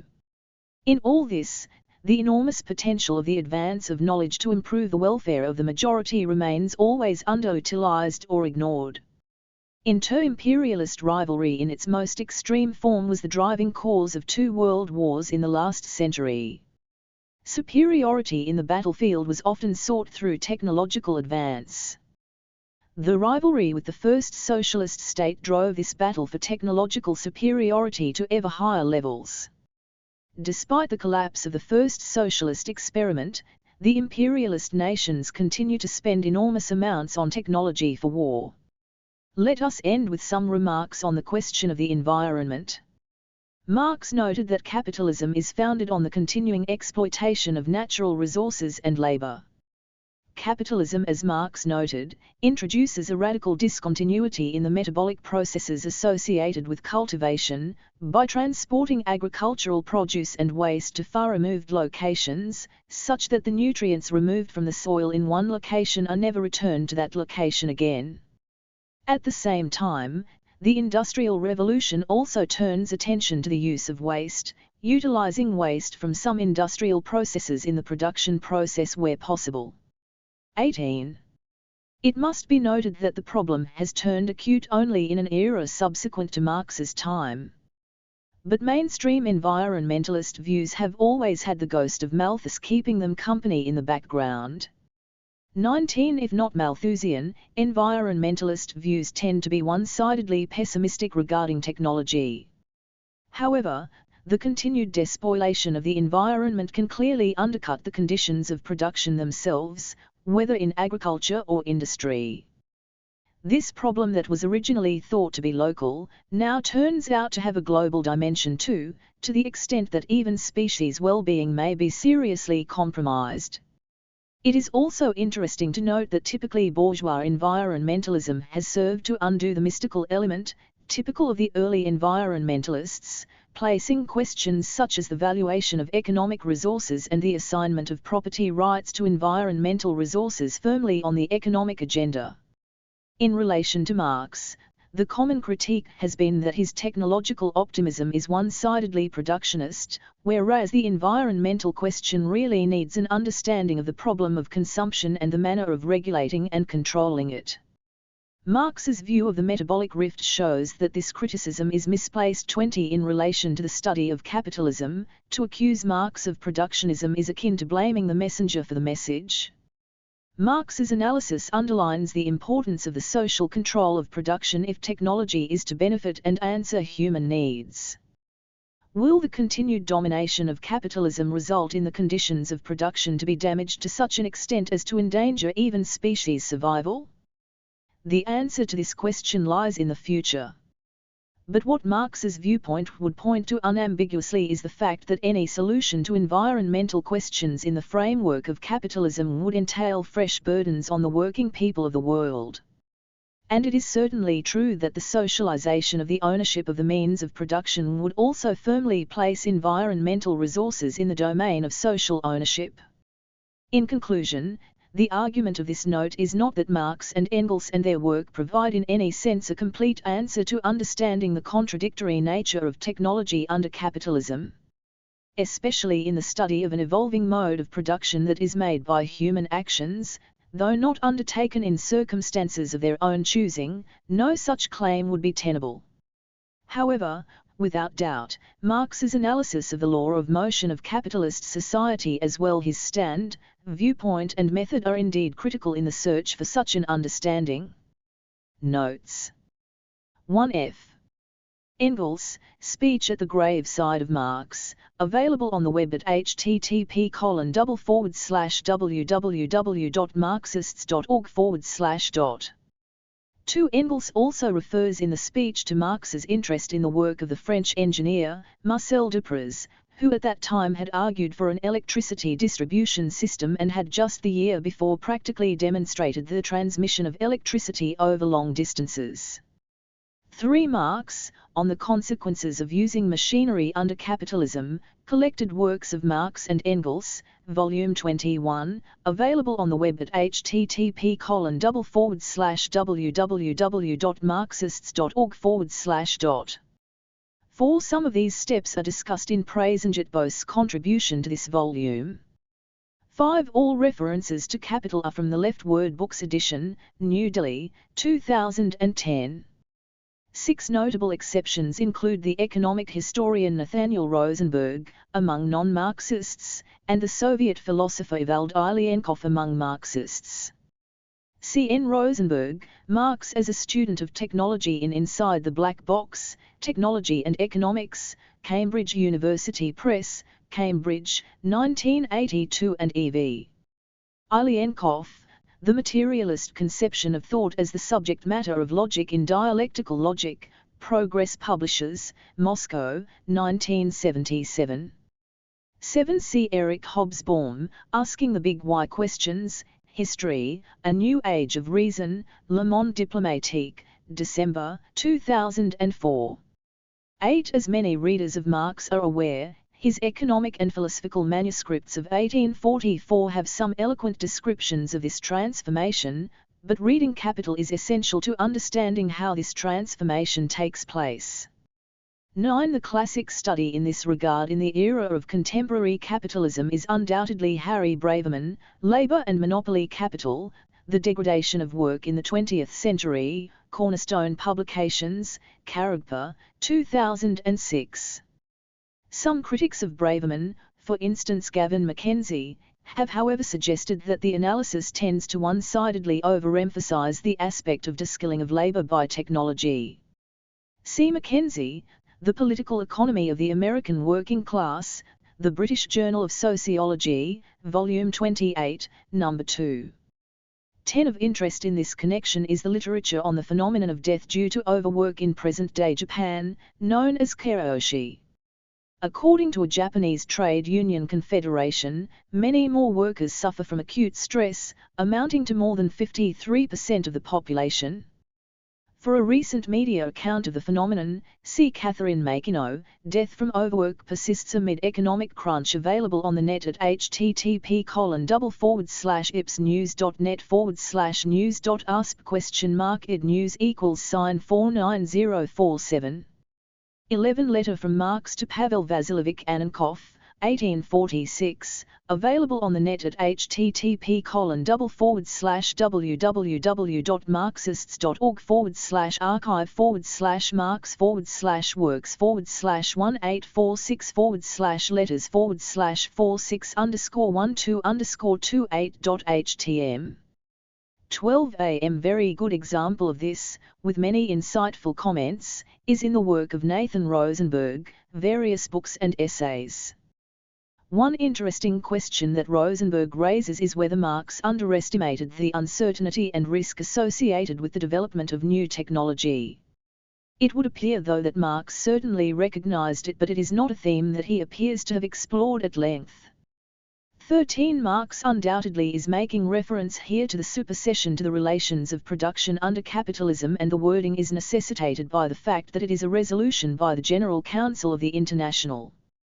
14. Some of the relevant works are the Grundriss, The Production Process of Capital, and Results of the Direct Production Process, all available on the web at http://www.marxists.org/archive/marx/works/subject/economy/index.htm. 15. Needless to say, Lenin's tract, Imperialism, the Highest Stage of Capitalism, is indispensable reading in this respect. This is also available from Left Word Books. 16. The following short summary titled 3 Cardinal Facts of Capitalist Production appears at the end of Chapter 15 of Capital, 3, p. 266. 1. Concentration of means of production in few hands, whereby they cease to appear as the property of the immediate labourers and turn into social production capacities. even if initially they are the private property of capitalists. These are the trustees of bourgeois society, but they pocket all the proceeds of this trusteeship. 2. Organization of labor itself into social labor, through cooperation, division of labor, and the uniting of labor with the natural sciences. In these two senses, the capitalist mode of production abolishes private property and private labor, even though in contradictory forms. 3. Creation of the world market. The stupendous productivity developing under the capitalist mode of production relative to population, and the increase, if not in the same proportion, of capital values, which grow much more rapidly than the population, contradict the basis, which constantly narrows in relation to the expanding wealth, and for which all this immense productiveness works. They also contradict the conditions under which this swelling capital augments its value. Hence the crises. 17. See for instance the brief remarks at the end of Chapter 5 in Capital 3, in the section titled Economy Through Inventions. 18. Among the most comprehensive overviews of Marx's views on ecology-related questions is undoubtedly John Bellamy Foster, Marx's Ecology, Materialism and Nature, Monthly Review Press, New York, 2000. 19. The much-cited essay by Garrett Hardin, The Tragedy of the Commons, Science, Volume 162, p. 1243–1248, 1968, for instance, is despite its fame, an offensively Malthusian tract. 20. C. Foster, Marx's Ecology. A Marxist Perspective on the World Economy. Prabhat Patnaik. In Volume I of Capital, Marx draws a picture of the capitalist economy where wages are at some historically determined subsistence level. Marx of course sees the level of wages as fluctuating in absolute terms, in accordance with the variations in the size of the reserve army of labor relative to the active army, but it is reasonable to assume, though Marx does not explicitly say so, that as long as the relative size of the reserve army is above a certain threshold level, fluctuations in this relative size which occur above this level, will scarcely have much impact on the real wage. Hence unless the pace of capital accumulation is such as to bring the relative size of the reserve army below this threshold level, the real wage will continue to remain at the subsistence level and any increase in labor productivity, provided no problem of deficiency of aggregate demand arises, will simply accrue to the capitalists as profits. Even an iota of productivity gain under these circumstances will not percolate down to the workers. This, however, has not happened historically in the advanced capitalist economies. As labor productivity has increased in these economies, real wages have also gone up, so much so that all growth models in mainstream economics have been obliged, for the sake of historical verisimilitude, to yield the conclusion that the wage share remains constant over time. How could wages go up with labor productivity in the advanced capitalist countries, even though there were massive labor reserves in the underdeveloped world? Or putting it differently, even though the relative size of the reserve army located within the advanced countries might have been somewhat limited, for the world economy as a whole, i.e. taking the advanced and the backward economies together, the reserve army was enormous. How then do we explain the success of the workers in the advanced capitalist countries in enforcing real wage gains in consonance with productivity increases? The answer to this question lies simply in the fact that historically the world economy was a segmented one. Labor was not free to move from the backward to the advanced economies. What is more, even the belt within which labor was free to move from the backward economies and the belt within which labor moved from the advanced economies were kept strictly separate.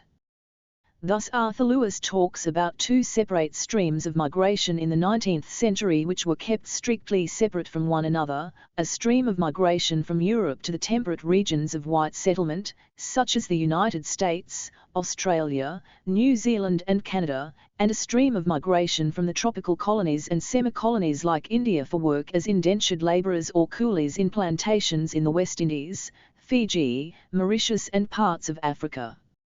None belonging to the latter stream could stray into the former stream. migration of capital from the advanced to the backward economies, which could play a role similar to the migration of labourers in the opposite direction in equalising wages, was also limited.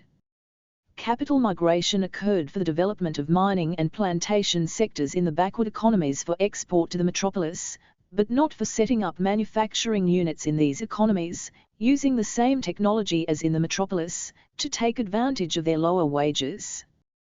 This reluctance of capital to move from the metropolis to the backward economies, except to specific sectors like minerals and plantations, has been variously explained, too, but it remains nonetheless a puzzle, indeed the central puzzle in the explanation of the division of the world into a developed and an underdeveloped segment. This absence of free capital mobility from the metropolis to the backward economies was reinforced by restrictions placed on the bourgeoisie of the latter economies in setting up manufacturing units within these economies, using the same technologies as in the metropolis with locally available cheap labour, for the purpose of exports. 3. From the absence of infant industry protection, to the denial of credit from a banking system controlled by metropolitan capital, to the placing of restrictions in the metropolis on manufactured goods exports from the backward economies, a plethora of obstacles was placed in the way of the domestic bourgeoisie of the backward economies to ensure that it could not challenge the near-monopoly position of metropolitan capital in manufacturing activities. Hence, through various means, the world economy was kept completely segmented. Labour could not move from the backward economies to the metropolis, capital did not move from the metropolis to the backward economies, and competing local capital was not allowed to come up. A pattern of international division of labour thus got institutionalised, with the metropolis producing manufactured goods and the periphery primary commodities. Wage differences persisted and widened between these two segments, giving rise, as many have argued, to a system of unequal exchange. The advanced country workers in these conditions could get the benefit of labour productivity growth, being insulated, as it were, from the baneful consequences of the massive Third World labour reserves. 2. Neoliberalism, however, has changed all this. While restrictions continue to be placed on the migration of labour from the south to the north, capital, in the form both of free-floating finance and of direct investment by multinational corporations, is far more mobile across the world today than it has ever been. What is more, the neoliberal regime instituted under the hegemony of international finance capital has also entailed the removal of restrictions on the exports of non-primary commodities from the south to the north. Under these circumstances, the old segmentation can no longer persist in the world economy, which will have to move closer and closer to the Marxian picture of capitalism drawn in Volume I of Capital. Two very obvious implications follow from this. First, it becomes impossible now for wages in the metropolis to be insulated from the baneful consequences, the downward drag, exerted by the massive labour reserves of the backward economies. And, as the real wages of the metropolis become subject ceteris paribus to a tendency to move towards the historically determined subsistence wages prevailing in the backward economies, the labour productivity in the backward economies becomes subject ceteris paribus to a tendency to move up towards the labour productivity level of the metropolis. What this means inter alia is that even abstracting from technological progress, i.e. any shift in the existing frontier technologies, the share of surplus in world output has a tendency to increase. Secondly, this tendency towards a rise in the share of the surplus in world output becomes even stronger with technological progress. Since technological progress typically increases the level of labour productivity in the world economy as a whole, the fact that wages do not increase in tandem because of being linked to the massive labour reserves that exist in the world economy entails a rise in the share of surplus. Sweezy had based his theory of underconsumption precisely on this picture of the capitalist economy drawn by Marx in Volume I of Capital. For if the reserve army keeps the wage rate tied to a subsistence level, then any increase in labour productivity accrues ex ante as surplus to the capitalists, and hence creates a problem of realisation. For its realisation there has to be larger and larger demand either from capitalists' consumption, or from wasteful expenditure on account of unproductive labourers, or from capitalists' investment, or from the state. Both these phenomena, namely the tendency towards a rise in the share of surplus within the existing set of technologies and the tendency towards a further rise caused by technological progress in the face of non-increasing level of real wages in the world economy, thus give rise conjointly to an acute problem of realization. 3. Now, if there is a realization crisis, i.e. the surplus is not fully realized in the form of profits owing to the deficiency of aggregate demand, and hence gives rise to unemployment and unutilized capacity, then this unemployment and unutilized capacity typically will affect predominantly the advanced countries. This is because, notwithstanding the tendency for advanced country wages to move towards the subsistence level of wages prevailing in the backward economies, in any given period they still continue to be higher than these subsistence wages. In short, wage adjustment occurs in a sluggish fashion, so that the advanced country products tend to have higher unit costs than the backward country products when the same technology is used in both places. Advanced country producers therefore become the marginal producers, and the brunt of any inadequacy of aggregate demand falls upon them. Putting it differently, backward countries need do nothing to overcome the problem of world deficiency of aggregate demand, since they would not be affected by it, being low-wage economies, they have an infinitely elastic demand for their exports. It is the advanced countries which have to bear the brunt of unemployment and unutilized capacity in the event of a deficiency of world aggregate demand, and have to take measures against it.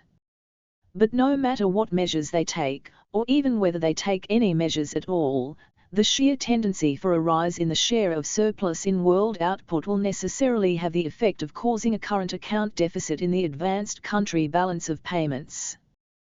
The reason is simple and can be seen as follows. Let us imagine a world with only two economies, advanced and backward, with the former having a higher level of real wages than the latter. Starting from some initial situation, let us suppose a new technology becomes available which entails a higher labor productivity and which therefore is used in both economies. Since the real wages in the backward economy remain at the subsistence level, even as labor productivity rises, it faces ceteris paribus a deficiency of aggregate demand at the old output.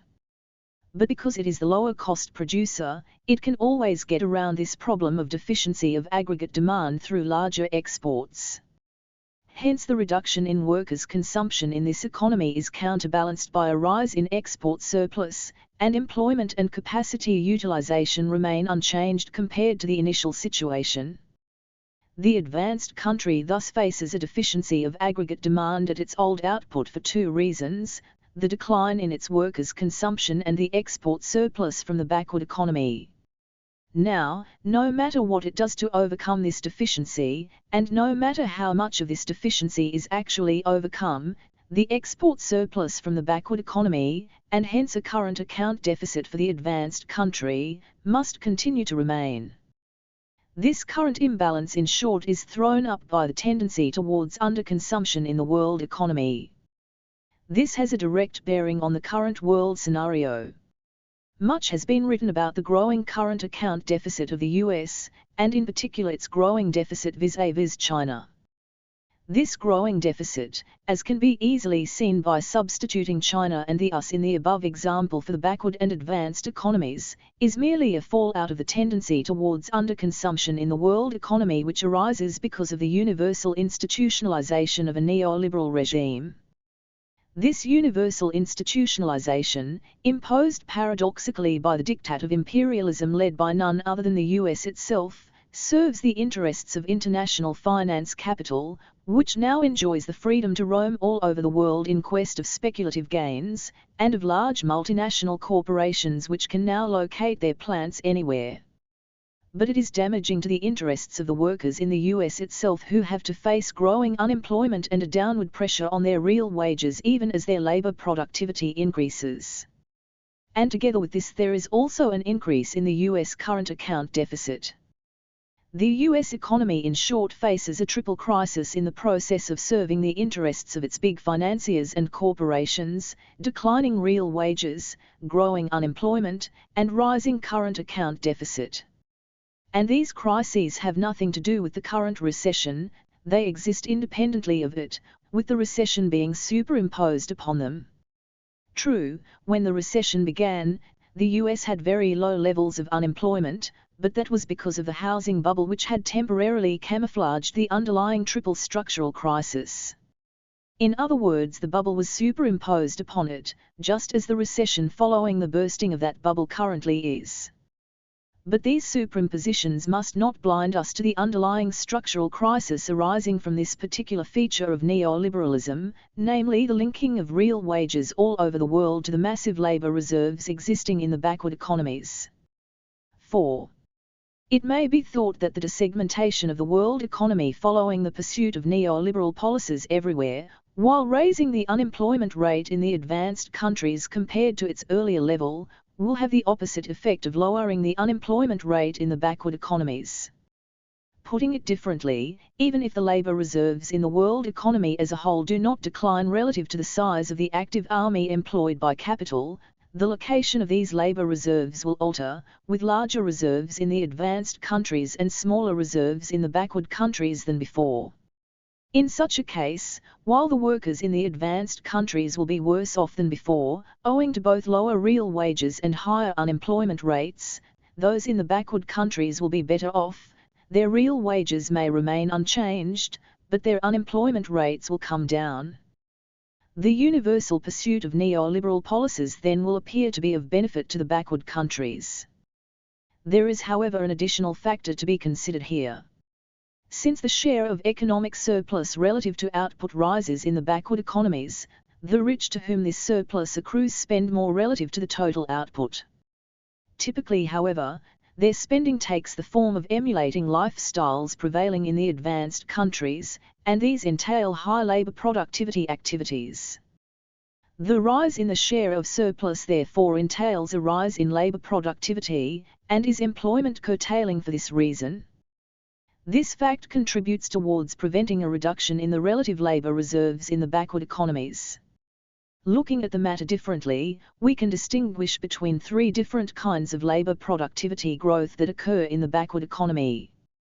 There is labor productivity growth which occurs because of technological progress, i.e. a shift in frontier technologies, which affects both the advanced and the backward countries.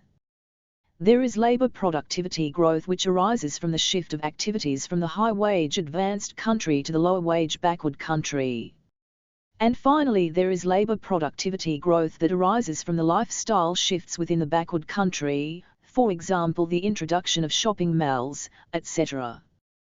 This last kind of productivity growth arises from the fact that products which already exist in the advanced country but which did not exist earlier in the backward countries and are now introduced, and these typically entail higher labor productivity. The first of these has nothing to do with any exhaustion of labor reserves in the world economy or in the backward economy.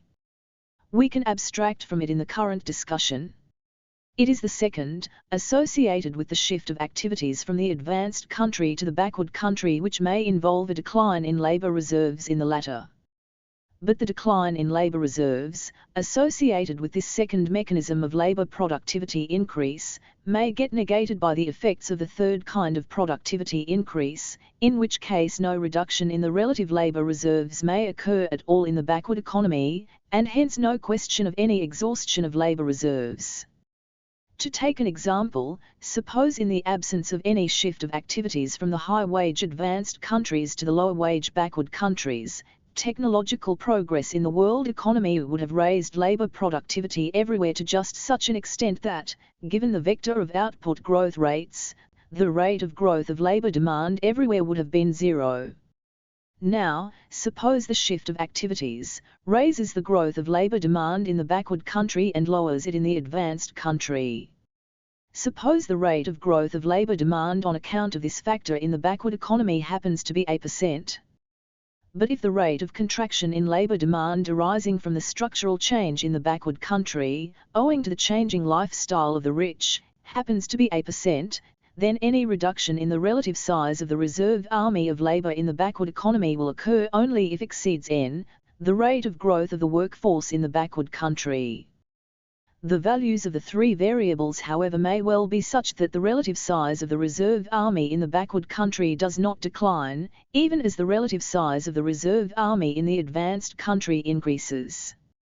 In such a case, even as the workers' condition in the advanced country becomes worse, it does not improve in the backward country either, and may also become worse.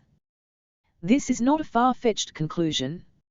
If we look at the world economy, we find not only that the rate of growth of labor productivity is much higher in the organized sector of high-output growth economies like India and China than in the organized sector of low-output growth advanced countries, but also that the difference between output and productivity growth rates in these sectors is no higher in the former than in the latter. On the other hand, the rate of growth of workforce is higher in the former than in the latter. Hence, notwithstanding higher output growth in backward countries like China and India, owing to the shift of activities from the advanced countries, the relative labor reserves in the former do not decline even as they increase in the latter. The pursuit of neoliberal policies, in other words, even though it may lead to a shift of activities from the advanced to the backward countries, and hence to a higher rate of output growth in the latter, worsens the conditions of workers in the former without improving them in the latter. Indeed, it worsens the conditions of workers everywhere. V. This raises an important consideration. Conventional economic theory always emphasizes the benefits of free trade. Its claim is based on the totally unrealistic assumption that there is full employment everywhere. The fact that this claim is completely unfounded is borne out from the experience of the colonized economies which witnessed deindustrialization, unemployment, and the emergence of mass poverty because of being opened up to free trade with the metropolitan economies. But the experience of the colonized economies was part of the segmentation of the world economy which we referred to earlier. In other words, the fact that they experienced deindustrialization and mass poverty was associated with the fact that labor was not mobile from the south to the north, that capital did not move from the north to the south, and that the local bourgeoisie in the south was not allowed to outcompete the north, by producing the same goods as the north was producing and using the same technology, but on the basis of lower wages. The experience of the neoliberal era, however, suggests that even if this particular segmentation is eliminated, free trade still does not benefit the South. True, it leads in the new situation to a shift of activities from the North to the South, but it still perpetuates and accentuates mass poverty and deprivation. Or looking at it differently, the generation and expanded reproduction of mass poverty and deprivation is embedded within the dynamics of the capitalist system. Whether there is free trade, or discrimination across regions, only determines where the hiatus emerges, whether it emerges between the metropolitan economies and the third world economies, or whether it emerges between the bourgeoisie of the metropolitan economy with which the third world bourgeoisie gets integrated more closely, and the workers and the peasants of the third world, towards whose abysmal living standards those of the workers in the advanced countries begin to move. 6. An amelioration of mass poverty within such a regime requires, logically, the reduction of the relative labor reserves of the world to less than the threshold level discussed earlier. In other words, the prevalence of subsistence wage rates in some economies prevents the increase of wages above subsistence levels in other economies, for then the latter will get outcompeted by the former, just as the advanced countries of today are getting outcompeted by lower wage countries like India and China. Hence, no matter how high the output growth rate in a particular third world economy, its wage rate cannot increase above subsistence level, unless world labor reserves are sufficiently lowered. Indeed, even if the labor reserves are exhausted in a particular third world economy experiencing high output growth, its wage rate can still not rise above the subsistence level, for if it did, then the country would still get outcompeted by other, subsistence wage countries, just as the advanced countries of today are getting outcompeted, until its output and employment growth rate have dropped, labor reserves recreated within it, and its wage rate fallen back to the subsistence level. In short, even a high growth, near full employment backward country cannot experience a wage rate above the subsistence level until the world labor reserves as a whole have fallen sufficiently. And if the pace of technological progress in the world economy is such that this latter situation does not arise, then the workers in all third world economies will forever be stuck at the subsistence level, no matter how successful their economies in terms of growth performance, and no matter how miraculous their growth rates are. Such miracles will only entail larger internal disparities within these countries, but not an improvement in the living standards of the people as a whole. Growth in any country under neoliberalism, unless the world labour reserves get sufficiently exhausted, can never be inclusive.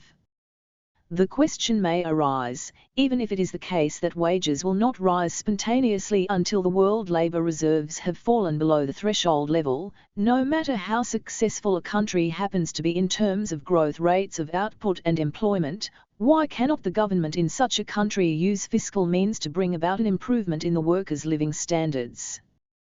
The problem here is that in a world economy open to competition, capitalists from different countries are engaged in a Darwinian struggle for survival. The states in these countries support their respective capitalists in this Darwinian struggle. Any measure that improves the condition of the workers and hence increases their bargaining strength, reduces the capacity of the capitalists of that country to withstand this Darwinian struggle. There are strict limits therefore to the extent to which the state in any third world country, even one that is a success story in terms of export and output growth, will help in the amelioration of the conditions of its workers. This is not a matter of invidiousness, it is simply the logic of neoliberalism which carries forward to the world level the Darwinian struggle among capitalists that Marx had described as characterizing any capitalist economy. 7. It follows that there can be only two circumstances under which in a world with substantial labour reserves, a country can raise its workers' wages above the subsistence level. The first is if it undertakes an innovation in the Schumpeterian sense. Schumpeter had seen such innovations as being the origin of profits, while Marx had seen such innovations as being a source of extra profits that the capitalists undertaking the innovations obtained compared to others. Now, there is of course no reason why the capitalists should share this extra with the workers, giving them a higher than subsistence wage, but in principle it can constitute a source of higher wages in case the workers are in a position to bid away a part of this extra amount. But this extra amount accrues only for a transitional period, until others can copy the innovation, and the quicker it is copied, the briefer is this transitional period. The second way that wages can rise above the subsistence level is for the country to abandon the neoliberal regime altogether. The state that can do so will have the ability to affect the internal income distribution in the economy. And the workers in such an economy will have the capacity to bargain for higher wages, since they will not be linked any more to the existence of world labour reserves. In short, since widening income disparities are intrinsically linked to the neoliberal regime whose hallmark is to tie the wages of domestic workers not just to domestic but to world labour reserves, any control over these disparities, any increase in wages above the subsistence level requires as its prerequisite a jettisoning of the neoliberal regime. This is a necessary condition. Such jettisoning, however, must be accompanied by an alternative growth strategy, which can only be a domestic market-oriented growth. The expansion of the domestic market requires above all an increase in the production of the peasant agriculture sector, whose base itself must be widened by the introduction of land reforms. Peasant agriculture does not mean a permanent adherence to petty production. It can encompass the organization of the peasants into cooperative or collective forms, since these forms constitute merely the voluntary coming together of peasants and do not entail the destruction of peasant agriculture, as occurs under capitalism. Hence, land reforms to widen the base of peasant agriculture, state support to such agriculture, an effort to strengthen peasant agriculture by changing its organizational arrangement towards cooperatives and collectives, a process of industrialization based on the home market that is widened through the growth of output in the agricultural sector brought about in this manner, a proactive role of the state in providing a range of welfare services to the people, a judicious restraint on the pace of structural and technological change so that the exhaustion of labour reserves becomes a reality, and, for all this, a delinking from the neoliberal world economy, These have to be the main components of an alternative growth strategy. Such a strategy can bring together the workers and peasants, since it will benefit not only the workers, through an increase in employment and wages, but also the peasants and petty producers for whom it entails a reversal of the crisis precipitated by neoliberalism. 5. 8. The proposal for a delinking of the economy from the world economy will be objected to by many, since it appears to involve a retreat to nationalism from a regime of globalization. True, globalization is dominated by international finance capital and is carried out under the aegis of imperialism, but the way to fight it, many would argue, is through coordinated international actions by the workers and peasants. Nationalism, even anti-imperialist nationalism, they would hold, represents a retreat from such international struggles, and hence a degree of shutting oneself off from the world which has potentially reactionary implications. There are two basic arguments against this position. First, internationally coordinated struggles, even of workers, is not a feasible proposition in the foreseeable future. And when we see the peasantry as being major force in the struggle against imperialist globalization, so infeasible is the international coordination of peasant struggles, that one cannot escape the conclusion that those who insist on such international coordination are altogether oblivious of the peasant question. In other words, any analysis that accords centrality to the alliance of workers and peasants as the means of embarking on an alternative strategy, cannot but see the struggle against imperialist globalization as being nation-based, with the objective of bringing about a change in the nature of the nation-state. Secondly, as already mentioned, such delinking is essential for bringing about an improvement in the living condition of workers in any country. And the workers who struggle for such an improvement cannot possibly be asked to wait until a new world state has come into being that is favorably disposed to the interests of workers and peasants. Besides, for reasons that cannot be discussed at any length here, the current regime of globalization is coming unstuck. The fact that the advanced country that provides leadership to the capitalist world must run a continuous current account deficit under the present regime implies that its capacity to provide that leadership role cannot last long. At the same time, there is no other contender for such a role at present, and as Kindleberger has argued, the absence of such a world leader makes the overcoming of the crisis difficult. This is in addition to the fact that international finance capital, which is opposed to all state intervention, except in its own interest, will fight against any state activism, including that of the leading country's state, for overcoming the crisis through demand management. It follows then that the present crisis will be a prolonged one, with occasional bubbles, as and when they do occur, causing a temporary and partial recovery, and collapses of such bubbles pushing the world economy back into a slump. In the context of this crisis, various strategies will be discussed, canvassed, and explored by different countries in response to the demands of the working people in those countries.